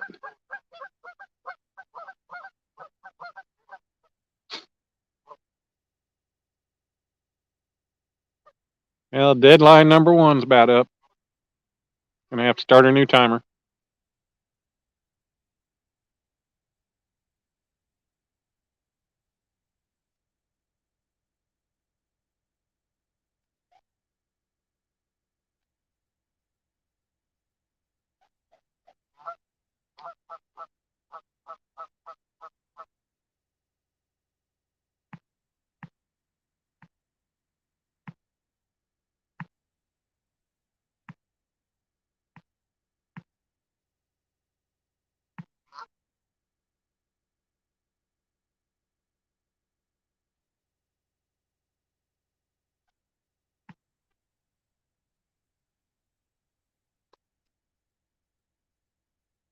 Come on, fishies.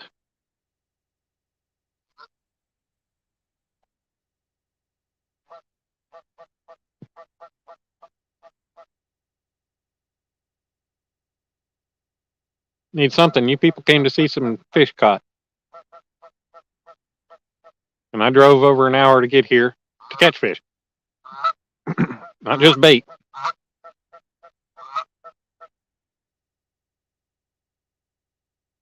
Oh, shoot. My bad, Clayton.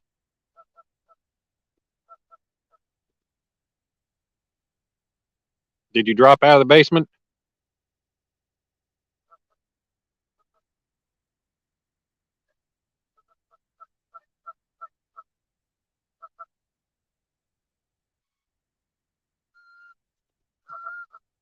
Are you there?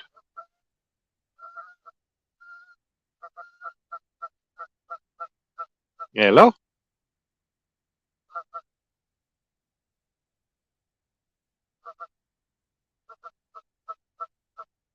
Yep, there he is. There you are. Oh no, there's two of me. I'll remove it.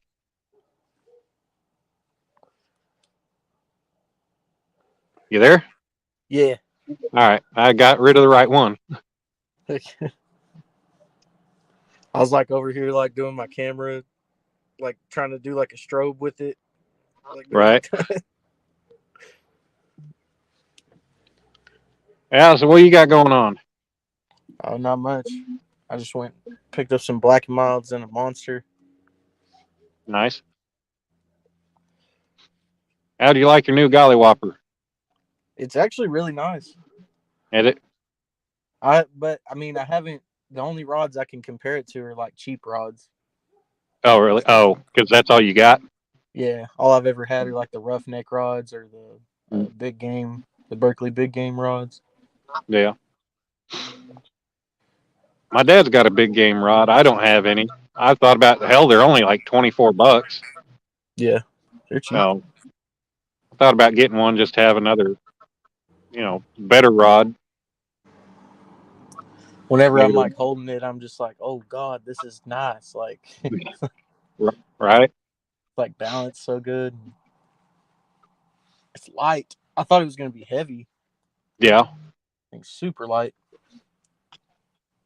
Man, I'll tell you, when I was at Walmart yesterday, I was looking at the rods they got, and they've got a lose that is, I'm talking the whole rod itself is just super in your face fluorescent orange.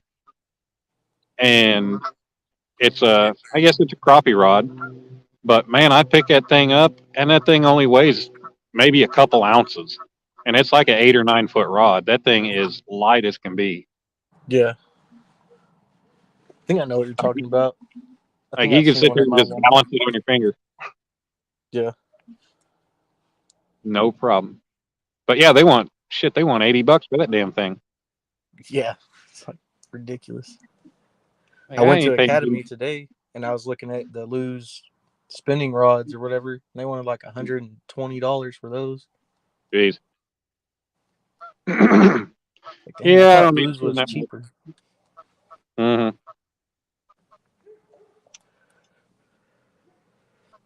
Yeah, I didn't even know anything about those Golly Whoppers until like right there before CatCon. Yeah, he kind of.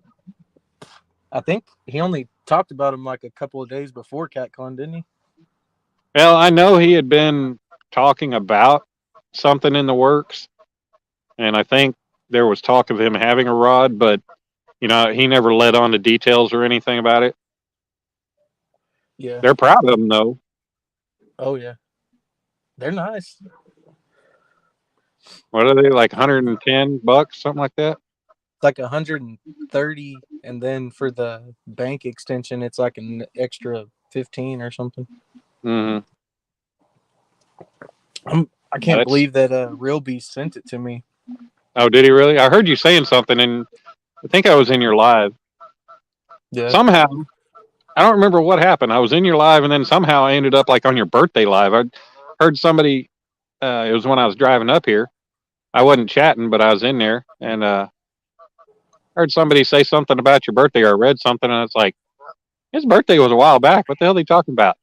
Yeah. And then I realized, oh, it said 3 weeks ago. I was like, oh, duh. So somehow I ended up on that live, just sitting there listening to it. I was like, you were talking about moving spots and everything. Well, okay. It's like I thought And this was about the Golly Whopper. right. Yeah. But you got skunked today too, huh? Yep. I had like 5 bites. It was just Mm-hmm. nothing would commit to it. They're just pecking at it. Right. It's all I've had. I started thinking it was probably like crappie or sand bass. Mm. Hell, I'd take either one of them right now. Right? I was throwing lures and stuff, trying to get whatever I could. Yeah. It's just a bad day for it. I called my dad. He's in rehab right now. Mm-hmm. He was like, "Oh, the barometric pressures on the rise or something." I thought that meant it was good. He was like, "Oh, then it must be on the fall." I don't try to get all that scientific about fishing. I just try to fish. Yeah. I try to remember like the days that I've had that are really good. Mm-hmm. I try to remember what the weather was like that day and the depth, Yeah. like where Yeah. we were catching them and stuff. But other than that, I don't really like the full moon and the barometric pressure. I don't really look at it. Right. I know my When it's dad's always like, if the cows are standing up, that means that the fish are biting. If they're what laying if down, that means the fish are laying down too. what if you drive past a field and half of them are standing up and half of them are laying down? Right? My dad is just full of crap. Well, that's good I'll to be know. using shad. He's like, why don't you just quit using that and use some real bait? I'm like, what are you talking about? Shad's like the best bait you can use. He's like, use this stink bait, this Danny King's. Like, ugh. Yeah, because the fish, they're out there getting that stink bait in the wild. Yeah. Basically, as many people that use it around here, it's become like a natural bait. Mm. They see it so much that they're like, oh, there's a Right. lot of, I'd probably say like at least 50% of the fishermen that live in just my town use only stink bait. Like they won't use anything else. Damn. They'll take a bunch of soured wheat and they'll go out in their boat to a tree they can tie off to, and they just dump that soured wheat out, and then they go back the next day with stink bait, and they'll just tear up eater-sized fish. Mm. I've thought about trying to chum sometime. Just help, like tie a piece of rope to like a dog food can and just punch a bunch of holes in it. Fling it out there that way. I'm not littering when I get there. Later I can bring it in. Yeah, But do that I know. with a couple of them. My dad uses cattle cubes a lot. Hey, Kimberly. Yeah, I've heard Becca always talks about using cattle cubes. I've never, I've never bought them, never tried them, but I thought about doing it for carp. Yeah. Oh, Try I to go out know. and catch some carp this year. Sweet feed is really good for carp. Mm-hmm. That's like crack to them or something. I'll throw There's a couple of videos that I have where I'm just like tearing carp up, and it's because I throw sweet feed out. Yeah. And I'll also take a couple handfuls of corn and throw it out there too. I'm hoping to be able to catch some carp this year. I like to use it for bait. I had real good luck with it when I went fishing with Brent. Um, Yeah. Unfortunately, I've never caught one myself. So I'm hoping to be able to do that this year. Nope, Kimberly, no luck whatsoever. Couple bites early on. I changed position earlier and had a bite on one of the rods, but it was just one and done and ran off. Kimberly. Didn't take my bait, but it never came back for it either.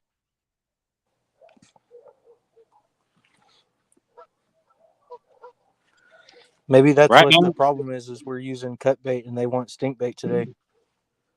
maybe. I don't know. I forgot the stink bait I got at the house. Walmart had a bunch of different stink baits on clearance for like, they've got some Magic brand, I think, like a big tub of it on clearance for like 276. I keep thinking I'm going to get it just to have it, but I picked up some of the Team Catfish uh, fiber dip bait, and Yeah. I forgot to bring it with me, or I'd try it too. I've tried the Team Catfish stuff and I don't ever have any luck on it. Yeah. Well, I did I the don't know what Walmart it is. challenge back in I think it was early December when Kevin did the Walmart challenge. Um, I ended up getting the Team Catfish the fiber nuggets, and boy, I'll tell you, you put that on the hook, and I used it on circle hook. I just molded it around the hook, and I'll tell you, when I reeled it in, that stuff was hard as a rock, damn near on that hook. Like Yeah. it solidifies on in the water. It's crazy. Yeah. But I didn't have any luck that day either. Actually, 5 of the 6 of us freaking got skunked. Oh, yeah. There's been days where I've taken those fiber because I have 2 bags of those fiber nuggets. And I'll Mm, do like 4 rods with fiber nuggets and 4 rods with shad. I'll never catch yeah. anything on them, but I might catch a couple small ones on the shad. All right. Well, when I went fishing with Brent, he had a frozen carp that he brought with him, and we were able to net some shad. And we throw the fresh shad out there, and I my first hit was on a shad, but after that, I had nothing. And I threw that carp on there, and man, they were tearing that carp up that day. And Yeah. I think he got 1 or 2 of his fish on the shad, but I think he had better luck with the carp too. They just didn't want the Yeah. shad. I know, my buddy Ben and Tips catfishing. Have you seen him on mics? I might have seen him once or twice. Has he just been coming around recently? Yeah, he just started. I finally talked him into coming up and hanging out with us and stuff. He doesn't want to. Mm, He's like, I feel too weird doing all that. And I'm like, well, if you want to grow your channel, you got to feel weird sometimes. Like, yeah. but he was using, it was like a 6-inch carp that he caught Oh, in the cast net. Oh,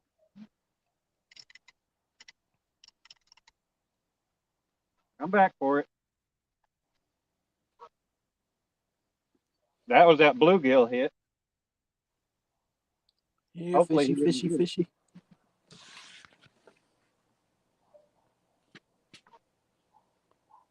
Come on. That was a good hit too.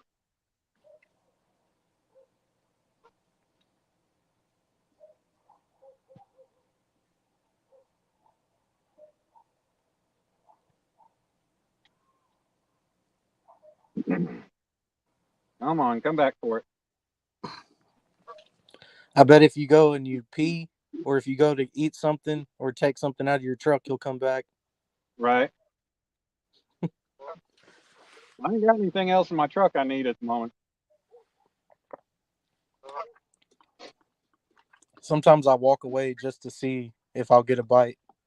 Yeah.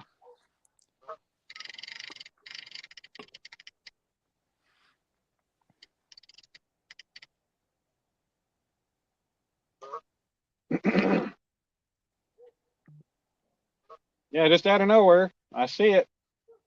And I just couldn't get up in time to get it. Are you using circle hooks? Yeah. I got 8 odd on there. Heck yeah. Should have got him. Yeah. See, that's the problem. I don't. All those other guys, they get a hook. I mean, a fish. He comes along and he actually takes the bite or takes the bait, and he's there. Mine, they'll do a nice tug like that, and then they're gone. Yeah. They won't take the bait.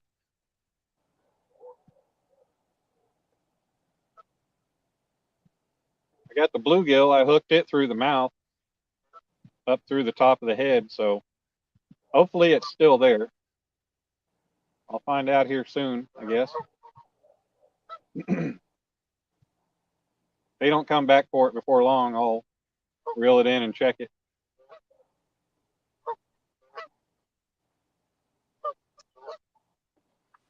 I like using bluegill a lot just because it stays on the hook really good. Yeah. Well, I got 7 frozen bluegill in bag, but I caught or old guy when I was at the dock. He gave me 2 that he caught, and I had 3 crappie. He gave me 1, and I caught 2. Heck yeah. And it's the first time I'd ever had any luck on the little crappie nibbles, but they worked. Are you talking like the Play-Doh ball things? Yeah, the little bitty pink little pellet thing. Heck yeah. I've never had luck on them either, really. I've tried them a lot. Yeah. Well, I just stayed with it, and they ended up working. I wasn't going to sit there forever. I wanted to get out and get baits in the water, so I came over here with 5 fresh live fish. Yeah. Well, I think by the time I got over here, I think like 2 of them are dead. But I just had my small hand washing bucket to put them in. I had my basket, but I wanted to put them in water. And Yeah. I didn't bring my 5-gallon bucket to keep water in. So, oh well. Yep, there was a fish, Earl, but he gave up.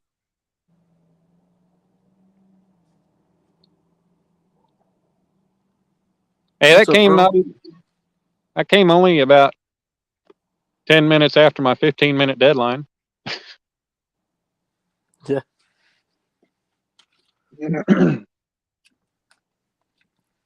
Okay, I'll set another 10-minute deadline. How about that? Oh, Your camera is like way out of focus for some reason. is it? There we There go. it goes. Yeah, I don't know what happened.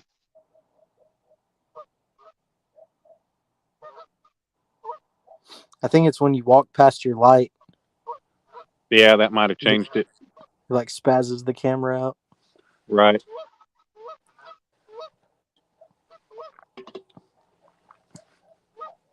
Yeah, I just covered it up real quick and that fixed it.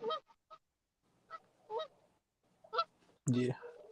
Oh yeah. Patrick or Bending Tips Catfishing, we were out at Lake Arrowhead, and he had a little 6-inch carp that he caught in the cast net, and he cut it in half and put it on.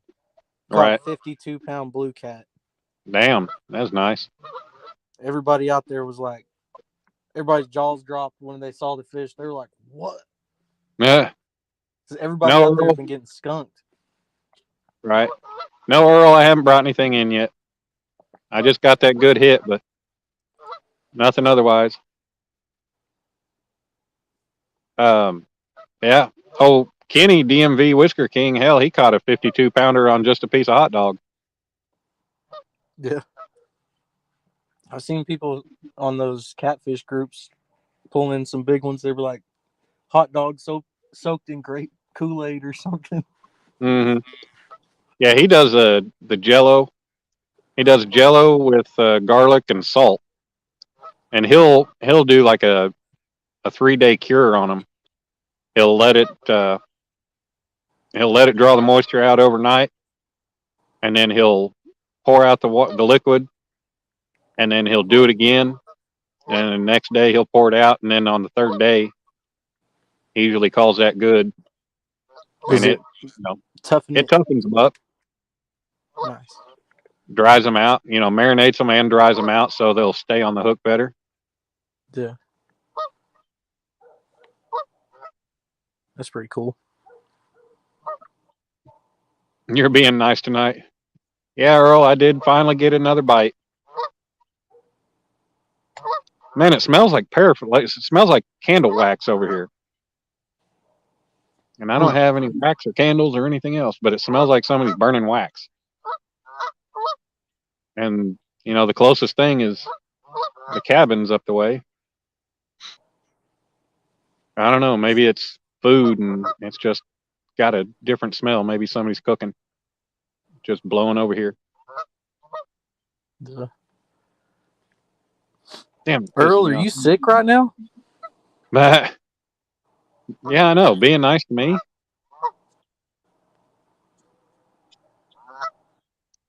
Yeah, he sent he sent me some stickers, and I don't know how that they got misplaced. They ended up in my son's room. Yeah. I was like, we were cleaning out under his bed, and I found the envelope, and I was like, Yeah. why did y'all take this? They were like, we didn't. I'm like, okay, I guess I brought it in here and threw it under the bed, I guess. Right. How old's your son? One is 7 and the other one's 6. Hmm. They're both little shitheads. They're always like, let's go fishing. And then we get to the lake and they're just like, I'm going to go sit down and roll around in that mud. Mm. And then, Yeah, mine's only 5. He's caught a few fish, but anytime like a couple weeks ago, he asked if we could go fishing the next time I had him. Asked him if he wanted to go fishing. He's like, no. yeah. It's like my Anytime son we go wants to fishing. go fishing, but he wants it to be fast paced. Right. I think that would, if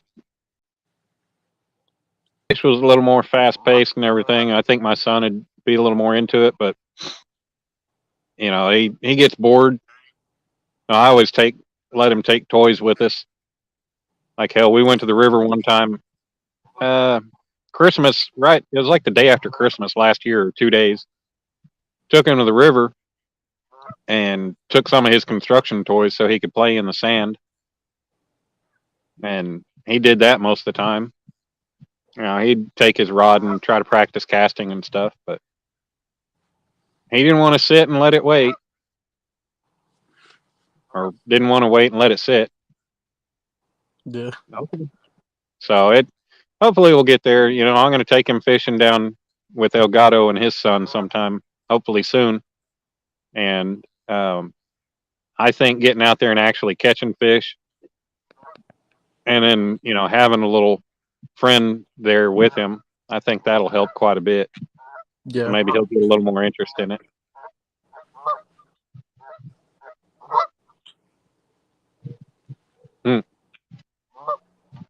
Spring fever, I'm seeing things.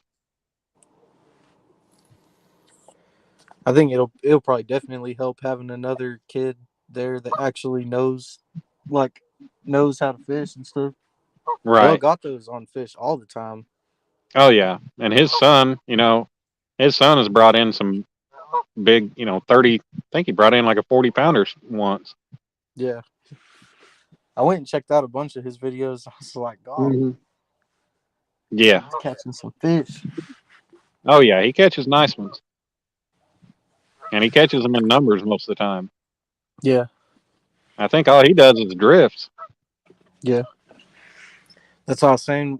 If me, you, and Dink can get together, and even Daniel, if he wants to, if we could get a boat and go out to Texoma and do some drifting, I bet we'd tear them up. Mm-hmm.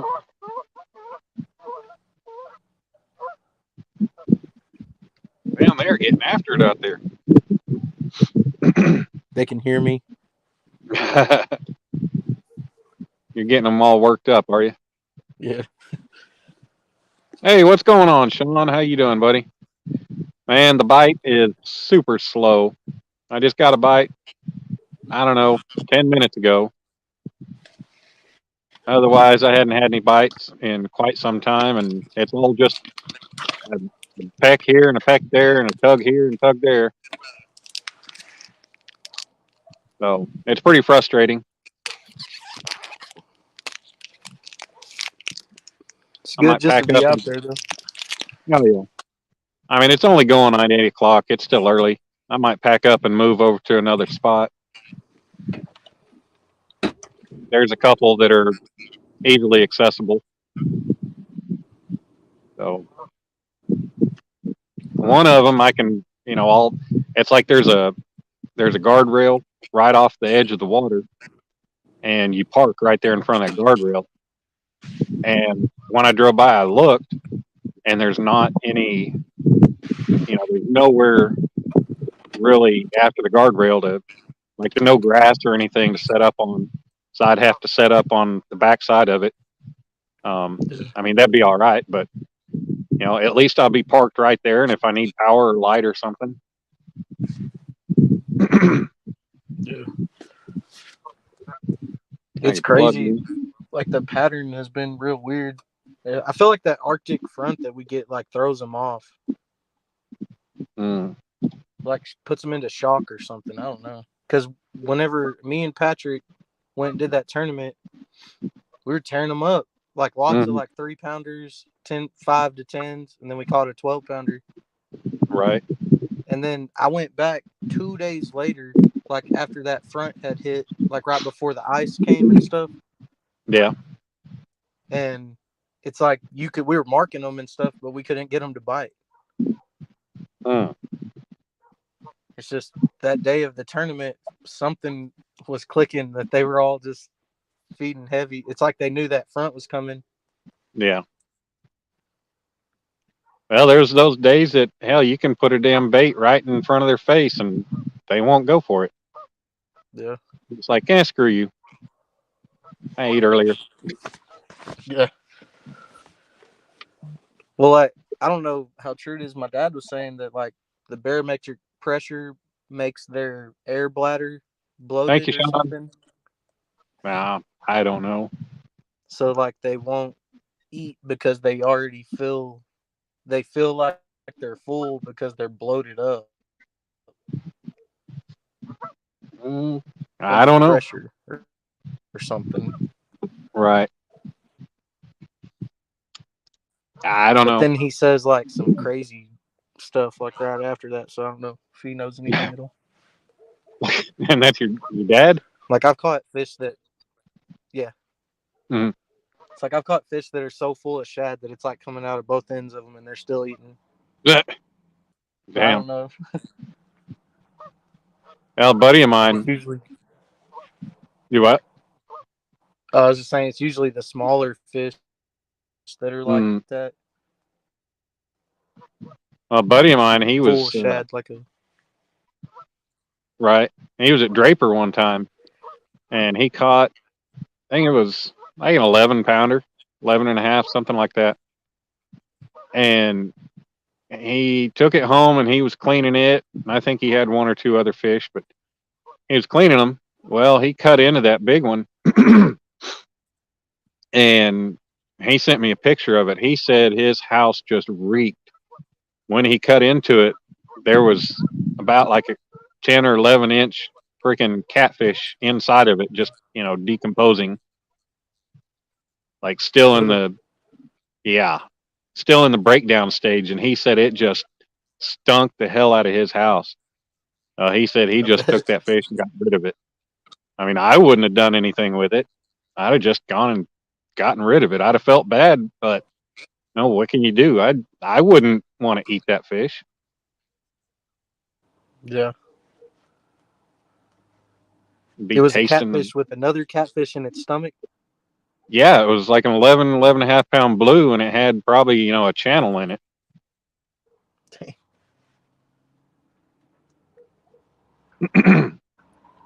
Yeah, I don't know. I probably would have just tried to avoid getting it on the meat. Mm, I don't know. I usually don't keep catfish that big though.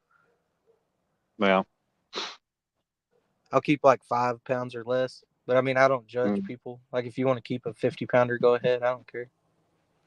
yeah. I've You pay always for your said first license. pay. Oh yeah, pay for my license. I pay for my gear, and I pay for my way out to do it. I'm gonna keep what I want. I'm not gonna let YouTube dictate that. Yeah. Everybody wants to. If they want to do CPR, that's fine. I mean, personally, right now, I've got enough catfish in the freezer waiting for a good weekend so we can do a big fish fry. That I'm Yeah. not really worried about keeping anything right now. So I mean, if I catch anything, I'll throw it back.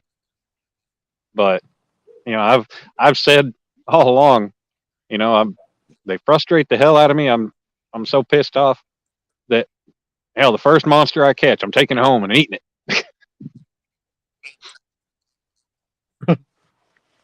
I don't care if it's I 30 just do it pounder, because I I'm want to taking it home and eating preserve it, like damn it. the fisheries. Man. Oh shit, it's back. Yeah. Damn it. Come on.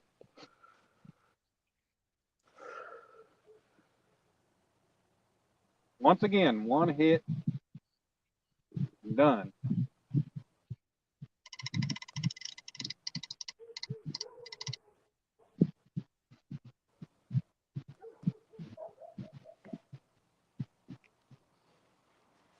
God.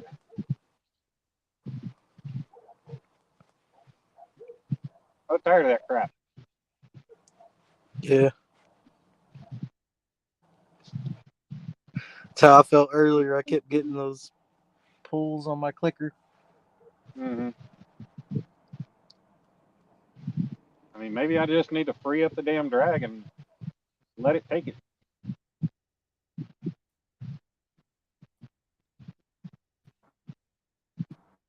See if they'll grab on and run with it.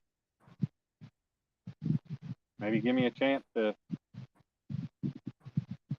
get him in. I don't know. Yeah. It I've might got be a my channel drag. cat. Channels feel Maybe. like any kind of resistance, they'll usually let it go. Yeah. I got sinker slides on Or there, at least so that's what, yeah.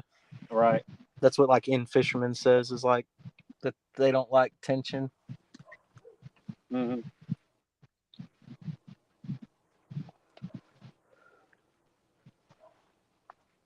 Yeah, I don't know.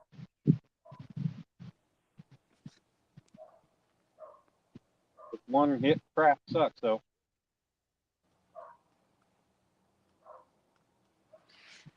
And I got the drag backed off enough where if it was a big fish, it wouldn't break my line, but it's not loose to where you can just pull.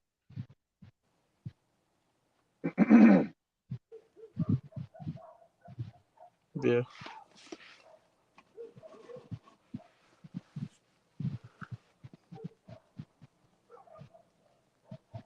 I'm back.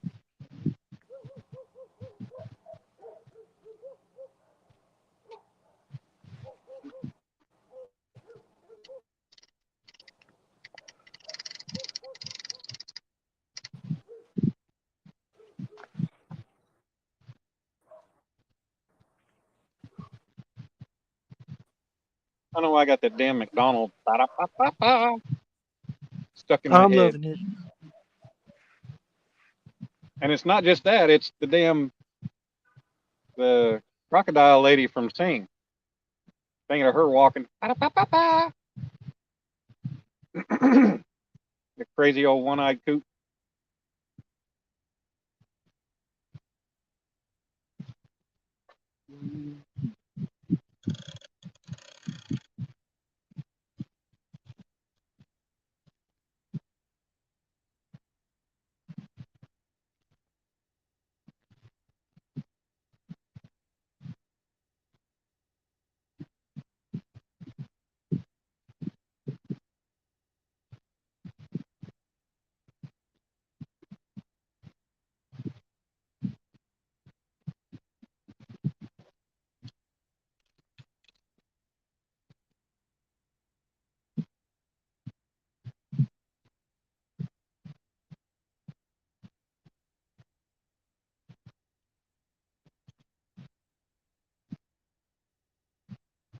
Yeah, bring them in a little bit.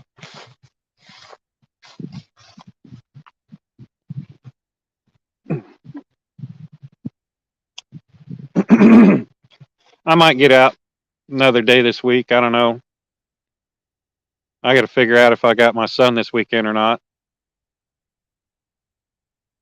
Find that one out, and I'll find that out tomorrow. Be able to plan from there. We're supposed to have a storm come in this weekend. I think Saturday. Saturday and Sunday is supposed to be raining. Still there?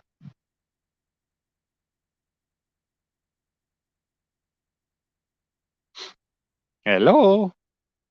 Anybody there? I know chat's pretty quiet.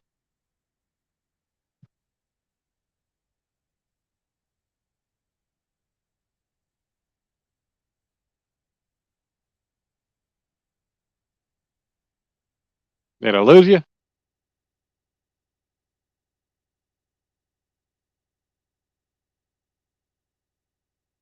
You guys still hearing me? I guess you said I'm here, so that would I'd assume that you're still here.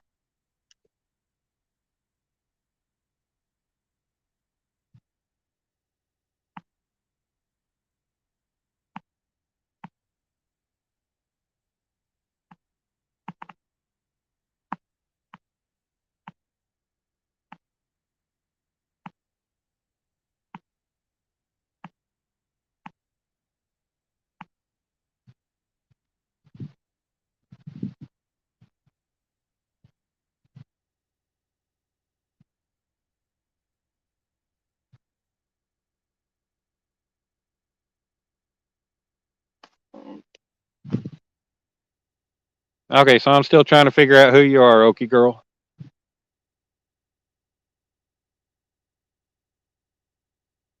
I don't know if I know you or not. Oh wait, Okie girl, that's Daniel's. You're Micah, right?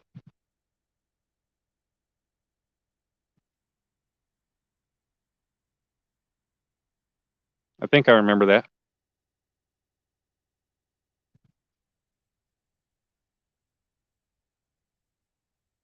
It's starting to get chilly.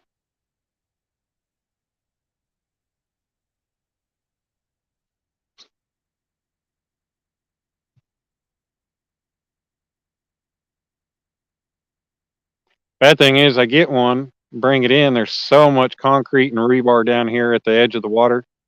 I have to hope that I don't end up getting hung up on some of that crap.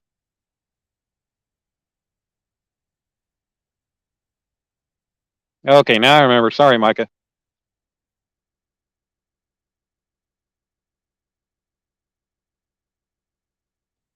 Yeah, we lost Clayton. I noticed his signal seemed sketchy for a minute, a few minutes ago.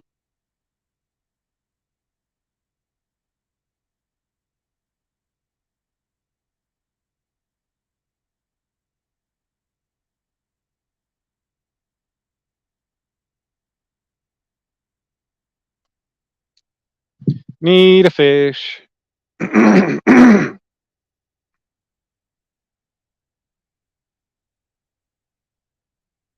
At least one.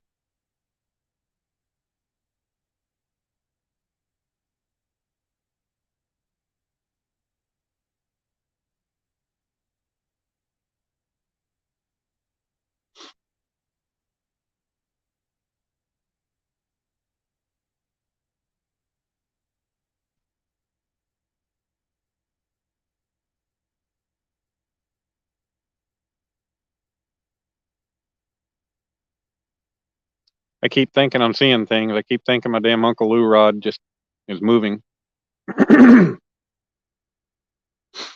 But it's not. I know it's my imagination because, yeah, I'm not that lucky. Well, welcome back, Micah.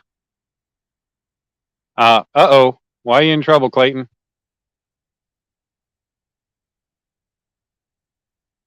What'd you do this time?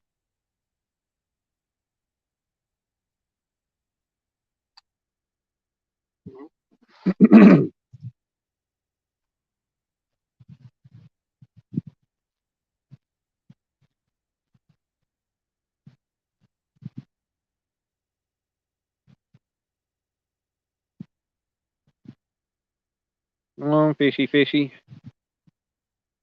Quit making me wishy, wishy.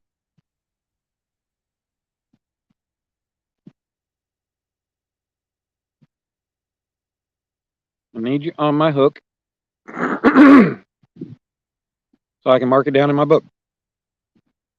God, can't clear this crap out of my throat. Of course, I don't have a book to mark it off in. Had to tend to the baby.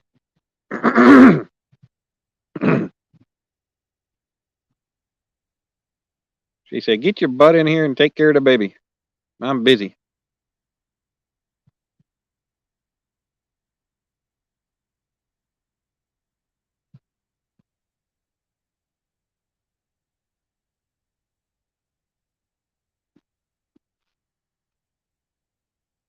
Man.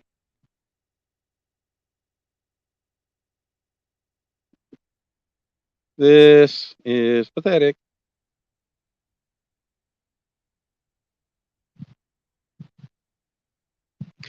8 lovely people hanging out with me still. I appreciate it.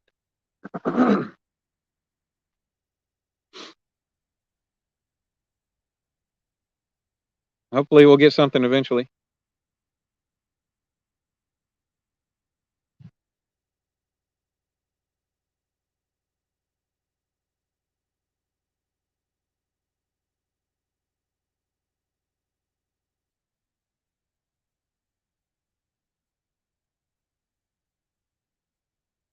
I think there's deer out here walking around.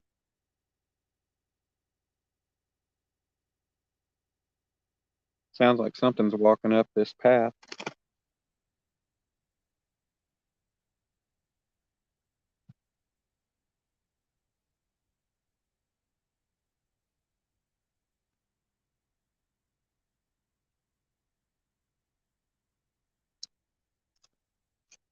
Something's walking around. I hear leaves crunching and stuff. But I know when I was over at the covered dock catching bait, I mean, everywhere I walk, there's deer poop all over the place.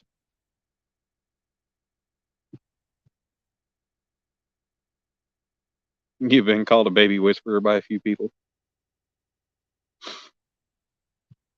So good you put yourself to sleep, huh?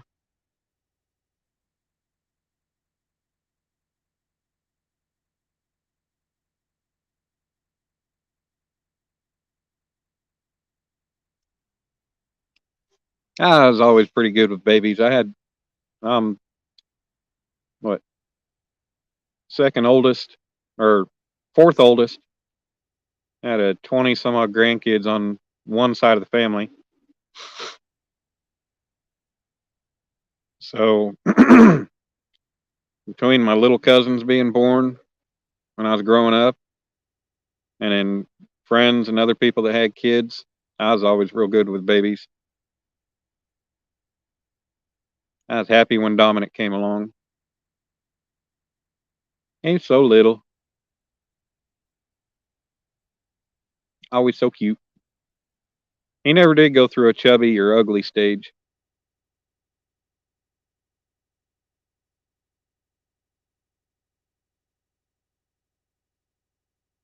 Of course, when he was born, he came out with a damn cone head. I about freaked out when he came out when his head was all misshaped. Doctor was like, "That's normal." I said, "It'll come back into shape." Luckily, it did.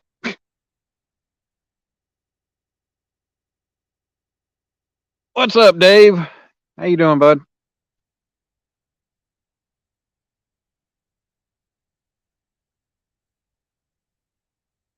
We are still in Skunkville.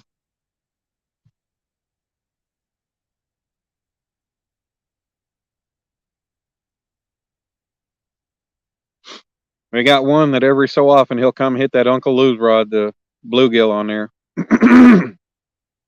Got a live bluegill out there. Can't believe they ain't come for the live crappie on the other rod.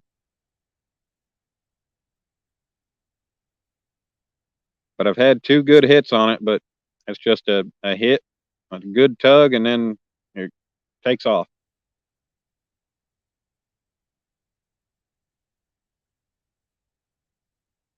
Yep.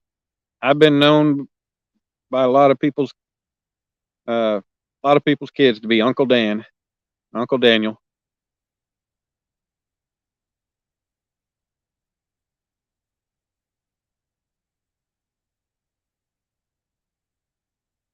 All right, Clayton, we'll be here.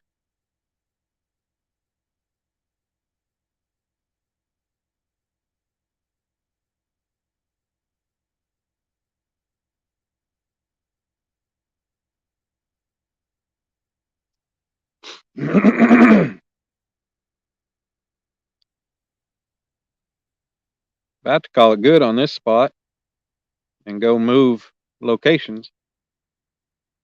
Try somewhere else because this is ridiculous. Been at it for almost 4.5 hours and ain't got crap. Few bites and that's it.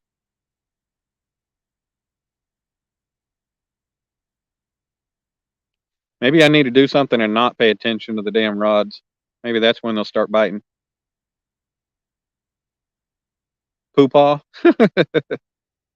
That's funny. Never heard anybody called that. Poopaw.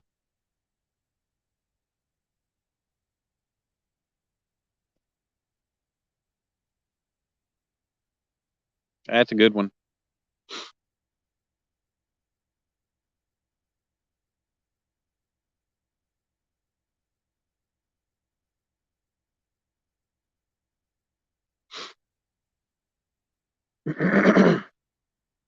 Come on, fish. I'm hearing all kinds of small fish flipping around out in the water.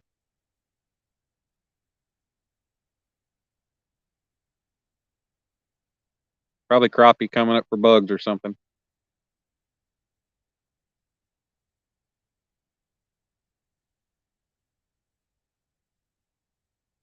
But it is so nice and quiet and peaceful out here. The highway is a couple miles south. I can hear the traffic, but it's not bad.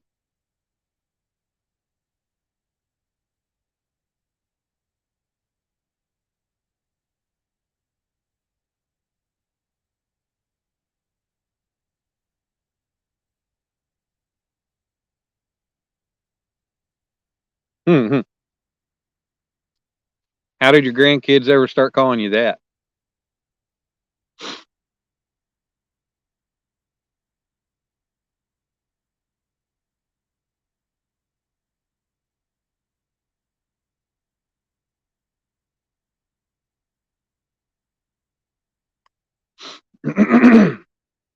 No, Dominic called my mom Gaga, and I don't know why. I don't know if he heard his cousin calling my aunt Gaga or what, but that's what he called my mom. He never called her grandma. Called her Gaga. And he calls my dad Papa.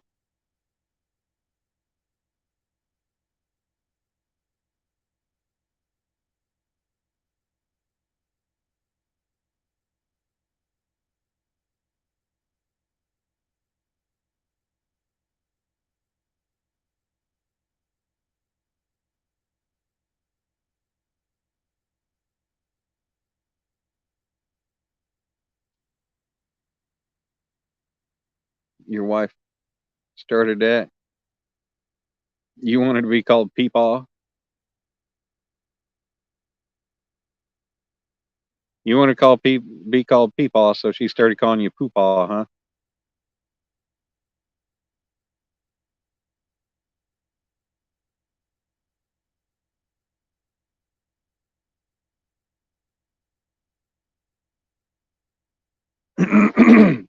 That deserves a kick in the butt, but I'm sure you laugh about it now.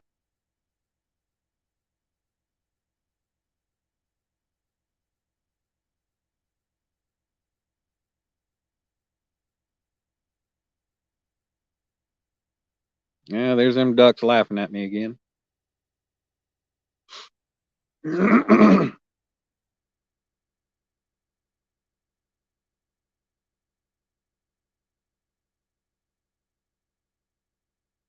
How long have I been fishing in this spot? Well, I'm out on a jetty. I've been here the whole time, but I started fishing straight out off the point to the west and fished that for a while.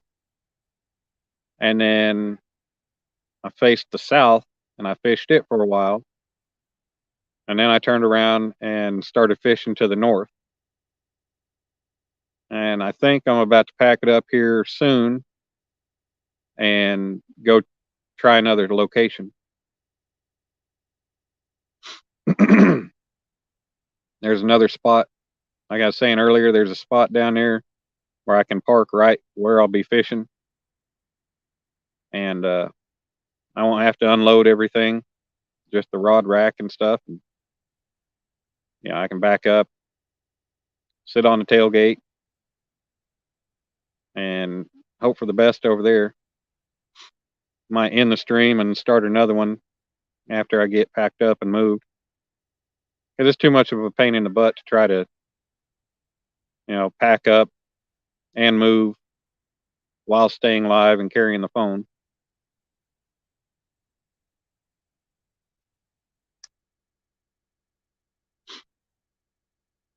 So, oh shit! Oh, come on!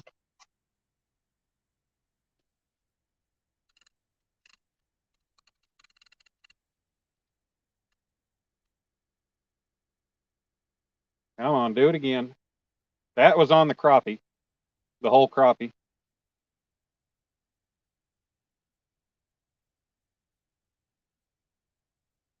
Had a good pull on it too.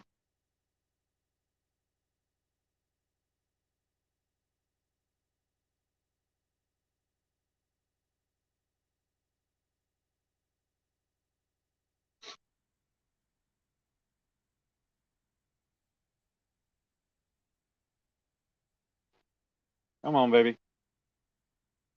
Come back for it.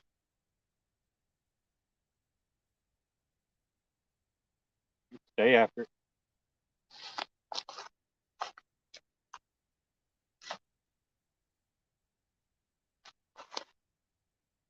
Hopefully you guys saw that.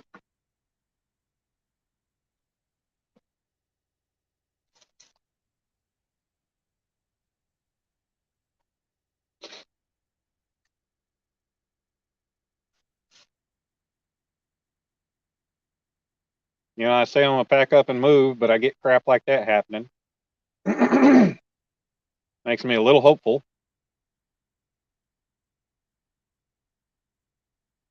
I damn sure wasn't expecting that rod to get hit. That one's got a whole live crappie on it. Got him hooked up through the back. So hopefully if something takes it, it'd be a pretty good size one.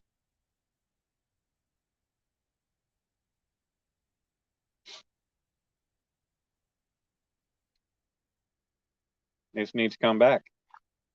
Damn. I have to throw my bait rod and try to catch whatever's flipping behind me. Of course, I'd have to tie it back up since I broke it off earlier.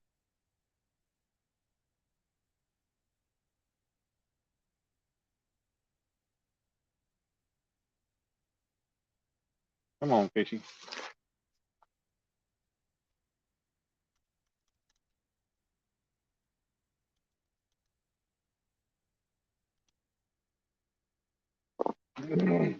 Entice them a little bit, maybe.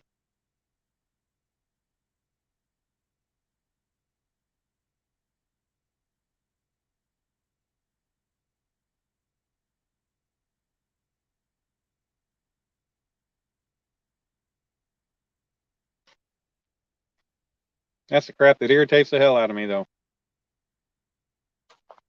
Get a good hit like that, and then they leave it alone. How big's a crappie? Oh, maybe about 5 inches or so. Not real big, just bait size.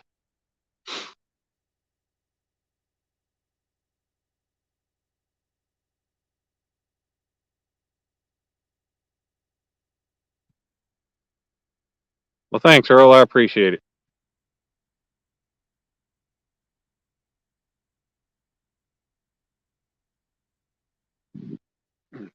Bites are nice, but something latching on and staying there would be a hell of a lot better.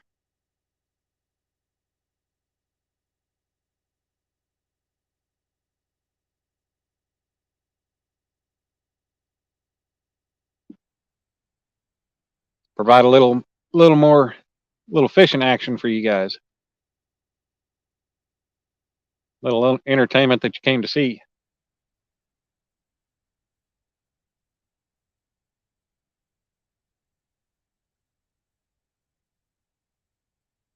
I can't believe neither of the other two rods have been hit. One of them's got cut crappie on it. One of them's got piece of chicken.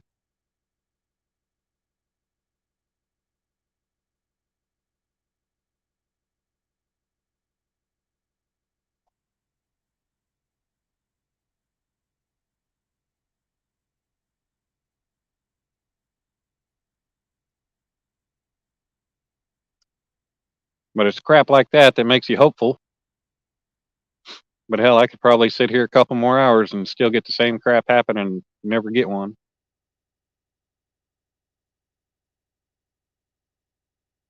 Or who knows, maybe they'd turn on. Maybe I get one that'll start a whole new chain of events.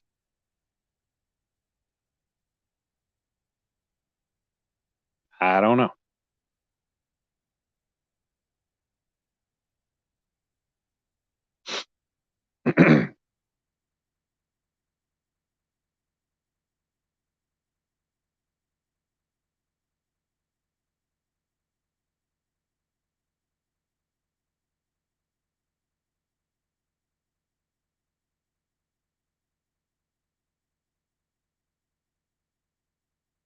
But something needs to happen.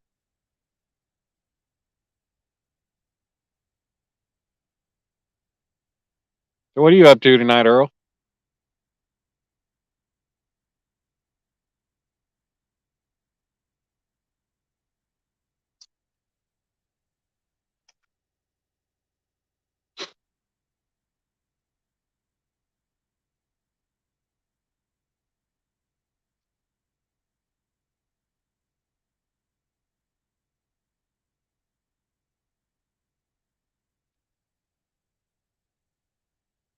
You want to come up, Earl? There's the link. You can entertain everybody.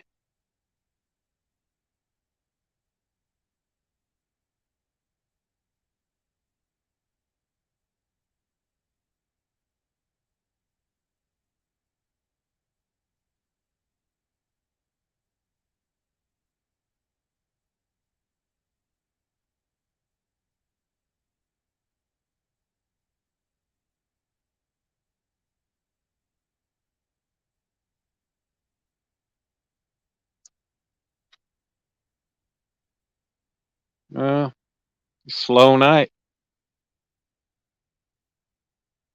I think the most I had is like 17 people, and now we're down to 5.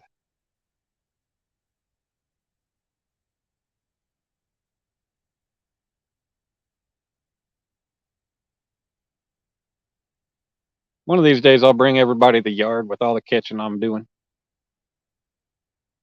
I just got to do the catching.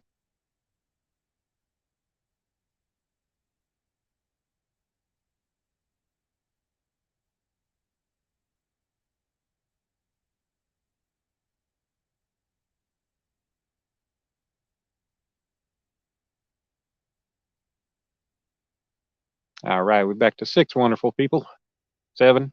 All right, how you guys doing? Any newcomers? Anybody that hadn't been in here yet tonight?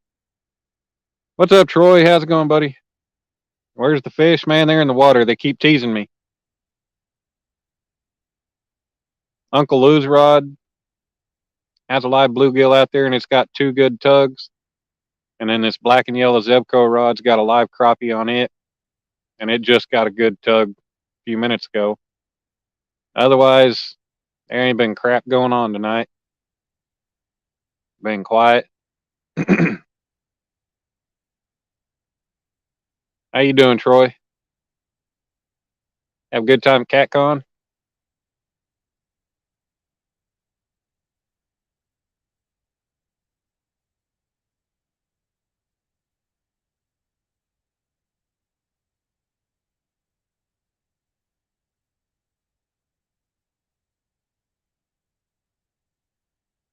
One of these rods needs to just fold over and stay that way. I can hook them and go.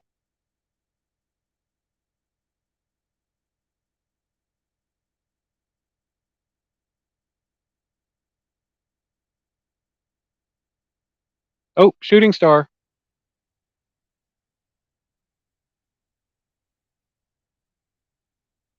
I saw a shooting star, guys. How much longer am I going to be fishing, man? I'm going to be out here for a little while. I was thinking about packing up and moving to another spot. I'll probably, when I do that, I'll probably end the live and start another one when I get to the new spot. I haven't decided where I'm going to go. There's a spot down around the corner that I could go to, or there's another spot on the way out of here. I don't know, about a mile down the road that I can go to, that I can stop at. And right there, I'll be able to park right where I'm fishing. So that might be good. All right, cool. Sounds like a plan. Oh.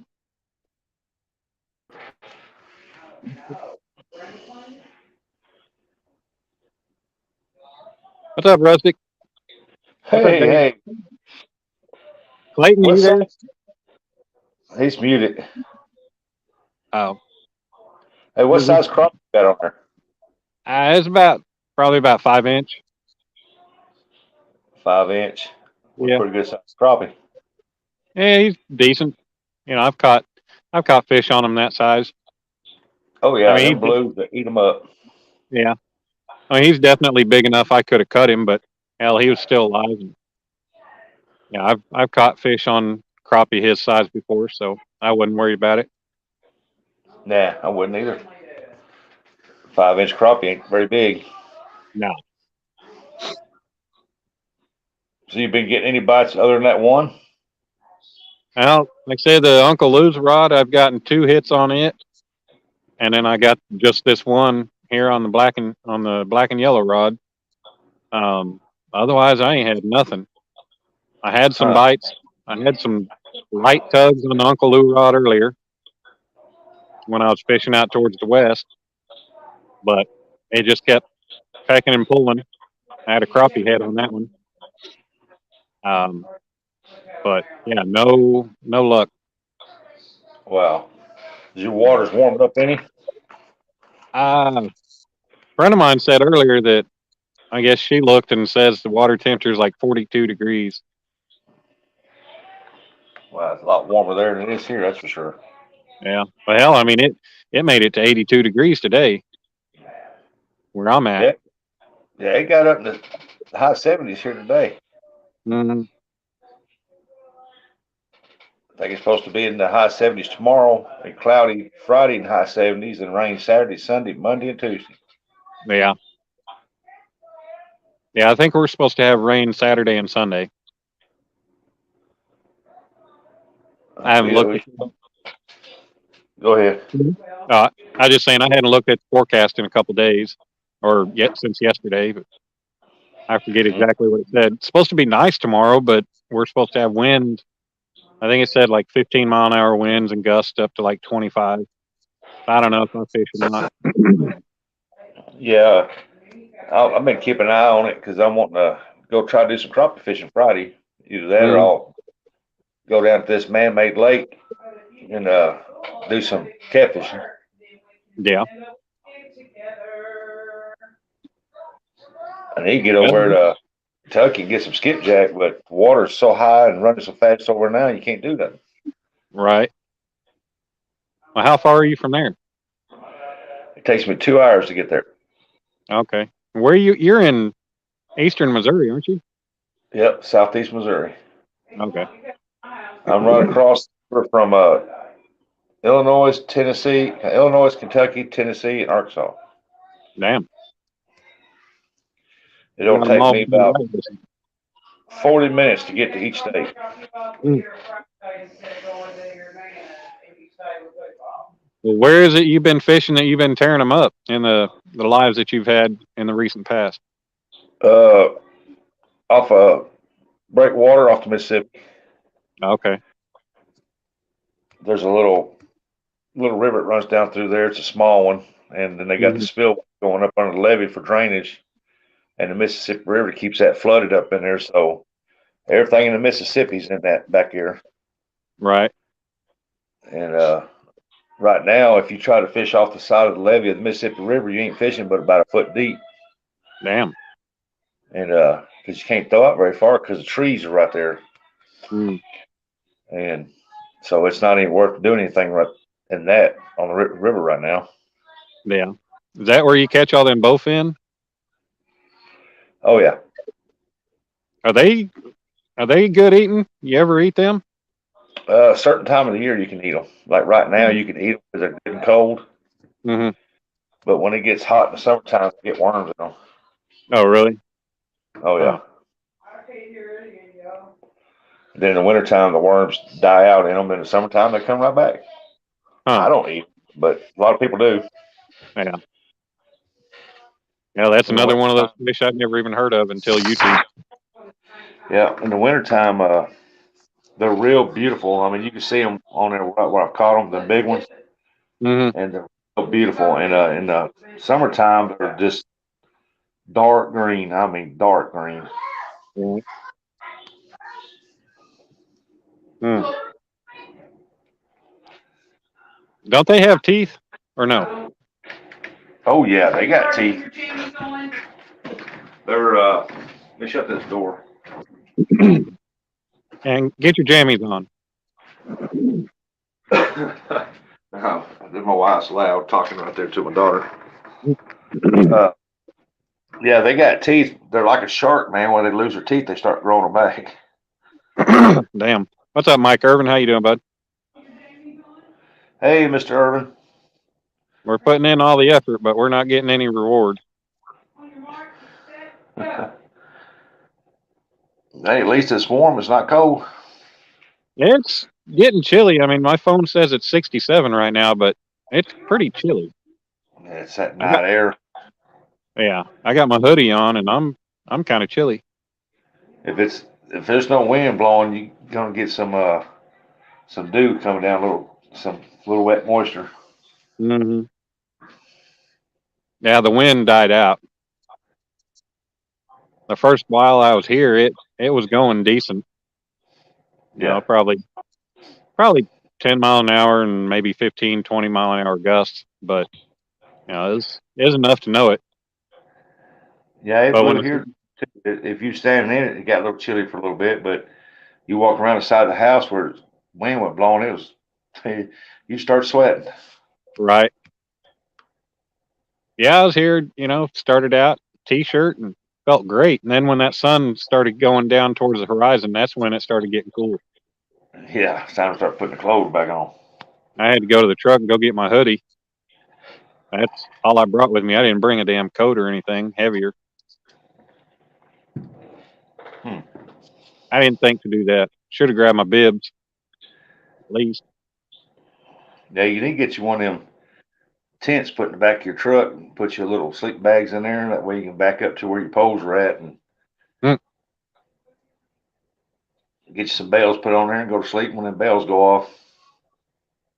Yeah, I got bells, but I haven't used them in quite some time since I built this rack, this stand. Yeah. Because as long as I'm paying attention, you know, I can see the rods moving. Now the problem is until I put braces to go from the tabletop down to the legs, or from the the top of the legs down to the horizontals. Um, I get a good hit on one rod. Hell, it makes the whole damn thing bounce because it's just PVC. Yeah. I was going to make some 45-degree braces. I But know when yeah, that one hit on this far side, the Alkaloo rod bounced. I thought, well, he's getting a bite on both of them. yeah.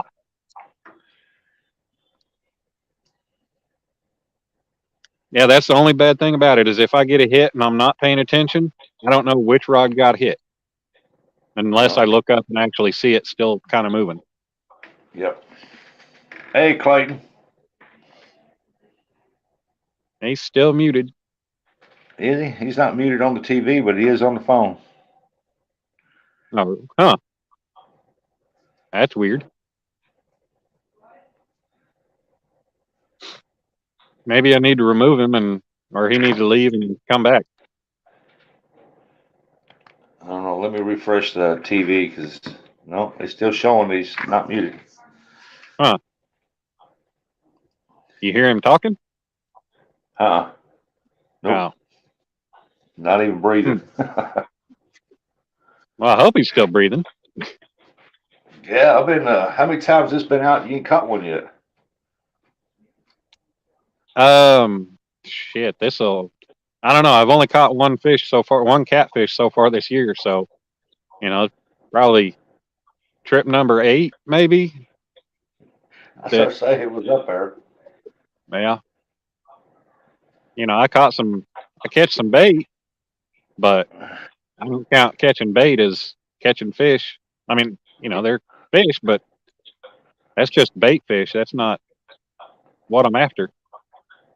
Yeah. ABC. Hey, Lance. BC 65,925. Yeah, it's only 8:30. It's not too late. What's going on, BC? How are you? Haven't seen you in a while. Yeah, Lance? we live at the Yep. same time zone. Yep. Yeah, Lance still at it. Got a couple teasers that are keeping me here, but I'm going You to need end this some of that. before long. You need some of that Lance's Jules bait. Yeah, everybody talks like it's magic stuff. He said he's going to send me some, so I'll give it a try. You ever tried that stink bait? Not Jules, but just any of them. Yeah, it's been a while. I actually picked some of the Team Catfish fiber dip. I got it on clearance at Walmart for like $3, and I forgot to grab it and bring it with me. Yeah, that's a backup bait to me. I Mm-hmm. mean, Right. it's like that Jules Lance got. I was so impressed with how it stayed on the. Hey, Lynn, it stayed on the hook when he was swirling around there. I thought for sure he'd get it right in the face, but it never came off. I thought, man, I like to try that in Mississippi River because any stink bait around here, it just will not work out there in that current. It just washes it off as soon as it hits the water. Right. Well, I was saying this earlier. I was talking about it when I did that Walmart challenge. I used those Team Catfish fiber nuggets, and Yeah. I'll tell you, when that stuff gets wet, it hardens on the hook. Like Makes you wonder. I literally had to break it off the damn hook. Yeah, I heard somebody else say that too, and said that they didn't like it because they was afraid when the fish bit it, it wouldn't be soft enough to set the hook. No hell. If you don't have it at the tip of the hook, you ain't got to worry about that. Yeah, Pack it around the tank. that's true.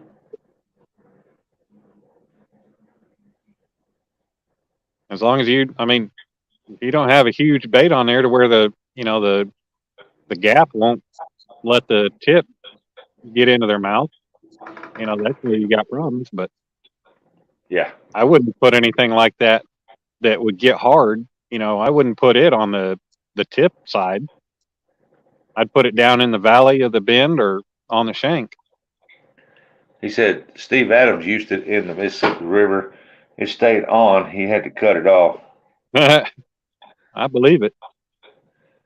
Yeah, I'll give it a try for sure when I get it. I will too. I'm gonna drift with it. I'm gonna pull it down at the bottom, pull it up about 1.5 feet off the bottom, and just slowly troll down through there. Hmm. Yeah, I'm ready for it to warm up and get out on one of the boats. And we got the little bass raider. I need to find somebody that's got a small gas engine for it. Um, 2.5. It says 3.5 max, but I've seen people with 5 horse on them and say they Yeah. do just fine. Yeah, you just don't want to run it wide open, but Right. it moves faster than a 2 horse. Yeah. I mean, 3.5, 4 horse, I'd be happy with. But get that. I've got trolling motors. Hell, I can't remember how many pounds of thrust it is. My dad's got 2 trolling motors, and I picked one up at a garage sale. Guy we know in the neighborhood. Yeah. It's a Minn Kota. They're all hand controlled, but $30 for it, and it works. So, got that. Just need batteries or a battery. But I'd still really like to have a gas motor. That way you can get around the lake and not have to worry about whether I'm going to kill the battery. Yeah. Because it's a Yeah. small boat, but I don't want to just sit there and putter around the banks the whole damn time. No, it'd take you forever to get around the other side. Oh yeah, and then we got Plus, the the solar motors, they eat them batteries up pretty quick.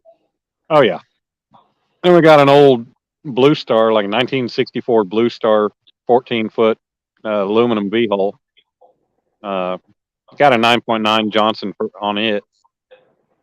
The only thing really lacking on it is we need to make some rod holder mounts, which I've already got an idea for how I'm going to do that. My dad doesn't want me drilling in and mounting steel to it because steel to aluminum will cause the aluminum to corrode. So I'm like, well, I figured out a way that I'm going to make some clamp on rod holder mounts on the benches. So I'm going to do that. I just got to get to it. Yeah, I finally broke down and welded me up some pole holders where I can stab them in the ground and I don't have to squat way down to reel it. I can stand Right. up and do it. And because I'm a big guy, man, it just kills me. I have to get down on my knees, have to try to reel that and stand back up. Right. Well, do what? So they work pretty good. Yeah. Well, I got 2 monster rod holders, the actual monster rod holders that I won during CatCon last year. And I was like, well, shit, they're just sitting around. I've never used them. So I got some fence pipe that my dad had, just 1.5 inch fence pipe, and I ended up welding mounting plate on the top, and I made some stakes, and they stand up as tall as this stand does. Yeah. And I can just hammer them into the ground. I brought them with me, but I didn't. I'm not using them because this little jetty. I mean, hell, it's nothing but concrete and stuff. I start driving into the ground, I probably hit concrete within a foot, or I mean within 6 inches or less. Because I kind of thought maybe I'd spread my rods out a little bit and just put 2 on this and 2 in those, but I used them at the lake last time me and my dad went, and man, they're sturdy. They hold up good.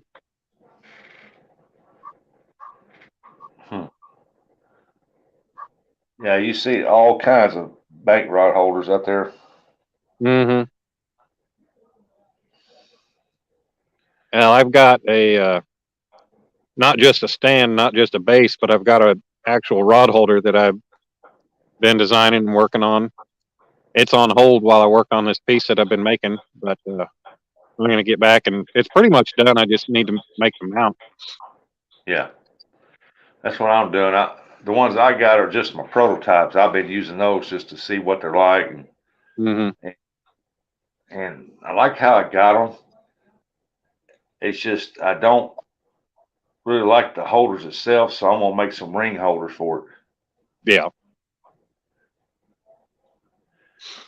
I like to be able to. I like to be able to hang my scales on one of them, and I can't do that with the way I got it set up now. Mm-hmm. Or hang at least something to wipe my hands on. Right. I seen those that she got in. Those things were pretty nice. Awful short, but they're pretty nice. Do what? The ones that Alicia got. Oh, the Snake River ones? Yeah, they're short, but they're nice. Yeah. Uncle Lou's rod sure looks like it's moving a little. That might be that bluegill, but it might be something after it. I think there's something there. Maybe. It's moving just a little bit.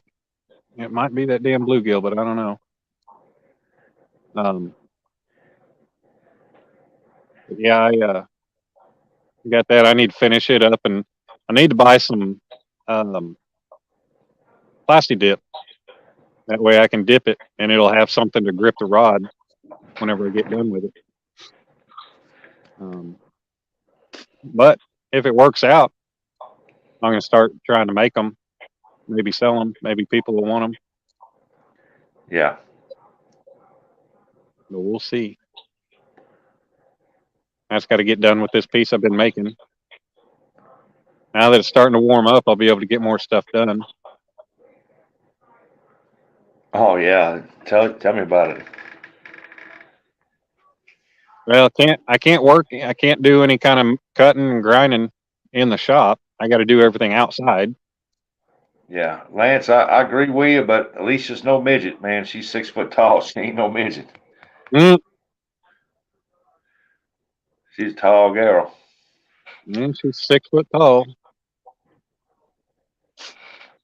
When she found out how tall I was, she was like, "Really?" And I said, "Yeah." She goes, "No, you're not." And I said, "Yeah, I am." How tall are you? 6'5". Damn. Well, shoot, I saw pictures of Lynn. I saw Lynn's little slideshow video he made from CatCon.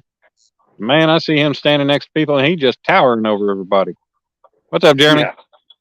Yeah. Hey, Jeremy. We still at it with no luck. He had a good bite a while ago. Thought I was going to take it. I hoped. Yeah, I seen that where he was standing there, and he's a tall guy. Mm-hmm. I think he's like 6'5" too. Something like that. Yeah, they was all talking about how two stands was so tall, so tall. Yeah. And I find out how tall he is, and I thought, okay, that's tall, but not tall enough. Right. Yeah, I've heard him say, I guess he's like 6'3".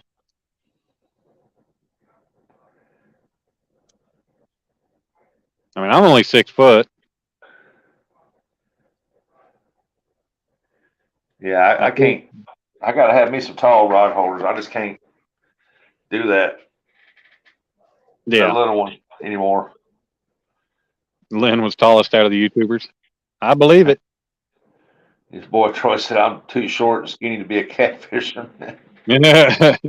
That's about right, buddy. Hear that. If you ain't got the belly, you ain't a catfisherman. Right. And I got a little bit of a belly, but I don't have a catfisherman's belly. No. They used to call them bear bellies. Now they're catfish bellies. Yeah. I got kind of that hybrid belly, hybrid fisherman's belly. Not big enough to be a catfisherman, but not small enough to be a bass fisherman. He's a channel cat belly. Yeah. A little bit in between. Yeah. Yeah, that was my whole thought process when I built this stand was, you go places, and if you're a bank fisherman, you never know where you're going to end up. If you're going to be in a muddy spot, if you have somewhere that's not real dry, and we were just using some pieces of rebar that we had bent U-shape or V-shape on the end, on the top, and just propping them on there. Well, I don't like the thought of just leaning my rod up against there and some fish coming and getting it and taking off with it. Yeah, because the the way you set your drag, you don't want your drag real loose, and sometimes that drag don't work right, and it'll yank that thing out. Yeah. And so I was like, I saw the monster rod holders and I saw old fishing and stuff video on making them. I was like, that's simple enough. And so I went ahead and I was like, screw it. I went and bought the material and I made up 4 of them. I still need to Yeah. freaking clean the rust off of them and paint them. But So I got there's mine. I'm gonna paint my shafts. They're made out of rebar mhm, and 4 foot long, and I'm gonna paint the shafts like a real bright color, and then the ring parts I'm gonna take and rubber dip those. yeah.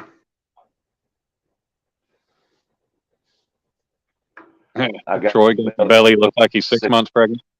Yeah, I just read that. Well, join the club, buddy.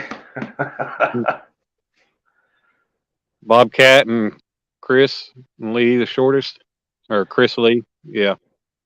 And I tell people, yeah, I still got a bunch of fat on me, and I'm losing weight, but after that surgery, I'm still swollen up, Right. and I'll be like that till it heals up. They said it take about 2 years to heal up. Hmm. What kind of surgery do you have? Well, I had diverticulitis, and my colon ruptured in 2 spots on the Damn. inside, and they took out over 14 inches of it, and they Damn. cleaned up the best they could. Mhm. Well, at the very top, it caused a hernia, and about a year later, almost a year later, I had to have surgery because it started bothering me. And when they did that, they went inside and they said the infection was all going up inside. Mhm. So they re everything, and my muscle, you got an inner muscle on the inside, Yeah. and they scraped that so thin that they couldn't do the microscopic surgery for the hernia. So they had to cut me open and go in and redo all that, clean everything. So Damn. I'm still swollen up from that crap. And it's been almost 4 months since I had that. That Still sucks. sore. Mhm. So I have to watch my lift something, man, because it's sore, man. They cut me the 10 inches they cut me, they added another 6 inches to it, and they put in 9 holes all the way around my abdomen, and they put 3 big holes and 2 cuts down the side where they had Damn. the cans going in, and just so they can get in there and clean all that stuff up, scrape the muscles and all that. And Jesus. That don't you sound talk, like no fun at all. yeah, you talk about pain, man. Good Lord, that was painful. Oh, I bet. I mean, hell, you use your abdomen, your abdominal muscles all day, every day, and they went in invasive and Yeah. messed you up. Well, they That's told me that's what was going to happen, but yeah. as soon as I was still asleep after surgery, still out, and they come in there messing with me, got me woke up, and I still wouldn't woke up, and made Mhm. me get, and I had to leave because it was supposed to be in and out, but I was in surgery 2 hours longer than they expected because they found all the complications inside, and they were supposed to keep me overnight. They were going to keep me overnight, but they didn't have the room for it, and Mhm. sent me home. You talk about painful. Oh my God. Oh, I bet. I didn't want to move and nothing. Yeah. They wouldn't give me nothing. I was like, man, I'm hurting so bad. I Hey, come my home mom. for 3 days. Shit. My mom had diverticulitis, but it never made it to that point.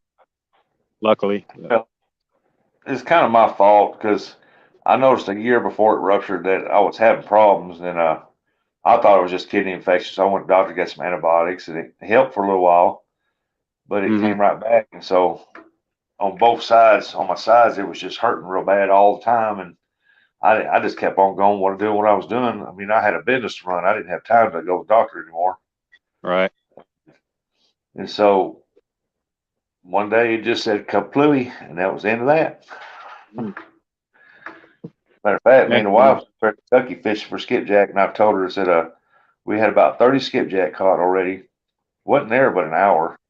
Mhm. Had about caught already, and I looked at her, I told her, said, something ain't right. I said, something ain't right. I said, I'm in severe pain. We got to go. And so we left, and almost got home, and they got phone rang and said, "You need to get to the hospital now."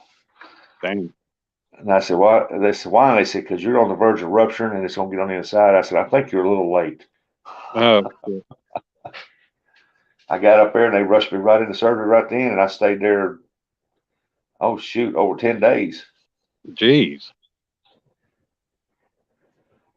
Damn.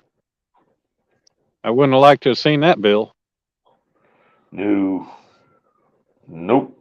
My insurance took care of that. Yeah. I think it's bullshit what they charge for a day's stay in a hospital. Yeah, I had to know what they charge for them. I had to have antibiotics every 30 minutes. They run a bag of antibiotics through me. Every 2 hours, they run a different kind through me every 2 hours, and it was like that all day long for 10 days. Damn. And I guess that's why I never got COVID, because I had so much antibodies built up. Mm. Maybe. Hard to say. Yeah, because I've been everywhere around tons of Oh, people. And come on. Do it again. Stay after it. which one, Yeah. Uncle Lou's? The yellow rod again. Yeah, something's hitting on that yellow one. Yeah. Just another hard hit. And Michael Murillo, what's going on, bud? How are you, Hey, sir? Marlo. Sucks I didn't get to make it out there to CatCon to come meet you. I really wanted to make it out there, meet everybody. I did too, buddy. Hell, I'll make CatCon. I mean, I'll make Kansas City. I They know said it was me pulling a line. it's you pulling line. Probably. He said he's been looking in and on you every now and then. I appreciate it. Nothing's changed. Get a bite here and there just to tease me and keep me from wanting to pack up and move. But I'm going to do that here pretty soon because I'm tired of this teasing crap. Move and try a new spot. Maybe I'll find the fish that actually want to eat there. But Yeah, Kansas City next year, probably. I've been trying to get a hold of Steve Douglas, because they said that he's one of the main ones over it, right. or big to dos in it. And I've been Yeah. trying to message him and everything else, and tell him, we got up here at Pop Bluff, we have the Black River Coliseum, which is they hold big major concerts up there. Mm-hmm. And it is big on the inside. I mean, they have monster trucks in there, they have rodeo in there. And Big. I'm like, why can't we bring one to CatCon to there, Yeah. Tons of parking. I mean, tons of parking, plenty of places to stay. Right. And it's like, I'd love to be able to have it come up over this way, because there's tons of people at Catfish, boy.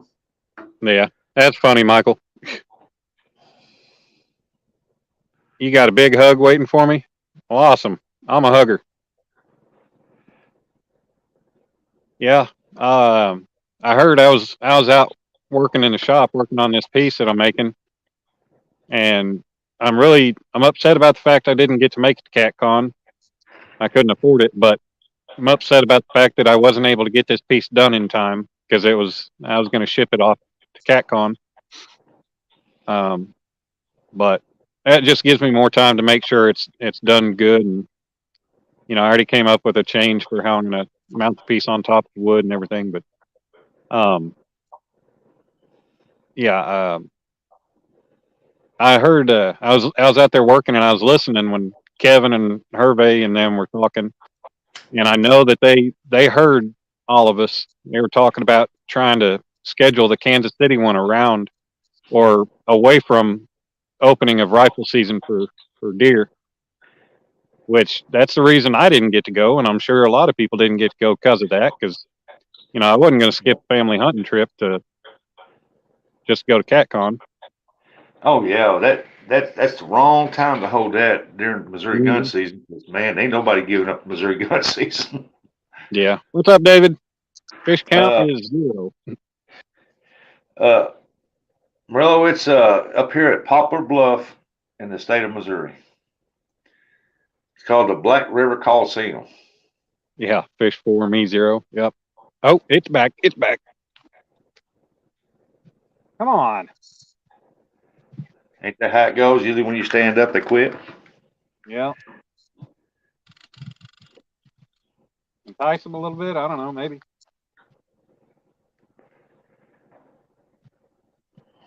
I'm still listening. Yeah, we're watching you. Mhm. Watching me get my hopes up.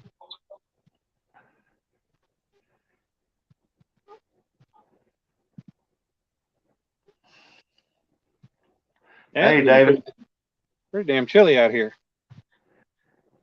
You know, it's unusual for me to hear me call somebody else David when mine's named David.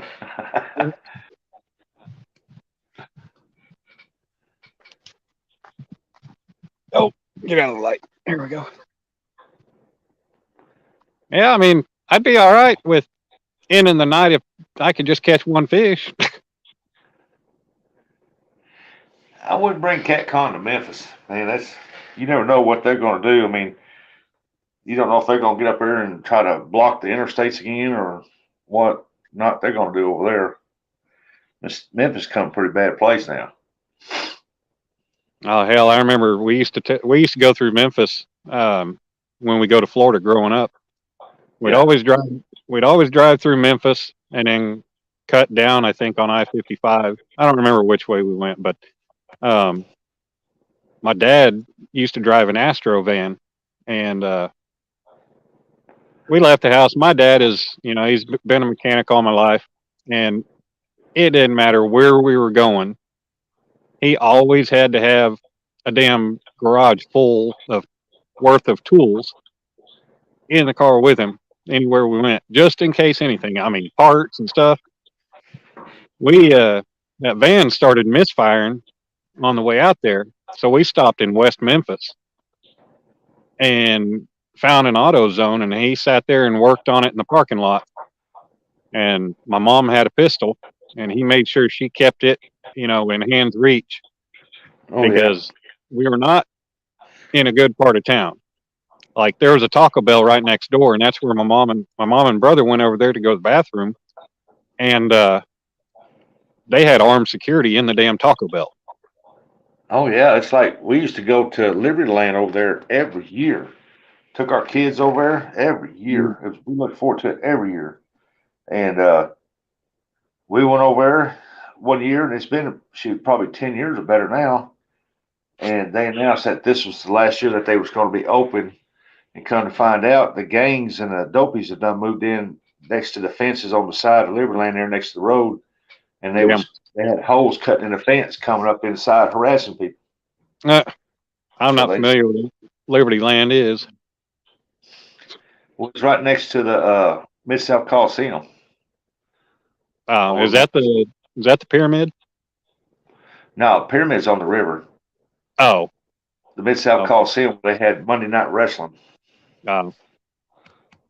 Troy, I've got live bluegill on the Uncle Lou's rod, live crappie on the yellow rod, and then I've got a piece of cut crappie on the B&M rod, I think, and a piece of chicken on the black rod. Lynn said I delivered in Memphis. Got there in the middle of the night. Thought I was on 8 Mile Road in Detroit. Oh Yep. yeah.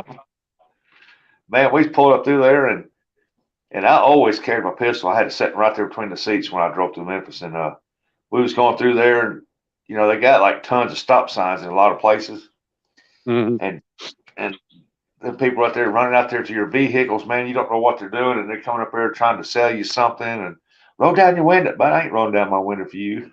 Right. Well, I got sent out there. Used to work for a pipeline contractor, and the company I was working for, they're based in Pennsylvania, but the pipeline headquarters for the company was in Norman, here in Oklahoma. And we had done, our company had done the pipeline to run into the FedEx tank farm at the airport. And me and another guy from the shop, we got sent out there to go help with the testing. And man, you want to talk about rough? We were out there, but shoot, I tell you, I got sent to go get barbecue one day, and I found this little hole in the wall barbecue place, and I'm talking, it's one of those you hear about where the damn grease is just stuck to the wall. And man, I felt a little unsafe in that part of town, but you know, I went there, Yeah. no worries. But man, I'll tell you, there's a lot of places around there. Hell, we did pipeline there running down, I think Brooks Road, right there in front of Graceland. Yeah. And they said that the people would come up, like they'd have their generators or water pumps or whatever out there. They just come walking up and they'd steal it right in broad daylight. They'd come take it right off the road, right in front of you with you looking. Yeah. But yeah, we ended up staying in Horn Lake, right there across the Mississippi border. I mean, hell, that's only about 15 minutes down I-55 just to get from Memphis to the Mississippi line. Yeah. 15, 20 minutes, something like that. But Horn Lake wasn't bad. Stayed at the No. Sleep Inn, Applebee's right next door. Well, David, you got that rock. I always say the Little Rock would be a good place to go too. And because they do have a lot of places down there they build boats. Yeah. Yeah, I can make Memphis in 6 hours flat. So I can make Little Rock in probably 4 hours, 4.5 hours. How far is Memphis from Little Rock? Oh, shoot, it's just a hop, skip, and a jump. Right across the river, basically. You just get on 40 and go till you hit the Little Rock exit. Yeah. It's been so long since I've been that way, I don't remember. I think last time I went that far, last times I've been to Arkansas was going to Fayetteville for the bike rally. And we just hit Fort Smith and go straight up to Fayetteville. But yeah, I used to go that way.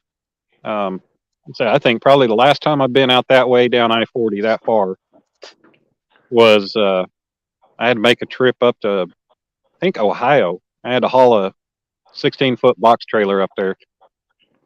And I had a friend that lived in Nashville, and I was going to stop and see her. And ended up driving out that way and went up through Kentucky and Indiana and all that. But I think that's the last time I went out that far that way. That's been since like 2009. Is Murillo still in here? Probably. Okay, 2 hours. So yeah, I can make Little Rock in 4. That'd be easy. Hell, I can make that an easy weekend trip. Oh yeah, it's 2 hours for me too, I think. I mean, I can make Kansas City in 5. That's not bad. Or even St. Louis. I mean, I can make St. Louis in, I think right at like 7 hours. You're in Oklahoma, right? Yeah. Yeah, see, I'm supposed to be going out to Arizona and I want to drive out there. They want me to fly, but I want to drive because I want to meet a few of you guys on the way out there, Like Yeah. I'm gonna run by Outdoors with Big Matt. I'm gonna go stay a couple days out there and fish with him and stuff. Where's Big Matt at? Texas. Okay. And I go through Oklahoma. I don't know what part you're in, but I take. I live 10 minutes. I live 10 minutes north of I-40, just east of Oklahoma City. Oh yeah, I go down 40 right through there and till I connect with 10. Yeah. Hey, Steven. 10 don't connect to 40. No, I have to switch off to something else before I hit 10. Yeah. I mean, if you come through Oklahoma City, hell, you'd have to go. You'd have to go down I-35 or I-44. Yeah, I go through Oklahoma, then I cut across New Mexico, and then go into Arizona. Where you go to in Arizona? Plumb over to the California state line. I think, Yuma? 160. Yeah, close to that. Yep. about 160 miles west of Phoenix. Okay. Yeah, I made that trip about 10 times one summer. I've made that We trip were about doing 10,000 times with my grandparents. yeah. Well, that was just during the summer. I made, hell, overall, I probably made 15 or 20 trips just to Calexico, California, and Yuma. Worked in Yuma for a little bit. We were doing a pipeline, and we did 2 pipelines down in Mexico, all in the same. One in Tijuana, and then one down around Rumarosa.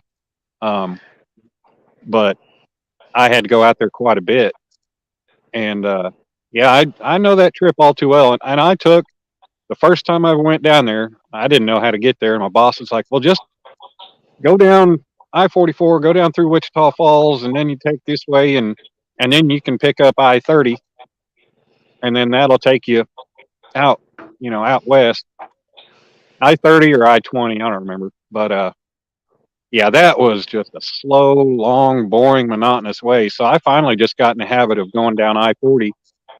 I go down I-40 to uh, Albuquerque, and I'd hit 25, and then I'd go down to uh, the Las Cruces, and I'd hit 10 right there in Las Cruces, and then go on through Arizona. Yeah. Yeah, I'm gonna be down there around Yuma, Lake Havasu, Mhm. and Havasu City, and but I'm gonna be sitting down there in a little town called Quartzsite. Hey, Steve and Corley, how you doing?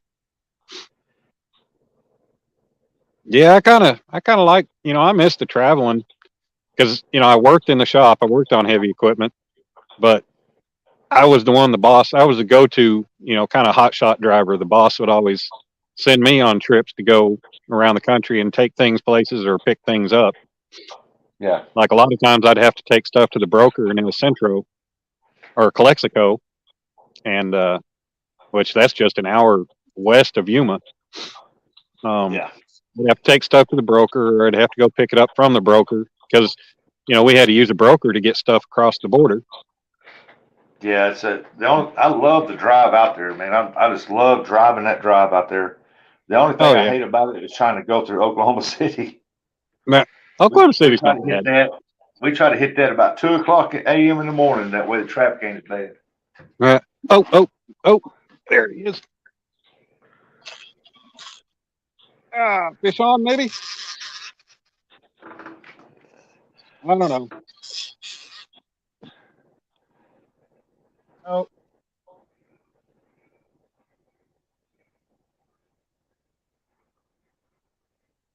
oh, no fish Didn't on. get him. Just had a hold of the bait. Damn it. Try this again. I can.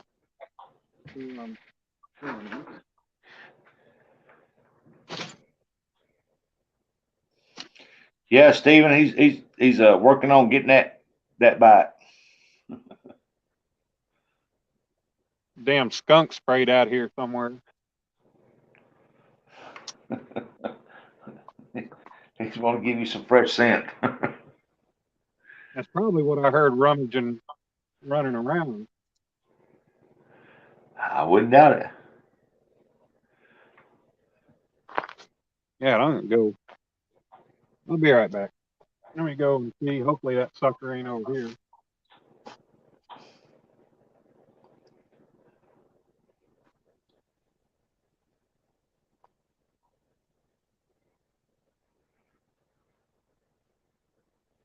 He gonna walk up on him. I hope not.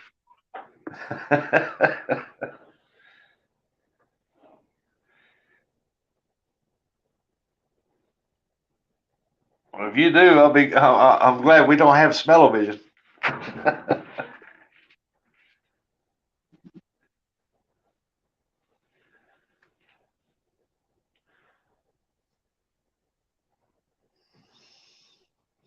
Well, I just walked about 50 foot down the way.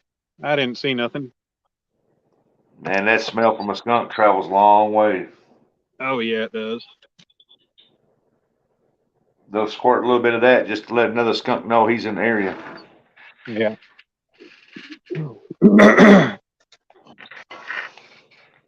don't know if I cast out in a good spot or not, but Do you use the same bait? yeah, I just cast that crappie back out. Was it dead or alive? I didn't even look. If he was dead, you should have cut him up some. Yeah, I usually try to. I didn't look. I should have, but the way the light was and everything else, I was just like, screw it. I'll cast it back out there. Yeah, I don't blame you, Stephen. Not a bit. What's that? Stephen said, I was turkey hunting with my son, and a skunk walked out in front of us. He wanted to shoot it. I told him, not if you want to go home with me.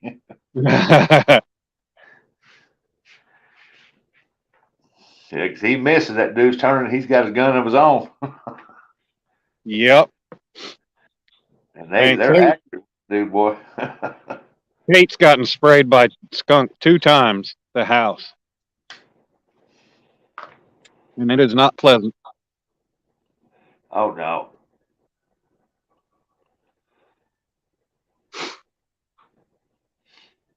Yeah, it's not, driving through Oklahoma City right now is not so bad since they've gotten, when you get west of I-35, it's, all 3-lane now, or 3-4 lane.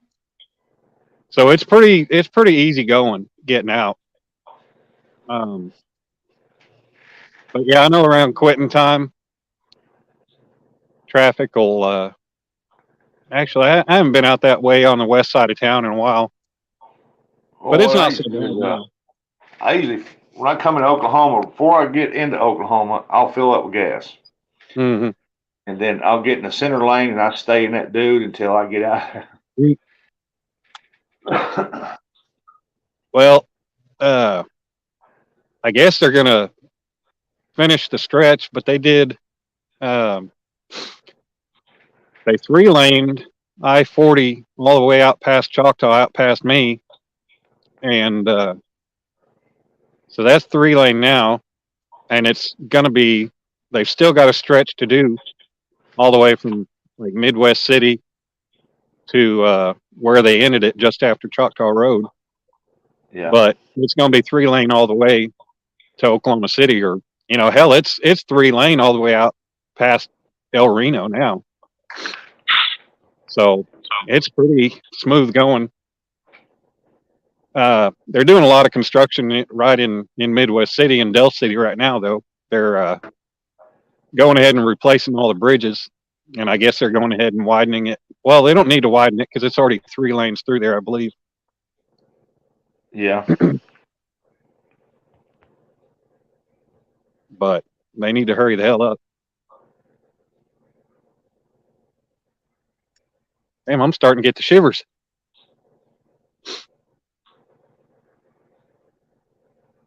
Sitting right out here in the middle of the open, water all around me.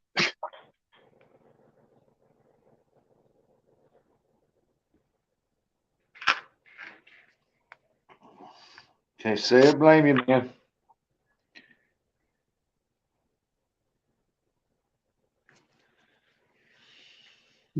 Years ago, this boy out There in we hunt go. skunks. Got my new avatar up there now. I can't really see it. What we got there? Solo. Oh, nice.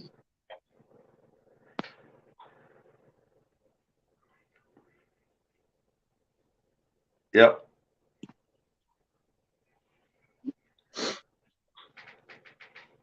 At first, I thought that was that bowfin, but it's not. It's a big old channel cat. In the picture.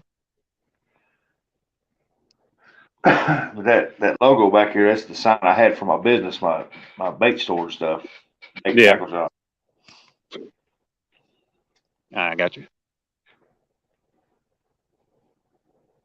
I finally got it put up on the wall behind me, Mm-hmm.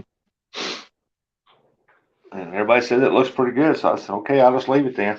I was just trying it, see what it looked like. Yeah. That sounds good.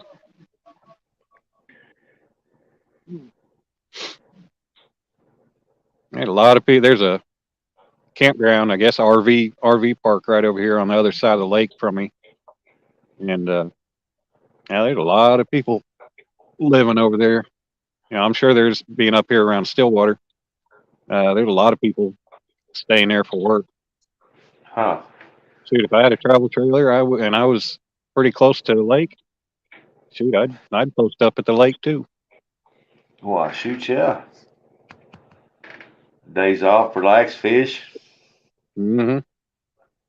Hell, even after getting in from work, even if I was working 12-hour shifts like I normally do, hell, depending on the day, I'd come in, clean up, and hell, I wouldn't even clean up. I just come in, relax for a few minutes to get my stuff, and go fishing, and then I clean up at the end of the night. Yeah, Yep. Steven, I wouldn't want to be. Yeah, I wouldn't want no damn dog deciding it wanted to go hunting skunks. I was on a wind farm working up in Blackwell, up kind of close to Kansas border, and I was operating a SkyTrack on that. I just driving down one of the old county roads, going from one pad site to another. I had a damn skunk come up in front of me. I was like, "Oh, no, don't spray." Hey, you driving one of them SkyTrack telescopic forklift? I mean, shoot, those you hit a bump, the forks go bouncing around. Shoot, you scare the hell out of that skunk, and he'd be like, "Oh no, spray!" You ain't moving fast enough. Mm. Maybe don't pull up on a job site and that dude, whoop, be smelling. Yeah. Guys, I fixed it for you. I hit every skunk on the way over here.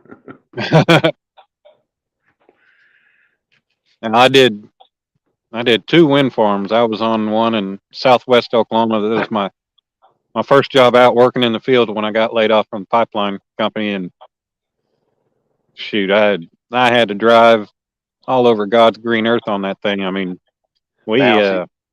we put up 93 or 97 turbines on that job, and Took a while.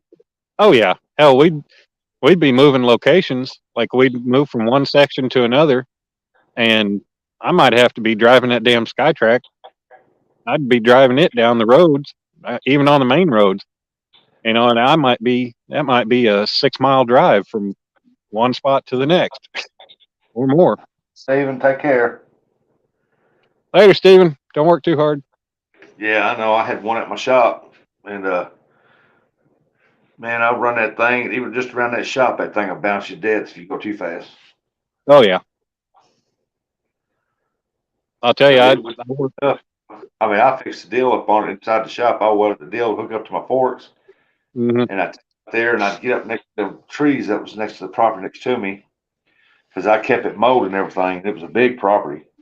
Yeah. And get around the trees because limbs overhanging. So I ain't got a chainsaw. So I made this deal, put a good point on it, grind it down, and went up, picked that dude up and just telescoped it out, and then it shaved them limbs right off.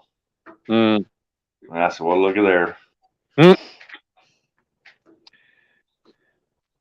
Oh, shoot, lost my train of thought. Got what I was gonna say, and of course, if you ask my grandpa, he said, "Yeah, it must have been a lie." No, you didn't miss any fish. Oh. Got to see a crappie though. Nope, Clayton. I had a good bite. He was staying after it, and when I finally thought I'd take the chance to reel down, he wasn't there.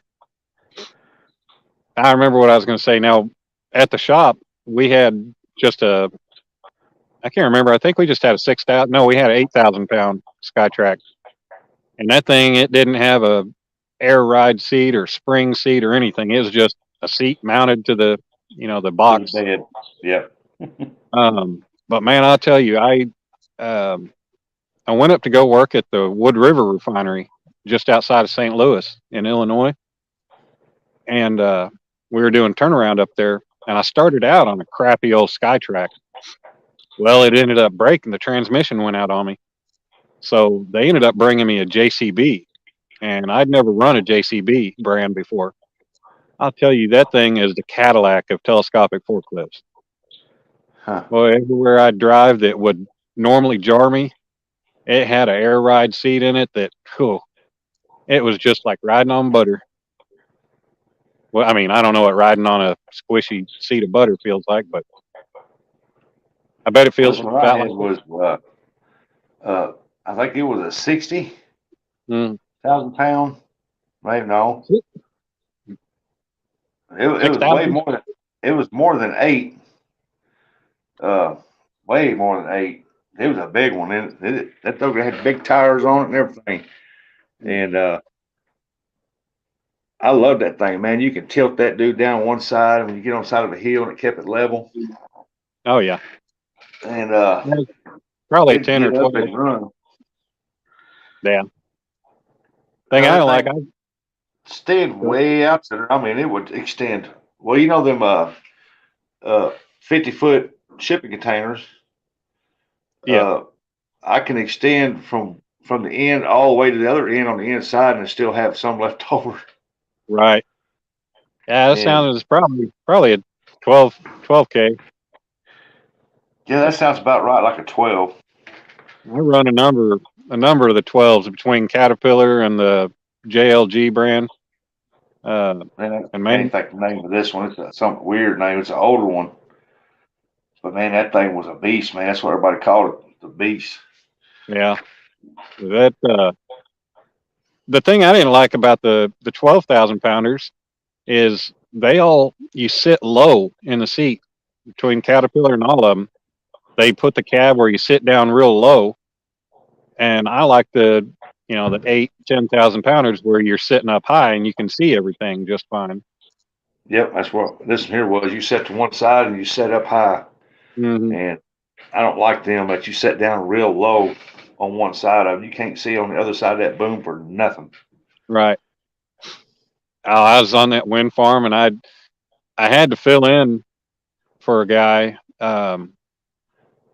He took my crew wasn't working. I was on the offload crew, and my crew wasn't working, and the one of the other crews was needing operator.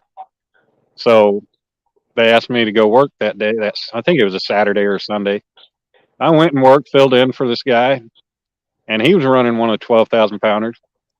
Well, I'm sitting there driving along, and I tilted the forks down trying to get, because a lot of these guys I hate. They'll spray oil or put grease on that rod so the forks will slide easy.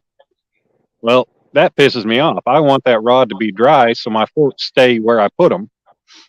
But there I was sitting there driving along down a gravel road. I tilted them damn forks down, and next thing I know, that freaking thing almost stopped dead in its tracks. Mm. I buried that fork about 18 inches into the road. Took a big old chunk of that gravel road out, bent the fork. I was like, oh shit. Didn't get in trouble for it, but it still sucked having to operate that thing with a damn bent fork. Yep. I took my forks and pulled them in together as close as I could get them. I made a deal to where I could scoop dirt with it, Yeah. and I could tilt that fork down and start going through there. I couldn't go very far, because it ain't gonna go very far. But Hmm. it was to pull out probably about 20 shovelfuls of dirt at a time. Yeah. And man, that thing, I dug a whole trench and put down from a bait shop. I had a well out back. I hooked that up, and then I dug that trench with it all the way up against the building and run a pipe underground for the well pump, where I put the pump on the inside of the building Hmm. for the winter time too. And man, that thing dug that thing great, man. And then I made a deal for it to where I could push the dirt back in, it flat like a blade. Right. I had that welding shop and I had a bunch of metal laying around. So I said, I'm gonna make some stuff for this thing. Because this thing, man, I can use this to dig a hole in China if I wanted to. Yeah. We built about a 6 foot wide bucket to go on ours, because we ended up they built a when we built our new shop, they built a loading ramp for being able to get in and out of semi trailers or off of for trucks to be able to drive off of flatbed trailers and everything. Yeah. So when we did that, we went ahead and we had a couple of heavy fabrication welders doing, me and my dad and other mechanics, we'd weld just fine, but we had so much work going on and there was a lot of heavy fabrication. They were building these big sleds that they could hook up to the tractors on the pipeline out on the right of way and just drag them. So those guys were busy doing that while we were doing all the mechanical work, and they ended up welding up a bucket for us, so that way we could actually, grade and bring in the gravel. We brought in rock and covered the loading ramp with that. So it made it really nice. I got a nice smooth finish on it, got it all laid out and everything. Worked just fine. Yep. Hey, Callie. You can sit in place and you can scope it in and out and move it and clean it up. What's up, Callie Bear? How you doing? Yeah, this one here had everything on it except for the side to side. I'm glad it didn't have that, but man, I made all kinds of attachments for this thing. I mean, all kinds. And I had people telling me come by the shop. And they said, you know what? We can't hardly find attachments for a SkyTrack. And I made attachments for them and stuff that they wanted. And I told Weiss, I ought to start a business doing this right here, just making and setting them out, painting them and setting them out here in the front and advertise what they are. And I guarantee I'd sell the far out of them. Right. But I didn't do it. I had too much farm work to do. Yeah.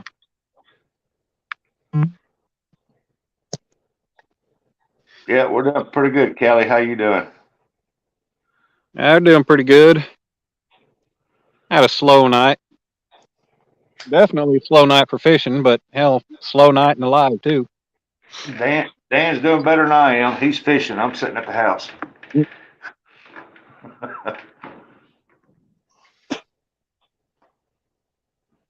Yeah, but when you're out fishing, you're actually catching. And that's because down there is a guaranteed catch. You can go down there, you can get in any fish tournament you want to, as long as it's a amount of fish and anything over 2 pounds, and you win every tournament online. Mm-hmm. Because that down there, you're guaranteed catch. You won't go down there and get skunked. Right. Heck, I went down there when Cody's 3+1 tournament, 1K tournament was going on. Yeah. And I think they said Danny caught only 3 fish.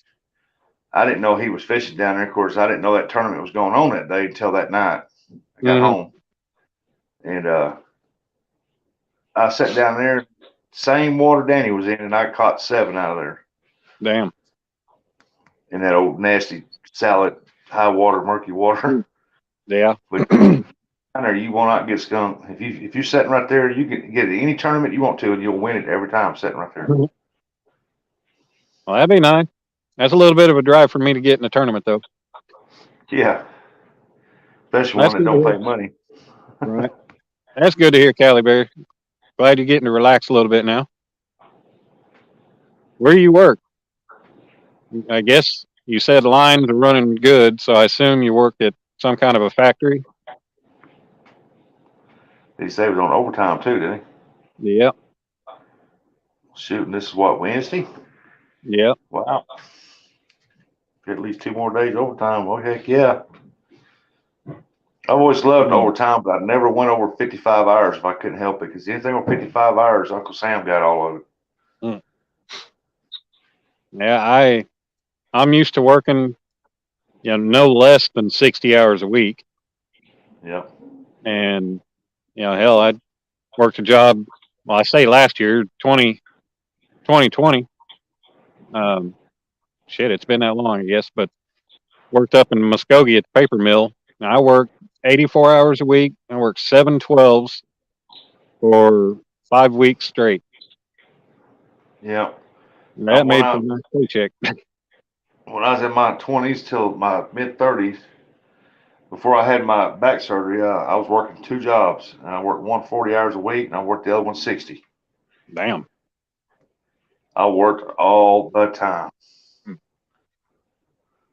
Screw all that. Now, Well, I'm just I work workaholic 6 and anyway, 7. man. Huh? I said I'm a workaholic anyway. Yeah. That's my dad too. But I'm used to working hell ever since my early 20s. If I work 40 hours a week, I feel like I'm only working a part-time job. Oh shoot, he's maintaining the robots on the assembly line. Okay. Nice. Working for Tesla. Out there in Las Vegas.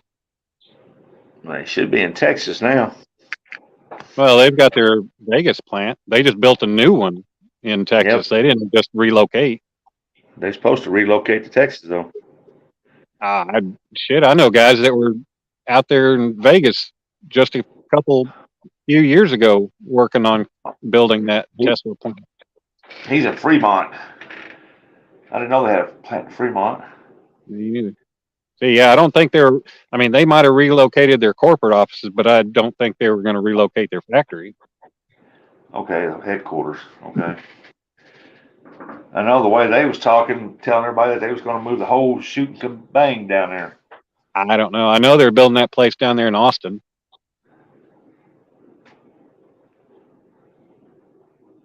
I don't know why everybody wants to go to Austin, but They think they're going to meet Stone Cold. that's where all the young up and comers are. I mean, that is the median age in Austin's like 25, 30 years old. I don't think I've ever been there. Bam. Scheduled for 80, usually do 120. I've never been there. I went down when my old roommate went down to College Station. They've got the old NASCAR track, the old Texas Motor Speedway. Uh-huh. He raced.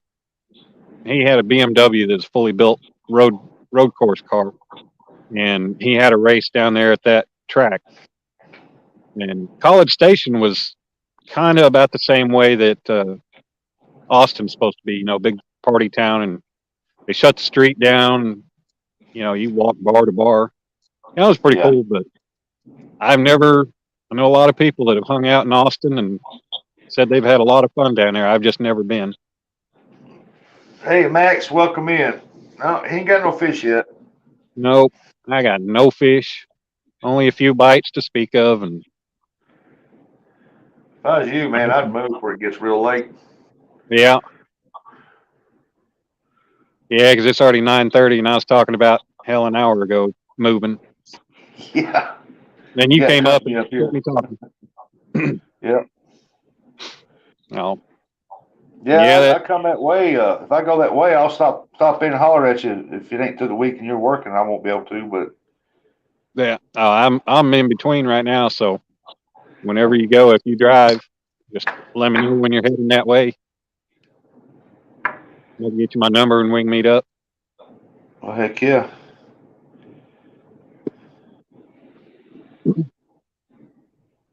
Yeah, I think I'm gonna end this one, pack up, and since it's already as late as it is, there's a spot I'm gonna stop at that's on the way out of here and set up and maybe try for another hour or two. If I was you, I'd shoot some videos and post some videos to your page if you catch anything. Yeah. Well, I was gonna come back live again. Oh, were you? Yeah. Wonder where Alicia's at. Usually she's in here. Do what? So wonder where Alicia's at. Usually she's in here with you. She's mad at me right now. Nah, she get over it. But yeah, guys, I think I'm gonna go ahead and end this real quick. And Thunderbird was dead today. Going to Draper tomorrow. Yeah, maybe have some luck there. But yeah, I'm gonna end this. I'm gonna pack up and I'm gonna move. And I'll come back. I'll start another live. It'd take me 20 minutes or better.